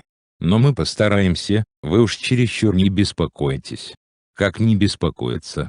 Муж у нее погиб, родители умерли, я ее единственная опора. Если бы не заболела, можно было бы позавидовать. Мне бы такого заботливого дядю. Спасибо за комплимент. Лукман Талипович поднялся с места. А вы, оказывается, обратились к Камалетдинову по поводу питания в больнице? Мы бы и сами эту проблему разрешили. Я просмотрел заявки, ваши требования будут учтены. Будьте здоровы. Пораженная Лидия Николаевна где стояла, там и осталась стоять. Она же и на каждой оперативке говорила о крайне неудовлетворительном питании больных и ничего до сих пор не менялось. Достала дрожащими пальцами папиросу, закурила. Фронтовая привычка. К Сабиле Муратовой она зашла, закончив обход остальных больных. «Здравствуйте». Женщина, стоявшая у кровати, мгновенно обернулась и приложила палец к губам. «Тсс. Он уснул». «Кто уснул?» «Мой ребенок. Абубакер». Тут Лидия Николаевна увидела на подушке ребенка свернутую кофту, повязанную сверху платком. Извините». Женщина приблизилась к ней, прошептала. «Пусть остальные выйдут, я тебе одной что-то скажу». Лидия Николаевна дала сопровождавшему ее медперсоналу знак выйти из палаты. «Ты спрячь меня тут, ладно», — сказала больная доверительно. «А то Лукман со своей женой отнимут у меня сыночка. Я буду тебе стирать, полы мыть. Только спрячь. Еще, не давайте Абубакеру лекарства. Если надо, свекровь будет травяным настоем его поить. Она все знает, помогла мне родить Абубакера». «Хорошо, все сделаем, как ты хочешь. Но тебе самое лекарство надо принимать. Голова у тебя не болит?» «Ничего не болит. И молока у меня для сыночка хватит. Если придет Лукман, скажи, Сабили болеет или умерла. Так и скажи. Не пускай его сюда. Ладно, мы твою комнату будем держать взаперти. Держи, держи. Женщина со странным блеском в глазах вдруг нагнулась и поцеловала полу халата Лидии Николаевны. Спасибо. Век тебя не забуду. Как только Лидия Николаевна вышла из палаты, санитар запер дверь. Верно, должно быть, говорят, что беда одна не ходит. Вскоре после ареста отца у Мадины исчезла собиравшаяся отелиться корова. Оставляя малыша под присмотром Агинур, за 2 дня оббегала она все окрестности аула, аппетита и сна лишилась. Из-за переживаний грудное молоко у нее пропало. Некоторые коровы уходят, чтобы где-нибудь на стороне отелиться, потом возвращаются с теленком, утешали ее одни. Может, в болоте утопло, удивлялись другие. Нынче весной возле самого аула волки выли, не они ли сожрали скотинку, строили догадки третья. Только соседка Магинура особо не расстраивалась. «Хватит, больше не ищи», — сказала она. «Коль суждено, так вернется, а не вернется, так молока от моей коровы нам на обеих хватит. Давно уж хотела я тебе сказать, давай переберись ко мне, будем жить вместе, подпирая друг дружку». Мадина не согласилась. Вернется отец, не увидит дыма из их трубы, что он подумает? Если Абделяхут приедет, тоже в окошко этой избы постучится. «Иный, лучше ты ходи ночевать ко мне», — предложила Мадина. «Не могу я из родных стен уйти». Поиски она прекратила. Но пропавшую корову из памяти сразу не вычеркнешь. И Магинур как-то за чаем заговорила о ней. Хорошей породой была скотинушка. Может, на ферме телочка от нее на расплод осталась? И корова Фрузи из того же потомства была, ее после пожара тоже ведь к колхозному стаду присоединили. Я ее один раз подоила, вспомнилась Мадине растерянно мычавшая у пожарища корова, которую она зазвала потом к себе во двор. «Ладно, не горюй. Считай, дочка, что и я сама, и все мое хозяйство теперь твои. Иный, если я в район, к отцу схожу, Дауд. Ах, Дауд же мне не чужой, поживу с ним. Козьим молоком буду его поить, так делают все, если у матери молоко пропадет. Только ты пешком не вздумай отправиться, лошадь попроси. Дадут ли? А ты не к председателю, прямо к Хусайну пойди. Он коней к сабантуй готовит, каждый день мальчишек к скачкам приучит. А тебя и учить не надо, девчонка седла не слезала, мальчишек на скачках обгоняла. Пойди к нему, пойди». Хусайн возле конюшни расчесывал гриву Саврасова. Конь, увидев поверх его плеча подходившую к ним Мадину, коротко заржал. Хусайн обернулся, в его черных глазах под густыми бровями вспыхнули веселые огоньки. «Гляди-ка, узнал тебя, подлец». Мадина достала из кармана кусочек сахара. «Дам ему? Валяй, никто кроме тебя сладким его не угостит». Саврасый мягкими губами осторожно взял с ладони Мадины сахар. Она погладила его по холке. Хусайн, отойдя в сторонку, присел на корточки, закурил. «Давно приехала?» «Давно уж. А ты не слышал? Когда мне слушать? Работы много. И муж твой приехал? Его, Хусайн, арестовали. Ничего, приедет. А ты не женился? Где там? Говорю же, работы много. А у меня ребенок родился. Мальчик. Это хорошо. Когда исполнится 3 года, приведешь ко мне, я его на Саврасова посажу. Ладно. А мне можно на него сесть? Раньше без спросу садилась. То ведь раньше. А теперь что, хуже стало? Повзрослела. Даже старой себя чувствую. Эх. От разговора с простодушным конюхом у Мадины выступили на глазах слезы. Почему, Хусайн, не все люди такие, как ты? Старый. Промчишься на коне с ветерком и сразу помолодеешь. Ты не плачь, а то вон у Саврасова дрожь по спине пробежала. Не надо его расстраивать перед скачками. И тебе нельзя расстраиваться, ребенка кормишь. Хусайн, мне надо в Таулы съездить. А так, сядь на Саврасова и слетай. Никто ведь не будет следить, куда ты поедешь. Саврасый должен пропотеть, убавить вес перед соревнованиями, так что не жалей его. Договорились, Хусайн. Я сейчас оседлаю его, а ты сходи домой, надень брюки». Увидев вошедшую в кабинет Мадину, Камалетдинов глазам своим не поверил, она это или не она. Он помнил Мадину девушкой, а сейчас перед ним стояла молодая женщина, озаренная зрелой красотой материнства. «Здравствуйте, Аупагай». Ощутив ладонью ее шершавую, огрубевшую от мозоли руку, Камалетдинов полушутливо заметил: «Аул уже успел поставить на твою руку свою печать». Мадина вздохнула: «Если бы только аул и только на руку. Попробуй сосчитать, сколько печатей наставила жизнь на ее сердце». «Ну, каким ветром? Мирхайдаров, правда, сказал мне, что ты вернулась, но никаких подробностей я не знаю». Камалетдинов, направив Мадину к стулу, сам сел напротив. «Что случилось с Абделяхатом?» «Альп». Мадина с трудом преодолевала отчужденность, возникшую из-за того, что они давно не виделись.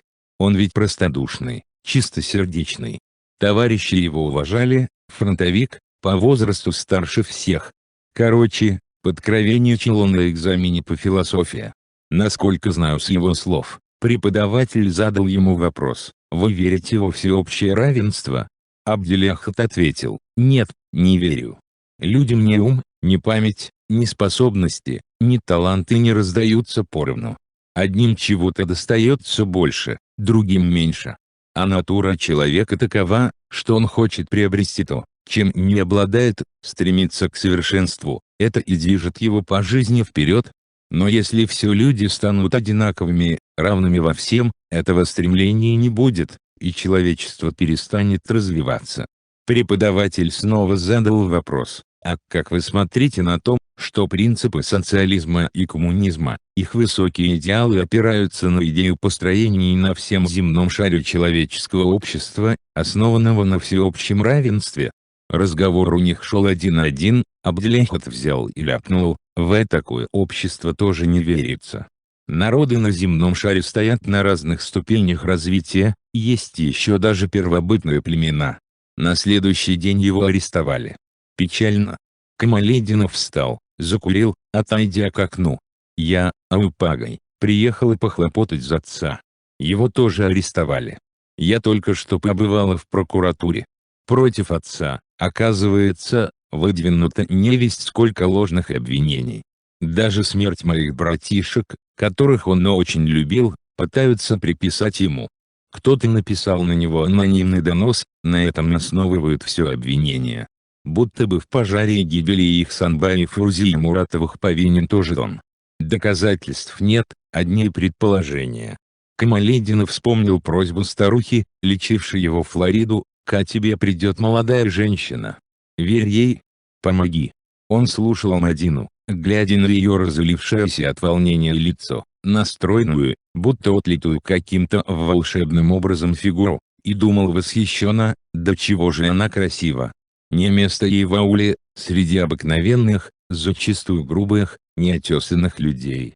От этой мысли ему даже стало жарко, душно, пришлось ослабить галстук. «Ты чересчур не переживай. Постараюсь помочь», — сказал он. «Больше мне некого просить об этом. Понимаю. Отца твоего я помню, был у меня после возвращения с войны. Сама тот как думаешь жить дальше? Давай переберись в райцентр. Работу найдем, с квартирой помогу». Мадина усмехнулась. «Но ведь, в моем положении, как жене врага народа понадобится пройти официальную процедуру». Камалетдинов удивился, как быстро она все схватывает и понимает. «Это так, но ничего страшного я тут не вижу. Должна же ты как-то жить. Может быть, понадобится лишь написать формальное заявление, что никакой связи с арестованным мужем не имеешь». Мадина встала. «Если бы, Альп Газизович, я написала такое заявление, то была бы сейчас в Москве, продолжала учебу». «Ну вот». Камалетдинов смутился. «Вот и среди башкирок появились декабристки. А среди нас их, Альп Газизович, даже больше, чем у других народов. Мы же из рода женщин, истори сражавшихся рядом со своими мужьями». Мадина протянула руку. «До свидания, Аупагай. В вопросе об отце я надеюсь только на вашу помощь». Проводив ее до двери, Камалединов вернулся к окну. Бэй, Мадина, оказывается, приехала на Саврасом. Вот она легко вскочила в седло, выпрямилась. Очень ей идет сидеть в седле. Спортивные брюки подчеркивают стройность ее фигуры. И Саврас и хорош. Словно понимая, какая красавица на него села, гордо вскинул голову. Грудь у него широкая, ноги точенные, брюхо подтянуто, шерсть блестит, точно у соболя.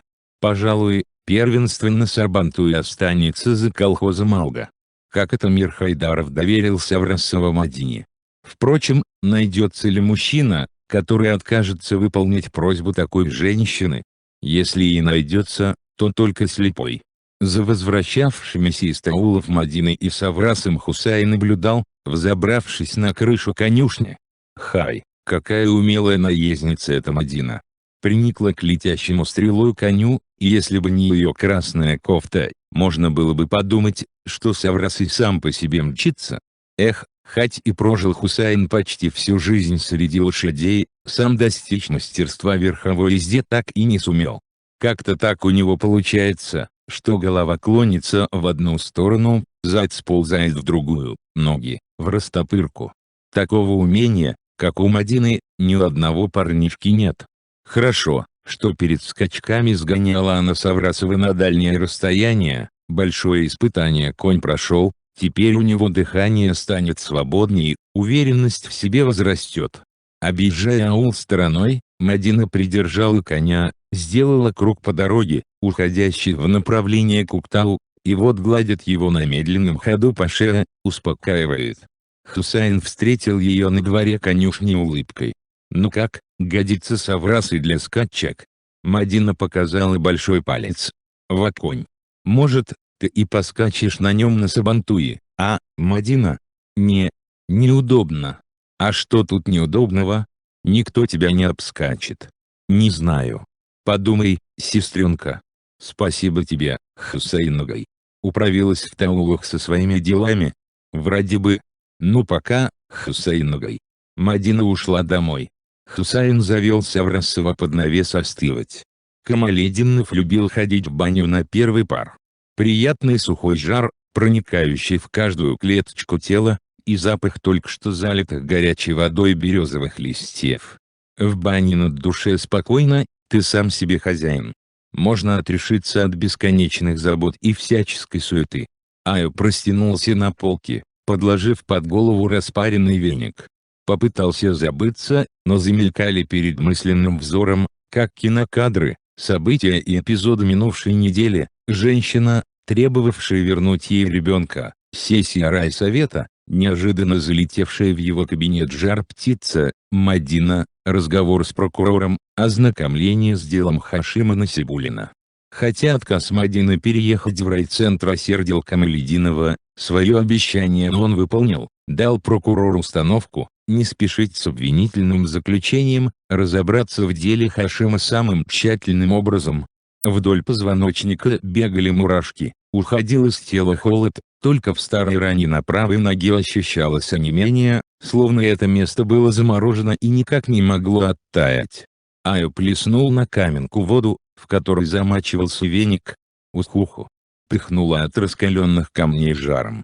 Должно быть, Гуль-Марьям и вложила в веник веточку черной смородины и душицу, баня наполнилась их ароматом. Хорошо. По крайней мере, половина беспокоящих Аю мыслей останется на банной полке. Он еще раз плеснул на каменку душистую воду. Здорово. Теперь можно помахать веником. Когда Юб вышел в предбанник остудиться, вновь возникла перед его глазами Мадина. Сначала она была в плотно облегавших фигуру черных брюках и красной кофте, цвет от которой придавал ее алым, как вишня, губам и лицу еще большую яркость, но минуту спустя, разделась. Камалединов, словно убоявшись ослепнуть при виде божественно прекрасного тела, зажмурился. «Старый черт! Ты что?» Он поискал слова покрепче, чтобы обругать себя, удивленно покачал головой. «Идиот! Нужен ты ей как прошлогодний снег». Но богиня красоты упорно стояла перед его мысленным взором. «Дай ей волю, так сядет к тебе на колени, коснется губами твоих губ, упрется в грудь тугими сосками. Нет. Алп вскочил на ноги. Не нужен мне этот мираж. Зашел в баню, опрокинул на себя ведро холодной воды. Вот тебе, старый дурак. Как беременная женщина, захотевшая змеиного мяса, захотела жену своего друга. Затем он выплеснул на каменку 3 ковша воды подряд. Пусть тело горит, а не сердце. Исхлестав себя веником чуть не до потери сознания, красный, как вареный рак, Аюб свалился на пол предбанника. С юго-запада, нагоняя сонливость, надвигалась черная туча, стало сумеречно, и Хусайн раньше обычного растянулся на своем лежаке. Несколько раз просыпался в беспокойстве, порывался встать, но опять засыпал. И вот приснилась ему соврасая кобыла, щипавшая траву на зеленой поляне. Рядом, вытянув курчавый хвост, носился жеребенок. Скакун. Хороший скакун из него получится. Брось, вритля. Посмотреть на жеребенка собрался народ. Бэй, люди ли это, не волки? Хусайн пытался закричать, спасти жеребенка, а волчья стая сжимала кольцо вокруг него. Жеребенок, невесть когда успев превратиться во взрослого коня, отчаянно заржал, взметнулся к грохочущему небу. Соврасый закричал Хусайн и вскочил, разбуженный своим криком. Тело у него ныло от напряжения, в горле пересохло. Дождь, кажется, давно уж прекратился, за окошком светало. Хусайн, подняв ведро с водой, напился и вышел из караулки. Подумал, наверно, соврасый заржал во сне, в это время лошади тоже спят. Справив малую нужду, он собрался было вернуться в караулку, полежать еще, но насторожился, услышав донесшийся из конюшни звук, похожий на стон. Соврасый. Конь в ответ заржал негромко, как бы превозмогая боль. Хусайн распахнул ворота конюшни и ахнул, увидев у переднего копыта соврасого лужицу крови, набежавшей из раны в его ноге. Раны, на первый взгляд, небольшой, кровь теперь еле сочилась из нее, но этого было достаточно, чтобы привести Хусайна в отчаяние. Он припал головой к колбу коня, простонал. «Соврасый!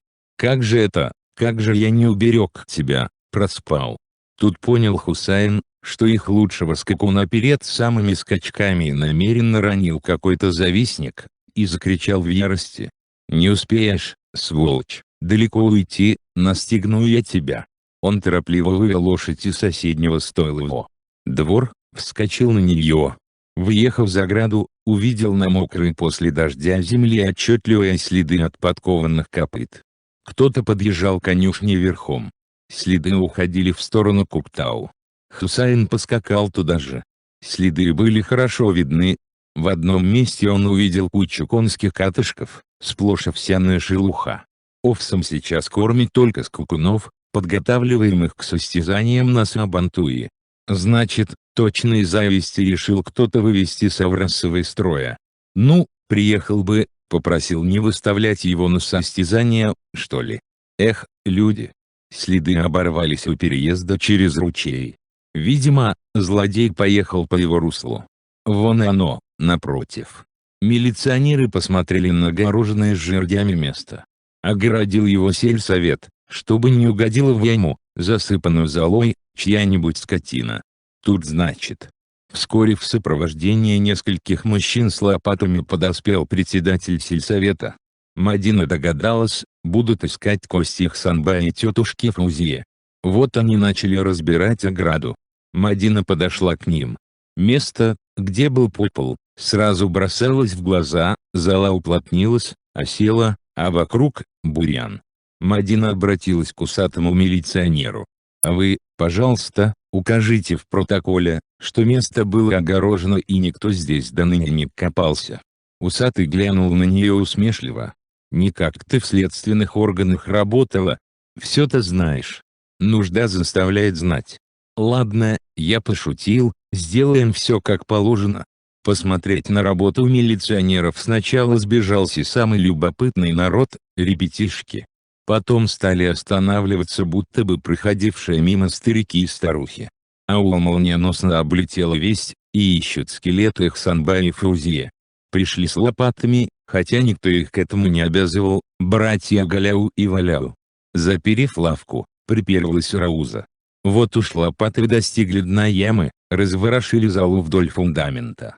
Полетели в сторону горшки и глиняные черепки, осколки столовой посуды, покореженная лампа, металлическая кухонная утварь, обручи сгоревших кадок. Попадались осыпавшиеся женских праздничных украшений монеты, рассыпавшиеся бусы.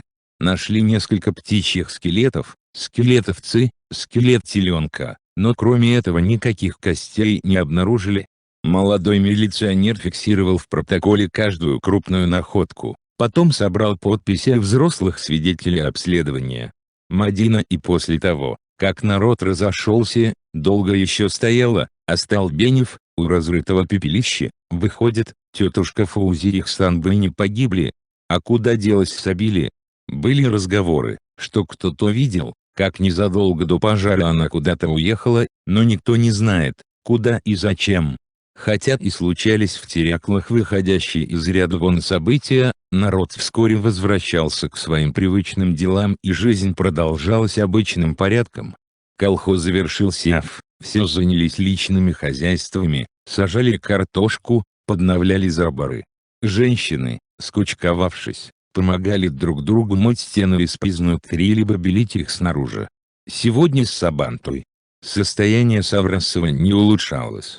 Ветеринар наложил повязку на его простреленную, похоже, малокалиберной пулей ногу, но рана не заживала, опухоль поднималась все выше. При очередном осмотре раны ветеринар заикнулся было, что лучше бы, пока не поздно, пустить коня на мясо, но Хусайн тут же поднес к его носу грязный кулак. «А этого попробовать не хочешь?» Невеселый в последние дни, Хусайн вывел из конюшни 5 коней, отобранных для участия в скачках на Сабантуе, дал мальчишкам-наездникам последние наставления. На коне, которого он вывел первым, предстояло выступить на районном Сабантуе, велел его юному наезднику быть особо внимательным. Когда Хусайн начал выводить коней, Саврасый застриг ушами, шумно задышал, раздувая ноздри, и яростно заржал вслед уходящим скакунам. Это еще сильнее расстроило Хусайна. Сам он и Сабанту и не собирался, что ему там делать в таком настроении. Проводив мальчишек, стоял опечаленно посреди двора и вздрогнул, услышав сзади голос Мирхайдарова. «А ты что стоишь тут? Давай живо нас с Сабантой. Разве можно доверять коней одним мальчишкам?» Пришлось Хусаину сесть на оставшегося в конюшне серого Дуненна и отправиться на праздник. Мадина встала утром раньше, чем обычно. Стараясь не разбудить Магинур, сходила подоить ее корову, напекла на летней печурке блинчиков. Магинур проснулась, когда Мадина вошла в избу с кипящим самоваром. «Раненько ты поднялась, дочка. А я заспалась. Покойный по-твой мне снился. Ах, ты уже и блинов напекла. Сегодня ведь праздник. А, с Сабантой». Малыш спал. Мадина с названной матерью сели попить чаю, беседовали вполголоса. «Ты ведь пойдешь на Сабантуй?» «Не знаю». «Как это не знаешь? В твои-то годы. Абделяхут в тюрьме, и отец. Не до веселья мне. Прежде пила на Сабантуях, а сегодня не будешь. Так, говорю же. Не надо, дочка, горе в себе копить. Люди для того и поют, чтобы печаль развеять». Мадина пожала плечами. «Нечего плечами пожимать. Вот соберемся и втроем с Даутом пойдем. Сейчас быстренько яичек сварю, югаса 18 у нас есть, сметаны еще возьмем, там присоединимся к кому-нибудь, попьем чаю. Допьют только эту чашку и...» Магинур любила подчаевничать. Иной раз, разохотившись, до 9 чашек выпивала, а сейчас, ограничившись 2, молитвенно мазнула ладонями по щекам. «Аллах Акбар! Дай Всевышний вам с Абделяхатом каждодневную пищу и нескончаемое изобилие, чтобы дожили вы вместе, как мы с твоей мапой, до седых волос и желтых зубов. Аминь, иные, да будет так. Будет, будет. Надо только немного потерпеть». Магинур ушла по своим делам, а Мадина открыла сундук. Вот он, мамин праздничный наряд. Да чего же он красивый! Лишь золотого браслета с бирюзовыми глазками теперь нет, отдала его Мадина в Москве охраннику, пытаясь добиться трехминутного свидания с Абделяхатом. «Ладно, пойдет она на Сабантуи», — уговорила Мадину Рене. В мамином наряде. Приняв такое решение, Мадина заплела волосы в 2 косы, вплела в них накосники серебряными монетами. Затем разогрела утюг, погладила платье. Ай, как оно ей идет. В самый раз. Похудела она, что ли, из-за тяжелой работы. Надев поверх платья Елен, нацепила перед зеркалом сережки. Тут проснулся Дауд. Хорошо выспался, радостно заулыбался матери. Мадина, расстегнув пуговки платья, поднесла сына к набухшей за ночь груди. Тем временем жители аула, кто на подводе, кто пешим ходом, стали стекаться к месту проведения Сабантуи, именуемому Талмуруном.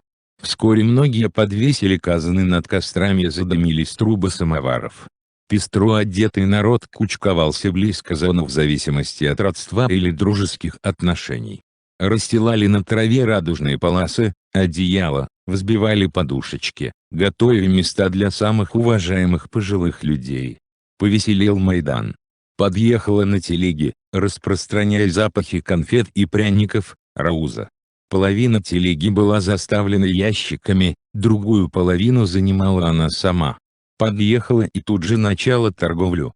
И всем, кто спрашивал и не спрашивал, объясняла. Одна приехала, одна. Раз на государственной работе, не должна сидеть дома, так ведь? А муж, знамо, не может оставить хозяйство без присмотра. Шангари там больной, ума-то у него нет, возьмет да, упаси Аллах, подпали дом. Видели ведь, вон что от усадьбы их Санбэ осталось. Одни слушали Раузу, другие, зная, что ее болтовне не будет конца, отходили. Мальчишки-наездники важно прогуливали коней, разминались борцы, бегуны, закатав штанины, нетерпеливо топтались у стартовой линии. Только мрачному Хусаину Майдан казался пустым, ничего его не интересовало. Подошел к нему один из стариков. «А кони у тебя, кустым, ничего, справные?» Хусайн поморщился. «Разве это кони? Тьфу!» Старик счел за лучшее поскорее отойти от него. На Майдане появилась Мадина с ребенком на руках, сопровождаемая старухой с узелком. Хусайн оживился. Издали помахал молодой женщине рукой, всем своим видом как бы говоря при этом: «Эх, Мадина, размечтался я, что поскачешь на районном Сабантуи на Саврасом, да видишь, как вышло».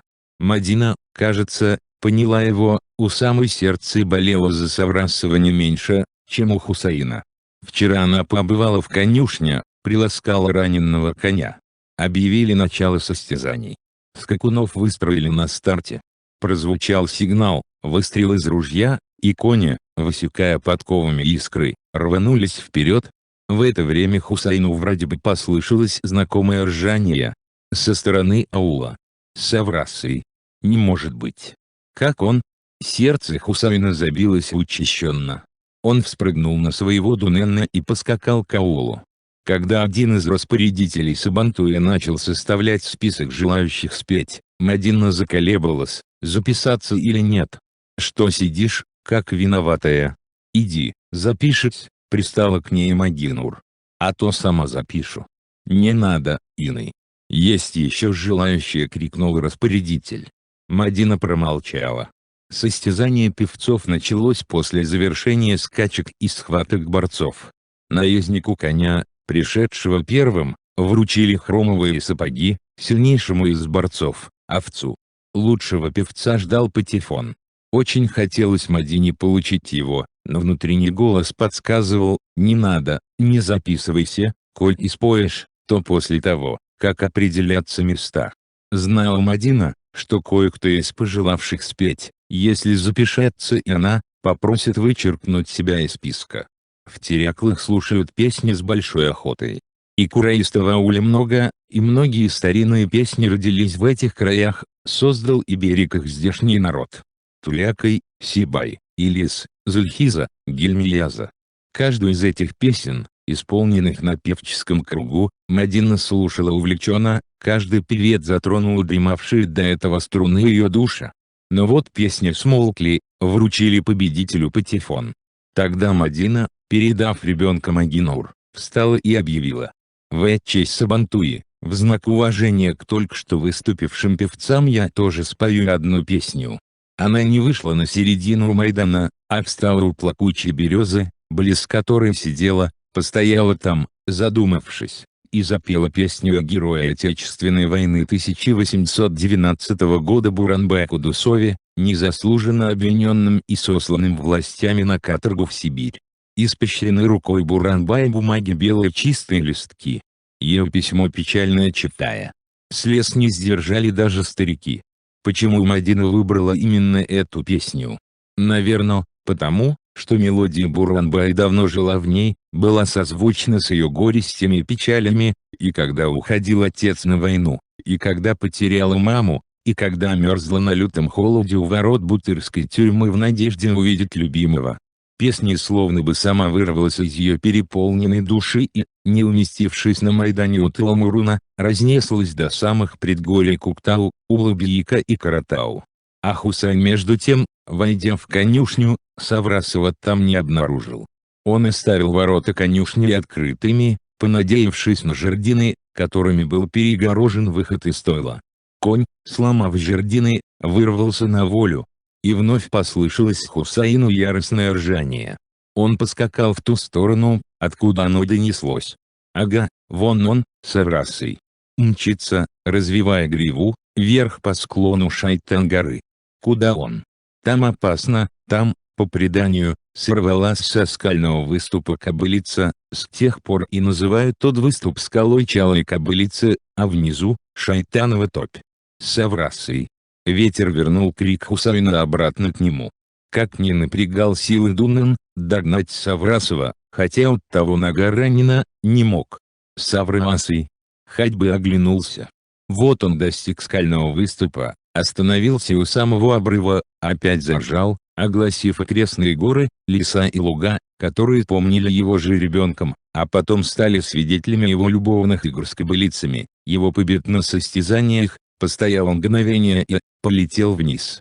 Может быть, подвела его раненая нога или же сам из-за нестерпимой боли совершил прыжок в вечность, кто теперь скажет? Саврасый. Хусайн, оставив Дунена на склоне, подбежал к месту, где только что стоял Саврасый, еще скатывались, падали вниз потревоженные его копытами камешки, словно скала роняла каменные слезы. Хусайн сел, до боли зажал в ладони горсточку камешков и впервые с тех пор, как помнит себя, заплакал. Побудила его поднять голову долетевшая издали мелодия. Хусайн встал. Внизу на Майдане Сабантуи, подаль от Шайтановой топи, собравшийся в круг народ слушал Мадину. Конец второй части.